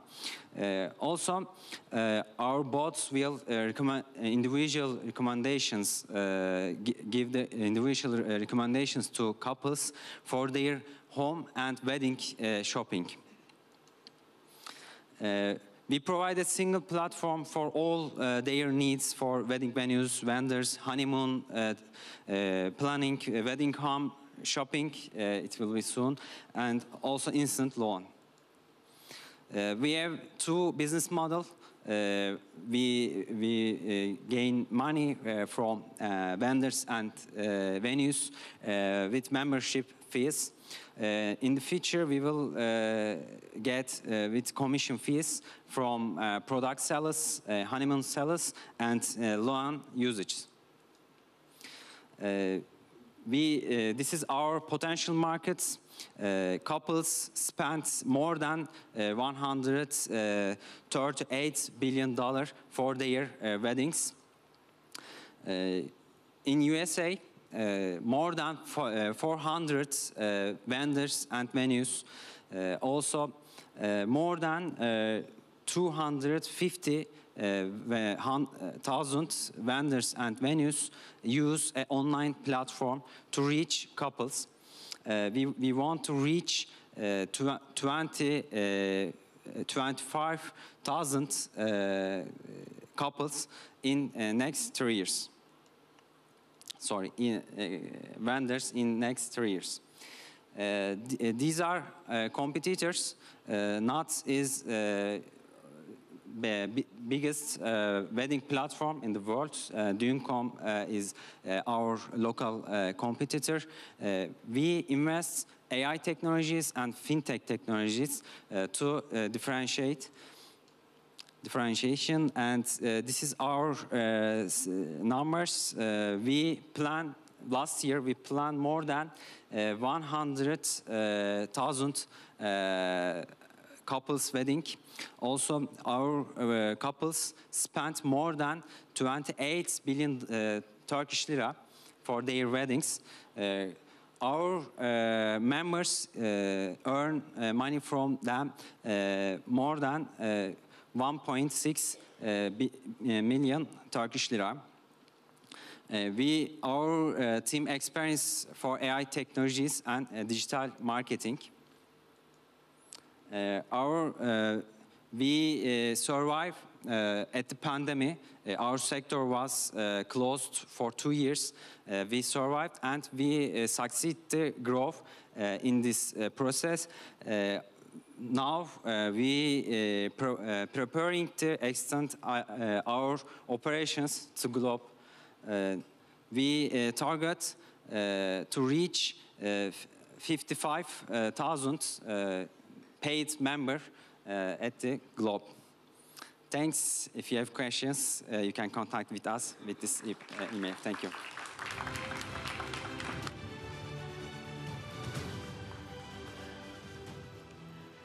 Dünebuketi.com, thank you very much. Next is FitCheck with the motto of sustainable fashion. FitCheck, floor is yours.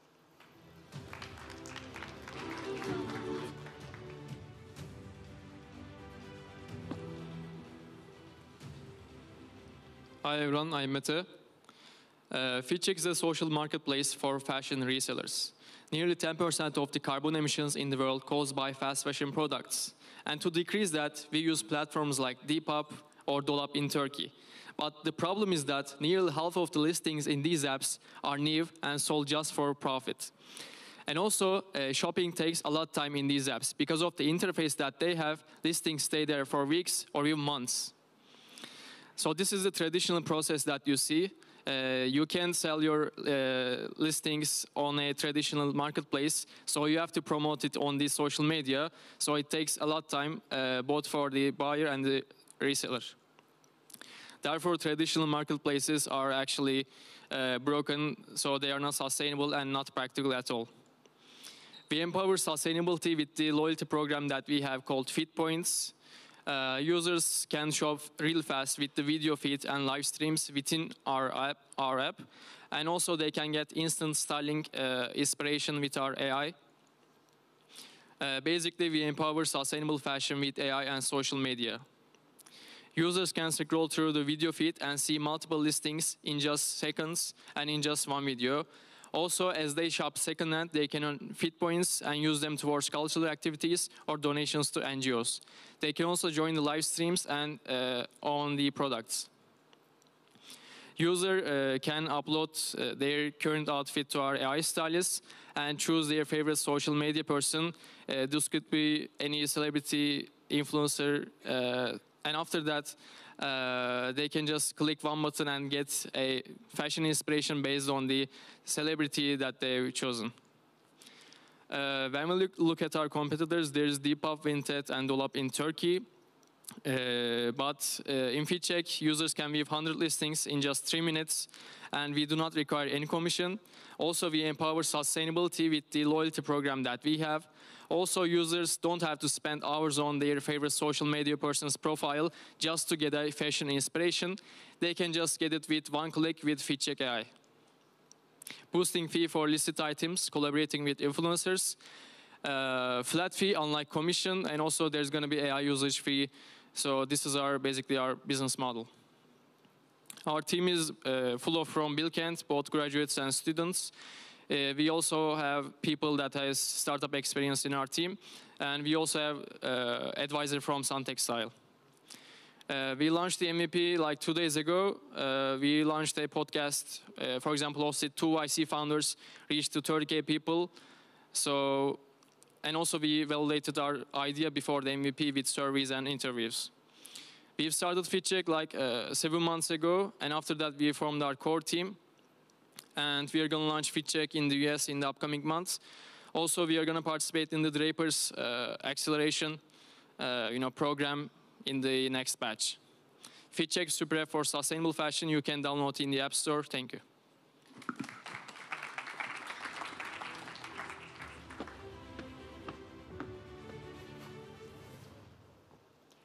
FitCheck, thank you very much. Up next is Fresh Data, which aims to solve the scalability problem in IoT technologies. Fresh Data, floor is yours.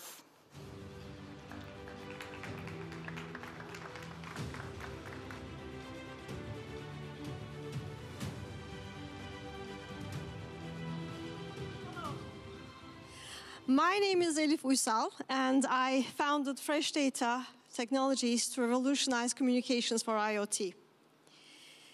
IoT is experiencing the largest economic growth in human history.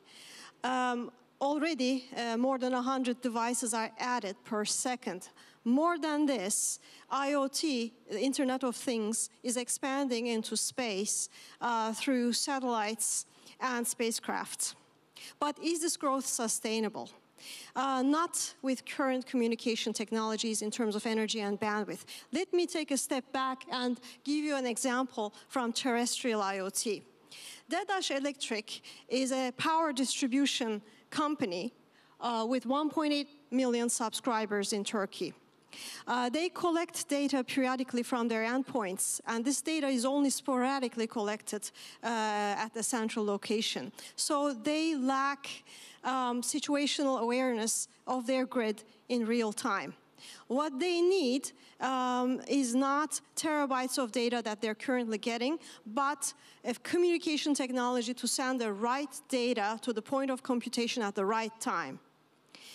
This is possible through semantic communication, and this is where Fresh Data comes in. The secret sauce of Fresh Data is the result of 25 years of scientific research, which took me from MIT to Stanford, back to MIT, and then to Ohio State. And in 2007, I founded the Communication Networks Research Group at METU. Over the years, CNG, Communication Networks Research Group, has completed a number of projects, and Fresh Data came out as a spin-off of these projects recently. CNG has a very lively team, more than 35 alumni, and many international collaborations. And this is the powerhouse behind the innovation behind our products. Now, our product strategy wants to impact a growing number of sectors. The first product that we're marketing is the situational awareness product that I mentioned, which will be implemented on the transformer centers of Dicle Electric. Similar semantic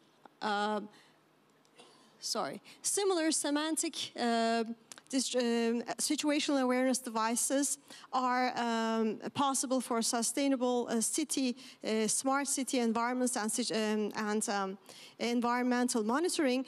We are in talks with Vestel and MIPMAP technologies for those.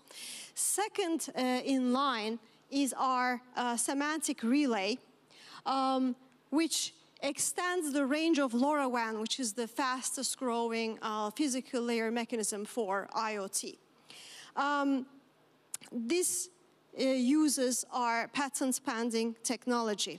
And third in line is the impact that we'd like to make to satellite IoT and non-terrestrial networking sector through especially high-altitude platform systems.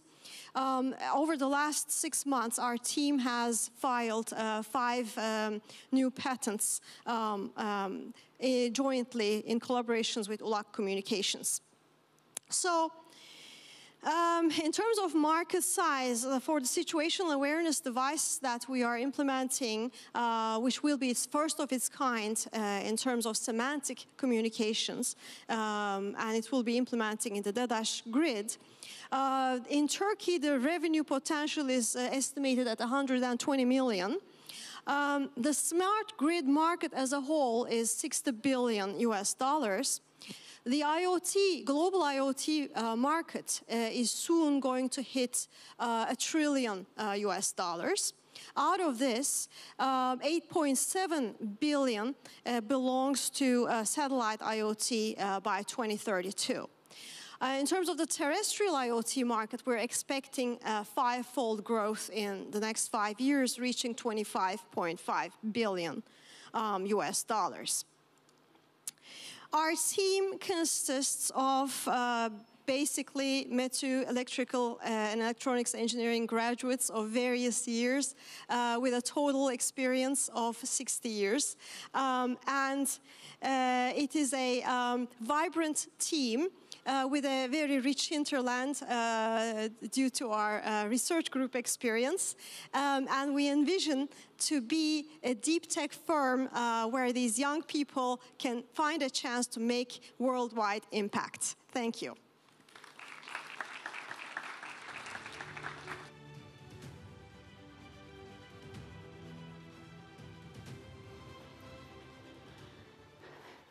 Fresh data, thank you very much. Up next is Hyperactive Games, which aims to transform educational processes. The floor is yours.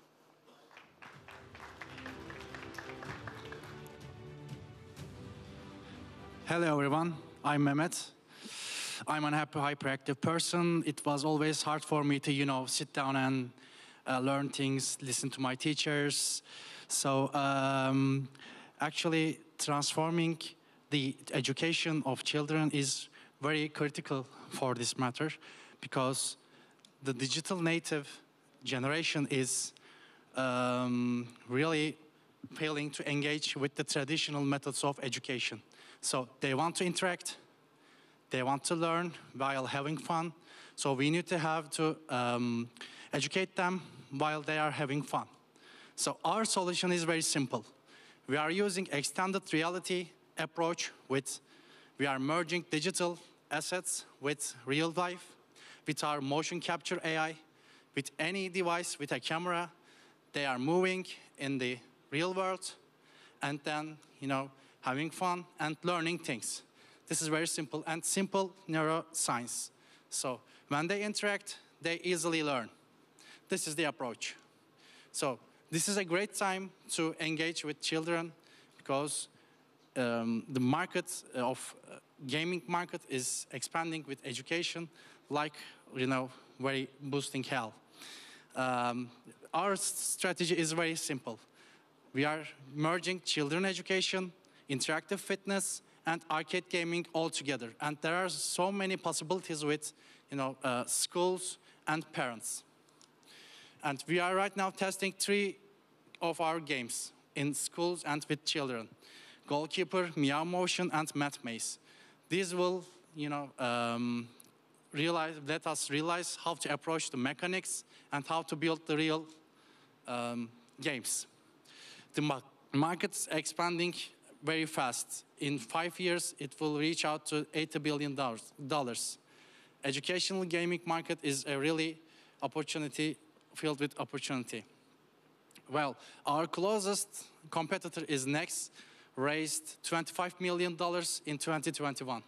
They are really into this matter. And now we are, as I said, testing our apps. We are going to launch our first school-based application and game in 2024. And we have a business contract right now, ongoing. We have secured $50K for this year as family friends for hyperactive games. And we are preparing to raise 100K next year. Thank you.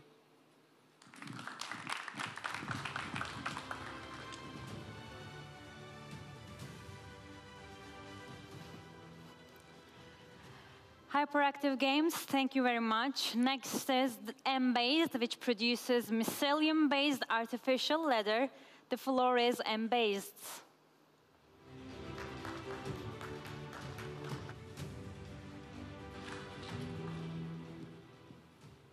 Hello everyone, my name is Görkem. I am co-founder of the Embase.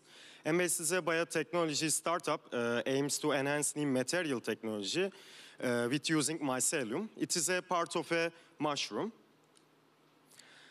This journey started with our team examining the global risk report. Climate crisis constitute 60% of 2010 global risks in the report. And if precautions are not taken, it is very possible that we will have to live in a world like this. And we don't want to live in such a world in 2033. So do you want it? Textile and leather industries have huge impact on the climate crisis. In addition to damage caused by animal leather to animal ethics and habitats, another major problem is waste rate and high carbon emissions in production. Petroleum-based leather is produced as an alternative to animal leather. However, we can say that there is actually no solutions to these problems with 58 million tons of natural resource consumption and high carbon emissions.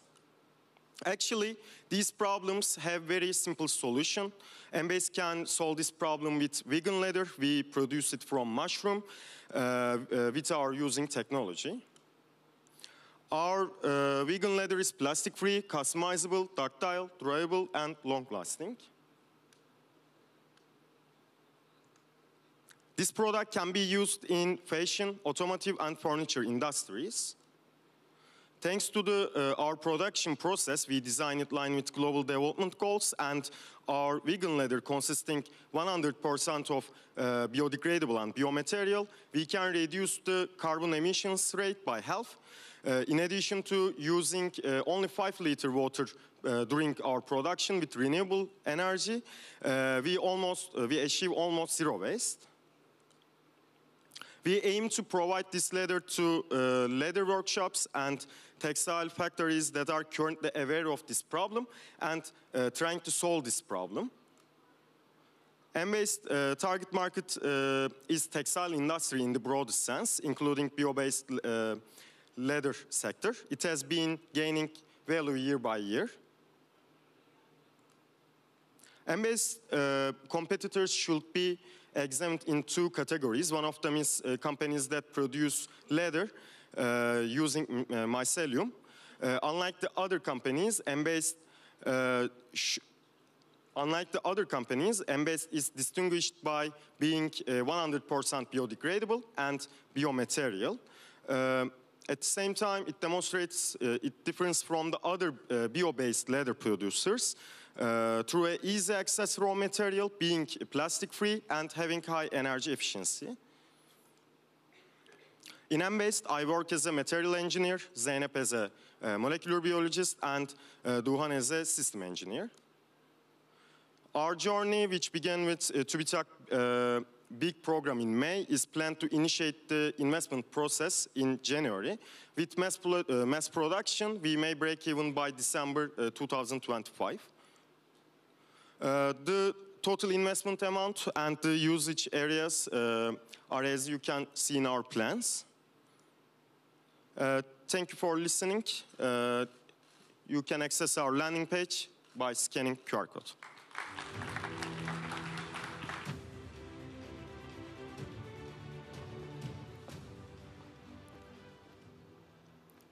M-Based, thank you very much. Next up is the Milo app initiative, which makes personal care services accessible to everyone. Floor is Milo apps.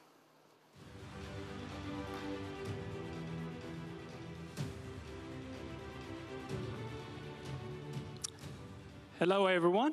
I am Mamoun, the co-founder of Melo App. Melo App is a digital beauty assistant. The world that we live in offers a wide range of on-demand services that can be delivered straight to our doorstep. And on-demand beauty services are no longer an exception with Melo App, because Melo App is the first on-demand beauty startup in Turkey. With Melo App, you can book multiple services that can be delivered to your location, and this can be done as quickly and easily as ordering a meal.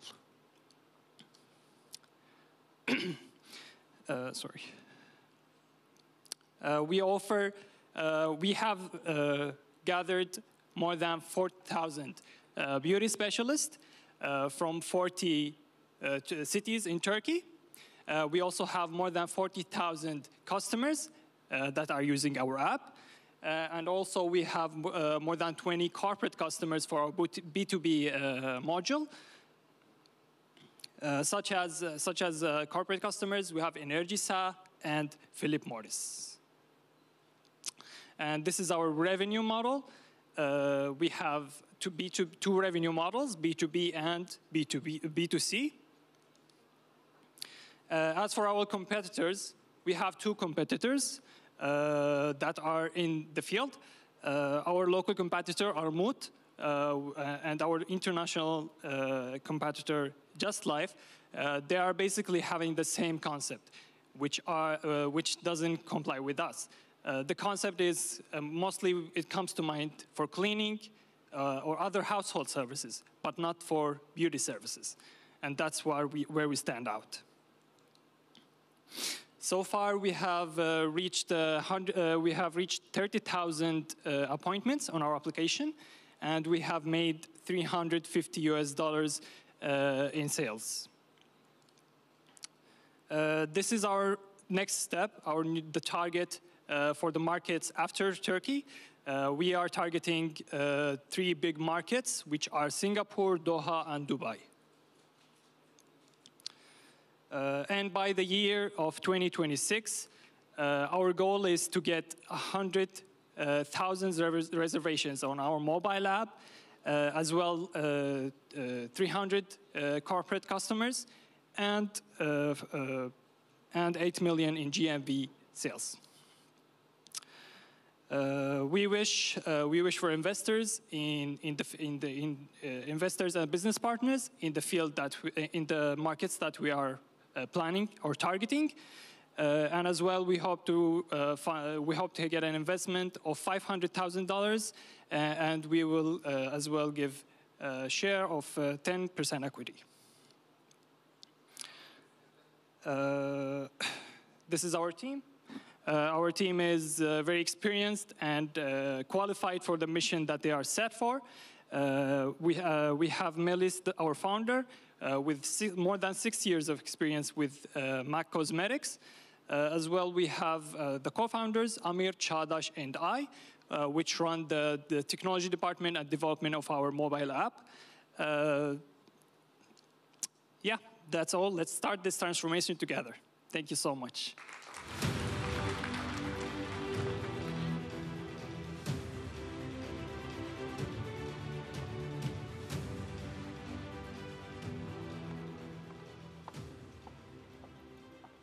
I'll take over the stage to make you understand how important it is to have her instead of me. I was at the side stage.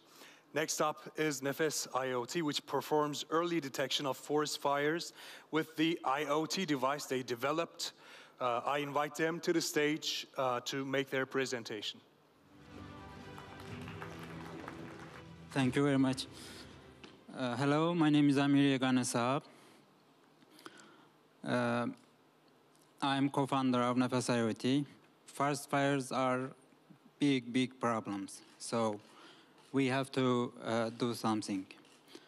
These forests causing loss of millions of hectares of forests every year. So we decided to develop a device that detects, not only detects, but predicts and forecasts the fires in forests. So traditional methods are not sufficient enough and are not fast enough. The fastest one detects fires within 2 hours, but our device detects fire within half an hour. Also, as I mentioned before, these devices are capable, our ecosystem is capable of predicting and forecasting fires too.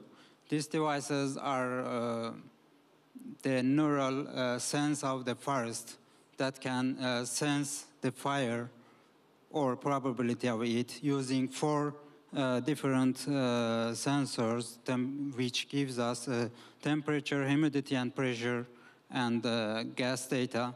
These data are transacted to stream to our dashboard, and they are processed there, and they can be simulated.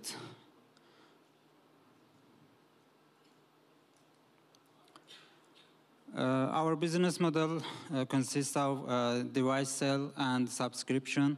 Also, on the B2C model, B2C part, we are planning on cooperating with companies as a social awareness project. Our customers consist of government agencies, insurance companies, and hotels, which is not only limited to this. Our market, right now we are focused on Southern European countries, which consist of $150 million of economy, which we want a portion of that. Our competitors are doing forest fire risk assessment and forest fire speed prediction too, as us, but their algorithms are different, and our efficiency is more than them. We are right now in our early stage. We can detect and predict fires within 80% accuracy. Also, we are able to provide a service with 2 types of IoT technologies, MB-IoT and LoRaWAN. Our team consists of 4 experienced engineers, basically graduated from METU, 1 electronic engineer, 1 mechanic engineer, and me as a GIS geomatics engineer, and 1 software engineer that helped us to develop this ecosystem. We are planning to have about $2 million revenue within 5 years, and we need about 160,000 euros of investment to reach that aim. Our company started in 2022. We gained to be tech big 15-12 fund, and then we now we have our MVP. I mean, our first prototype. We are the first climate launchpad in Turkey. We won the climate launchpad in Turkey, and we are planning to go forward. And within 5 years, we believe that we can protect the Southern European countries from forest fires. Thank you very much. If you have any questions, I will be here. Thank you.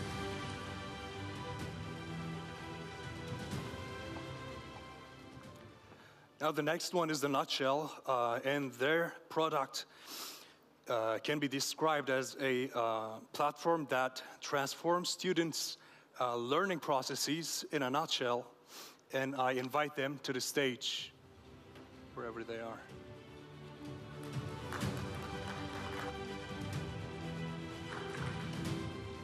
Hello everyone, I'm Seha, and this is Nutshell. So, education is changing rapidly, and today individuals are preferring to pursue skill-based portfolios instead of going to universities and getting degrees. And this is great, but it comes with some problems. One problem is getting the right student with the right teacher in the same room. And another problem is the detachment from the social medium affects learning and decreases its efficiency. And also, there are some financial barriers when you change the system, and not all educational systems are compatible with this. So in this context, our mission and vision is to enable people to take on their self-learning journeys and not have to experience some regulated learning, and instead have their own personalized pathways. And our mission to do this is to create a platform where everyone can find the right content for them and have no trouble consuming this content. And so this is the plan. We plan to create a customizable cross-platform e-learning catalog where we can see every single e-learning course, and all of them will be filtered and categorized by their specific parameters. And other than this, we will enable the learner's journey by employing some financial models, some guidance and stuff like that. And the third part is generating teaching insights from this data that we gain from our learners and employing that to increase the value of their learning journeys. And so we have some services designed to accomplish these.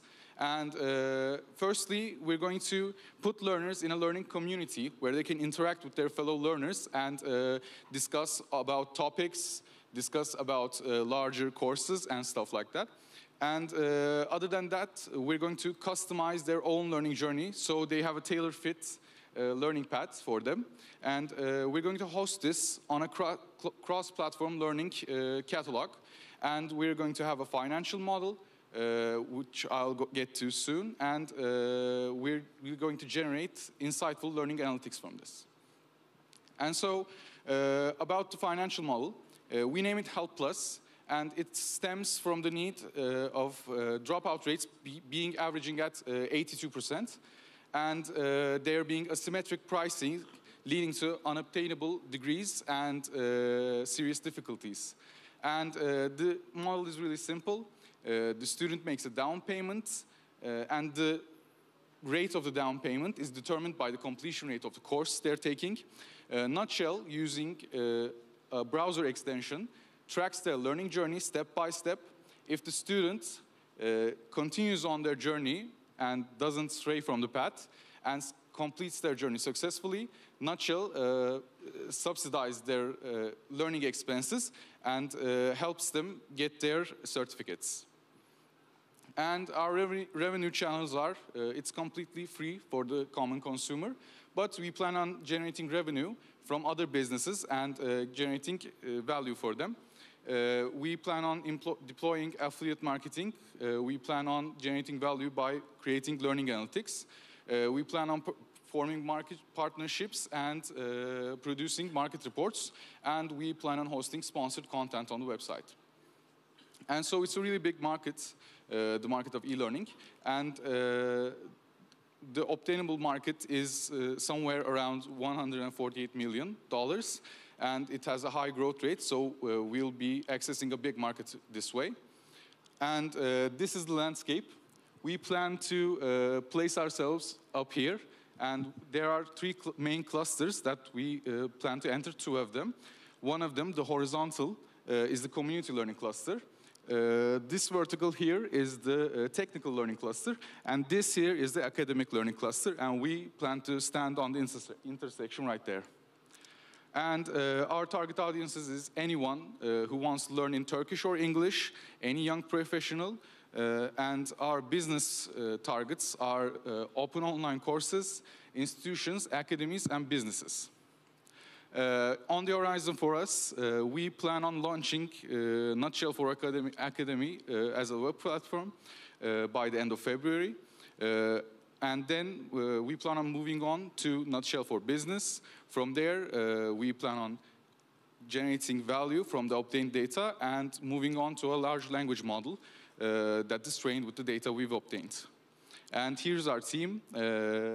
That's me. These are my friends. We have an industrial engineering student, a city and regional planner, and an AI engineer. And this is a sneak peek at our website front page. Thank you for listening.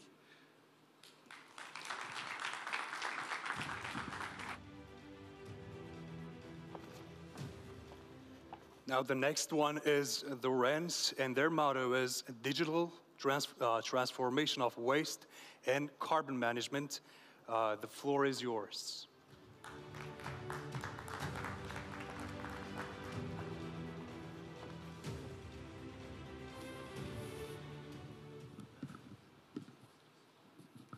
Hello everyone, my name is Cem Gökhan Hanoğlu.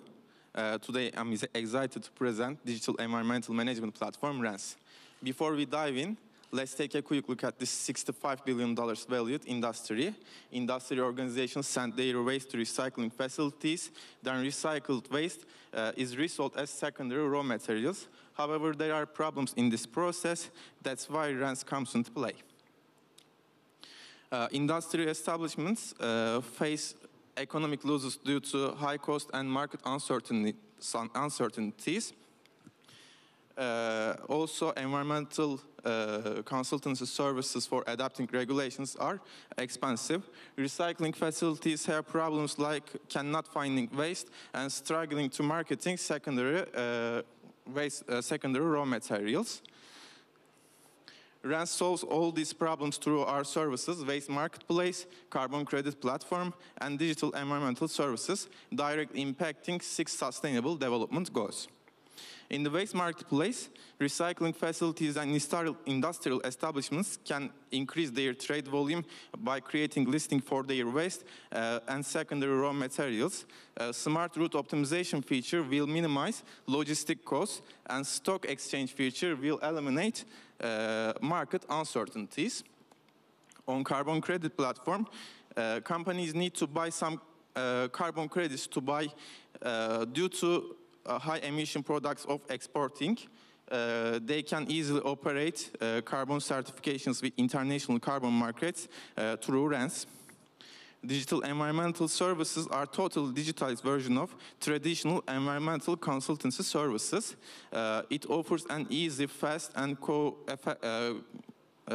cheaper solution to industrial establishments for adapting regulations.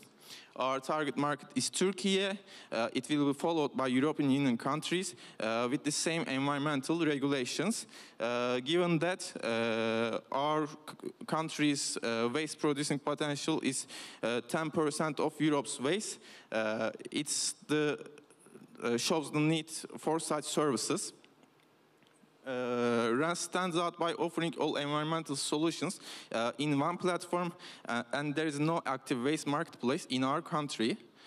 Our revenue model based on a subscription method with 3 different plans for user choice.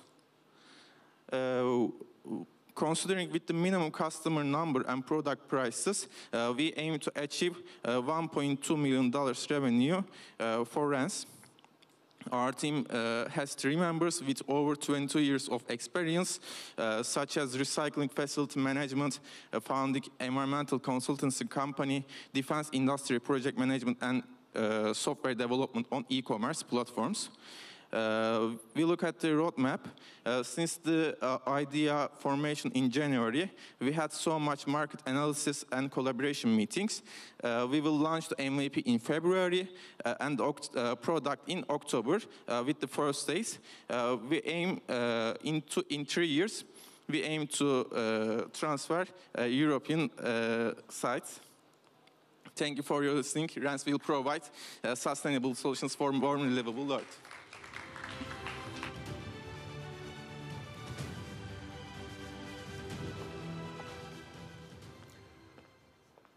Next up is the Safe4 log, which performs data analysis of damages that may occur in logistic processes. This stage is yours.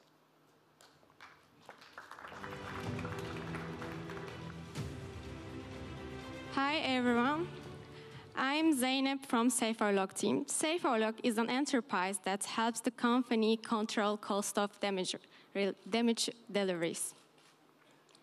About 11 months ago, during my internship, I noticed that damage delivery were a significant problem for companies. And I started the research. I found that 34% of returns that have received companies are due to damage deliveries, and it's caused them to 17 times more cost. As I continue my research, I came across with the 2022 report of Insurance Association of Turkey. In this report, at 2019, transportation insurance increase is expected to rise in the future. So our first product is S4All1 emerged. S4All1 is an impact recorder that records information about when, where, and the magnitude of the damage occurring during delivery process. It ensures identification of the responsible party for damage, and it also provides AI-supported damage prevention solution, and it can detect the damage at up to half the cost compared to competition. Our revenue model will be direct sales. We have different type of products named Master and Slave. Master is internet connected and capable to send a real-time notification. Slave cannot do that. And we will planning to develop charge station in the future. We will offer also subscription services.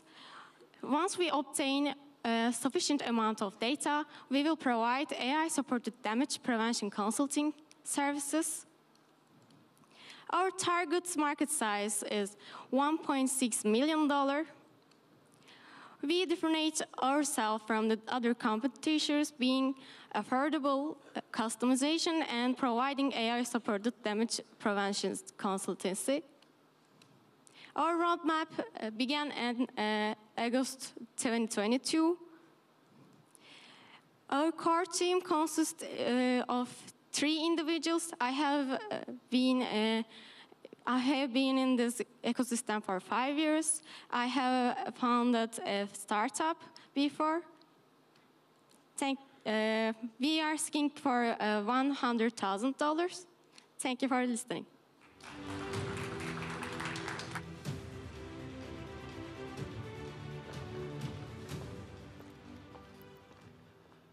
Now, the next one is called Some Carbon, and it produces value-added products from industrial carbon dioxide emissions.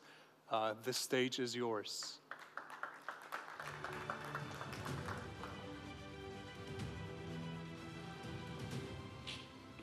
Hello everyone, I am Serhat from Some Carbon.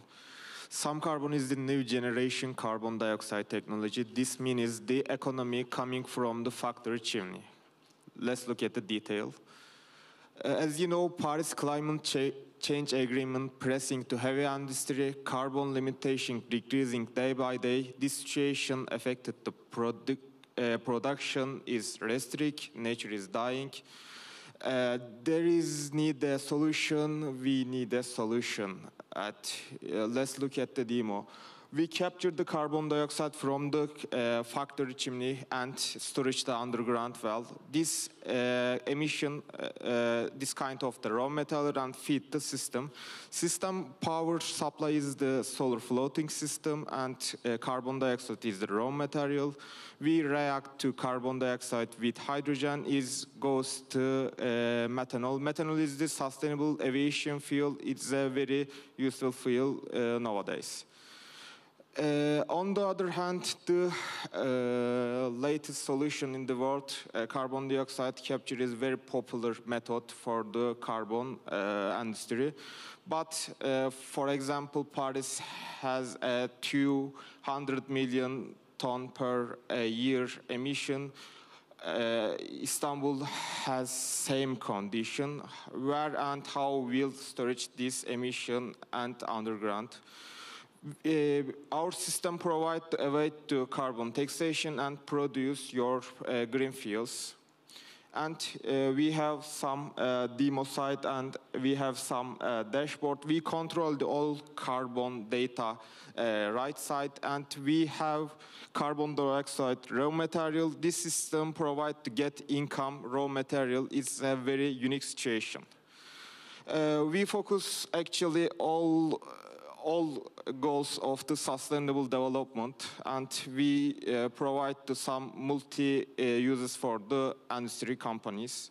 Our target market increases every year and actually in Turkey cement and energy plant facilities is dangerous situation in the under Paris climate change agreement. We are focused to these industries.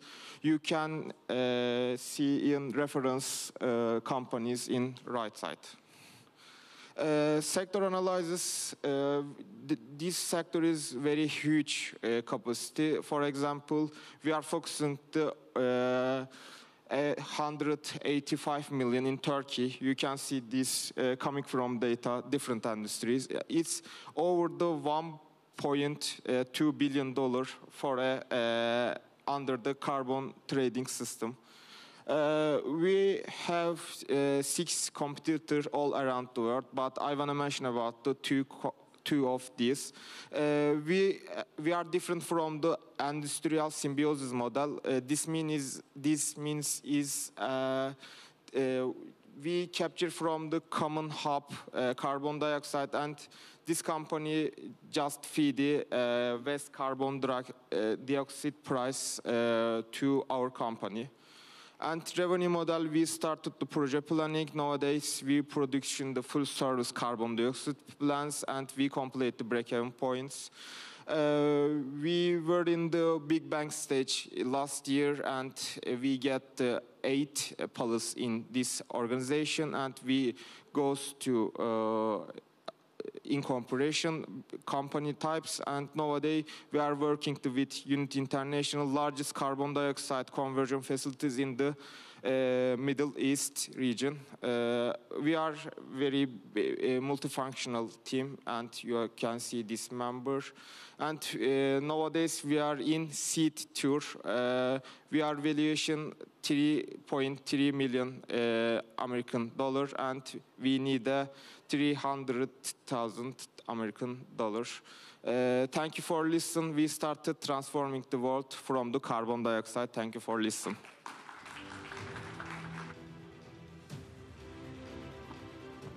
Next up is the sparkler, or as they like to call it, the digital extension of your brain. The floor is yours, sparkler.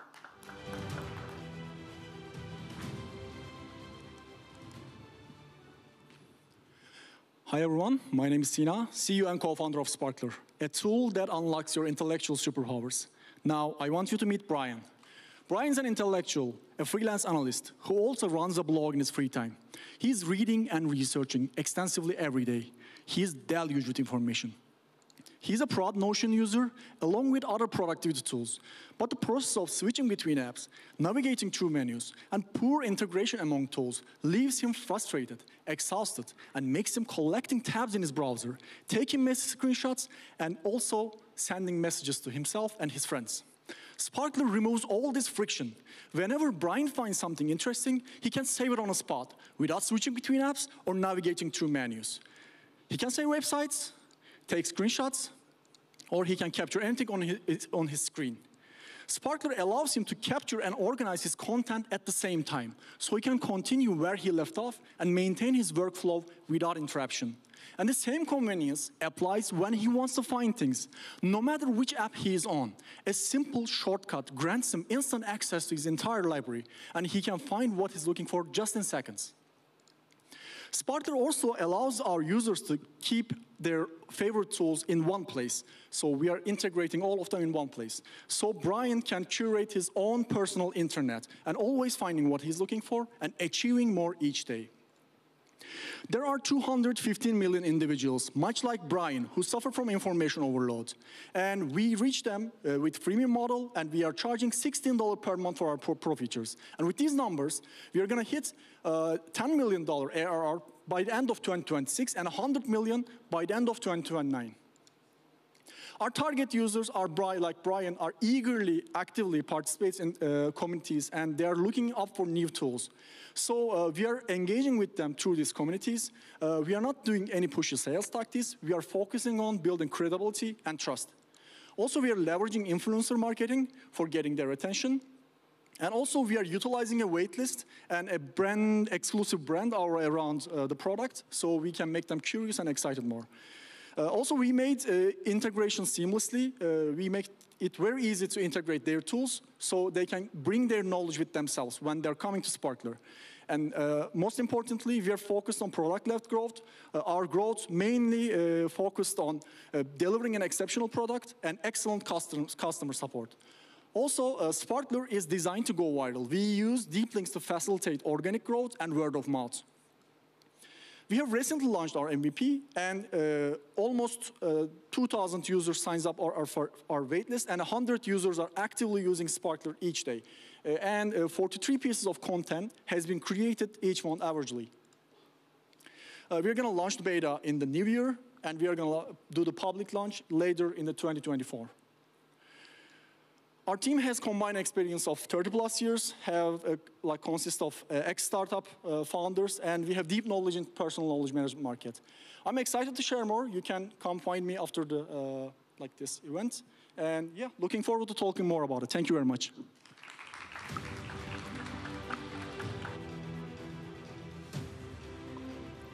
Now the next one and the last one is the Spaceless Initiative, which develops nanosolar technologies for defense and space technologies. The floor is yours.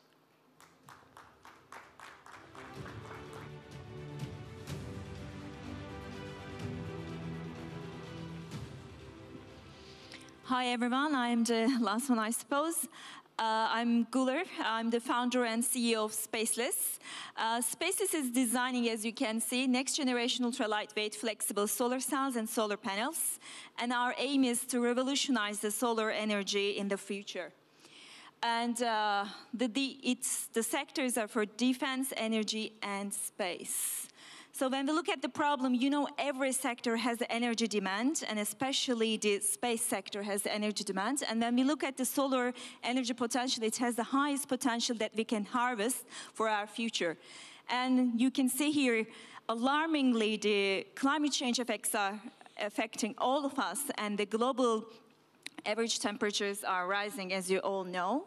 And how can we find a solution for this? It's with the rollable ultra-lightweight flexible solar cells from the emerging PV sector. As you can see with the red line, the acceleration of the efficiency and stability is the most with the emerging and the new generation PV, which means we shouldn't stick with the stable multicrystalline or polycrystalline silicon solar panels and revolutionize our future with next generation PV. And it has advantages, as you can see, and uniqueness like eco-friendliness, ultra-lightweight, portability, low payback time. And how can we produce this? It will go from TERA level 3, which is a lab scale level. The solar energy will be harvested in ultra-thin, nano-thick thin films, which are composed of polymer materials. And then you need to scale this by using customized, even AI-generated modeling, where you can use the inks for the plastic substrates. And then you need to scale these solar panels or solar cells into different applications. Like the CubeSats you can see here, the satellite sector can use these solar panels because they are very lightweight and they have the highest power. So the sub-stereo side products could be the whole polymer, the whole power system that can be used for BIPV or other renewable energy sectors. But the third one could be for small and large area products that can be utilized, where they can be used in urgent situations in defense and space sector.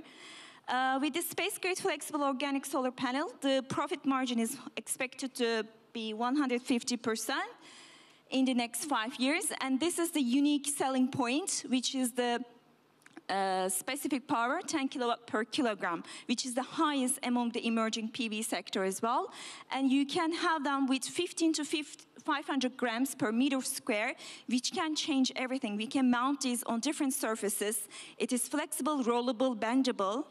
And that is the advantage. And with the cost comparison, you can see the organic PV or polymeric PV has the lowest manufacturing cost and cost of initial investment. And again, when we look at the global market analysis, why we needed these lightweight and thin solar cell technology, because we can mount it in different applications and it will give us the return, especially in space sector. Now that the missions are less costly, lunar missions, Moon to Mars missions, we need to be able to use the mobile energy technologies so that we can actually reduce the cost more and reduce the pollution in space as well. And then we look at market analysis. The existing market is 220 billion, and in Turkey it's around 2 billion. But since this is also a niche market, the flexible plastic solar market is around $1 billion at the moment. And then you look at the satellite manufacturing, it's around $2 billion at the moment. With the first sales, it will be, this is my initial calculation by the way, 35,000 per unit. The goals for the market entry strategy is designing the idea this year. Even though I have been working on this for over 10 years, I'm a PV specialist, organic electronics specialist, and this year the prototype development and testing will be completed by the middle of 2024. We got an international grant for accelerating our business, and in 2025, with more partnerships and investments, and also different projects for different end-user applications, the space-grade solar panels will be done. As you all know, when something is space-grade, it needs more certification, more testing. That means we need more investment to make this a space heritage. And with 2026, the large-scale production is aimed to begin, which means you need a bigger laboratory that you can print all these thin-film solar panels in a continuous way in a cleaner lab. And that can be achieved by also a big team, which I'm also trying to gather up. And I think that's it. Thank you so much. And enable energy conversion with flexible design. That's the last slogan. Thank you. And you can reach me from guler.kochak@spaceless.com.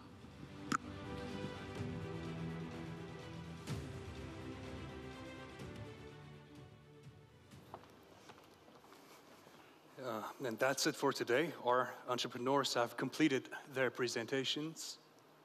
And this brings us to the end of the first day of Take Off Istanbul International Startup Summit. And tomorrow we're going to have a very fruitful agenda again, many panel discussions here on the stage and also some events at the side stage, right, Ilyas? Uh-huh.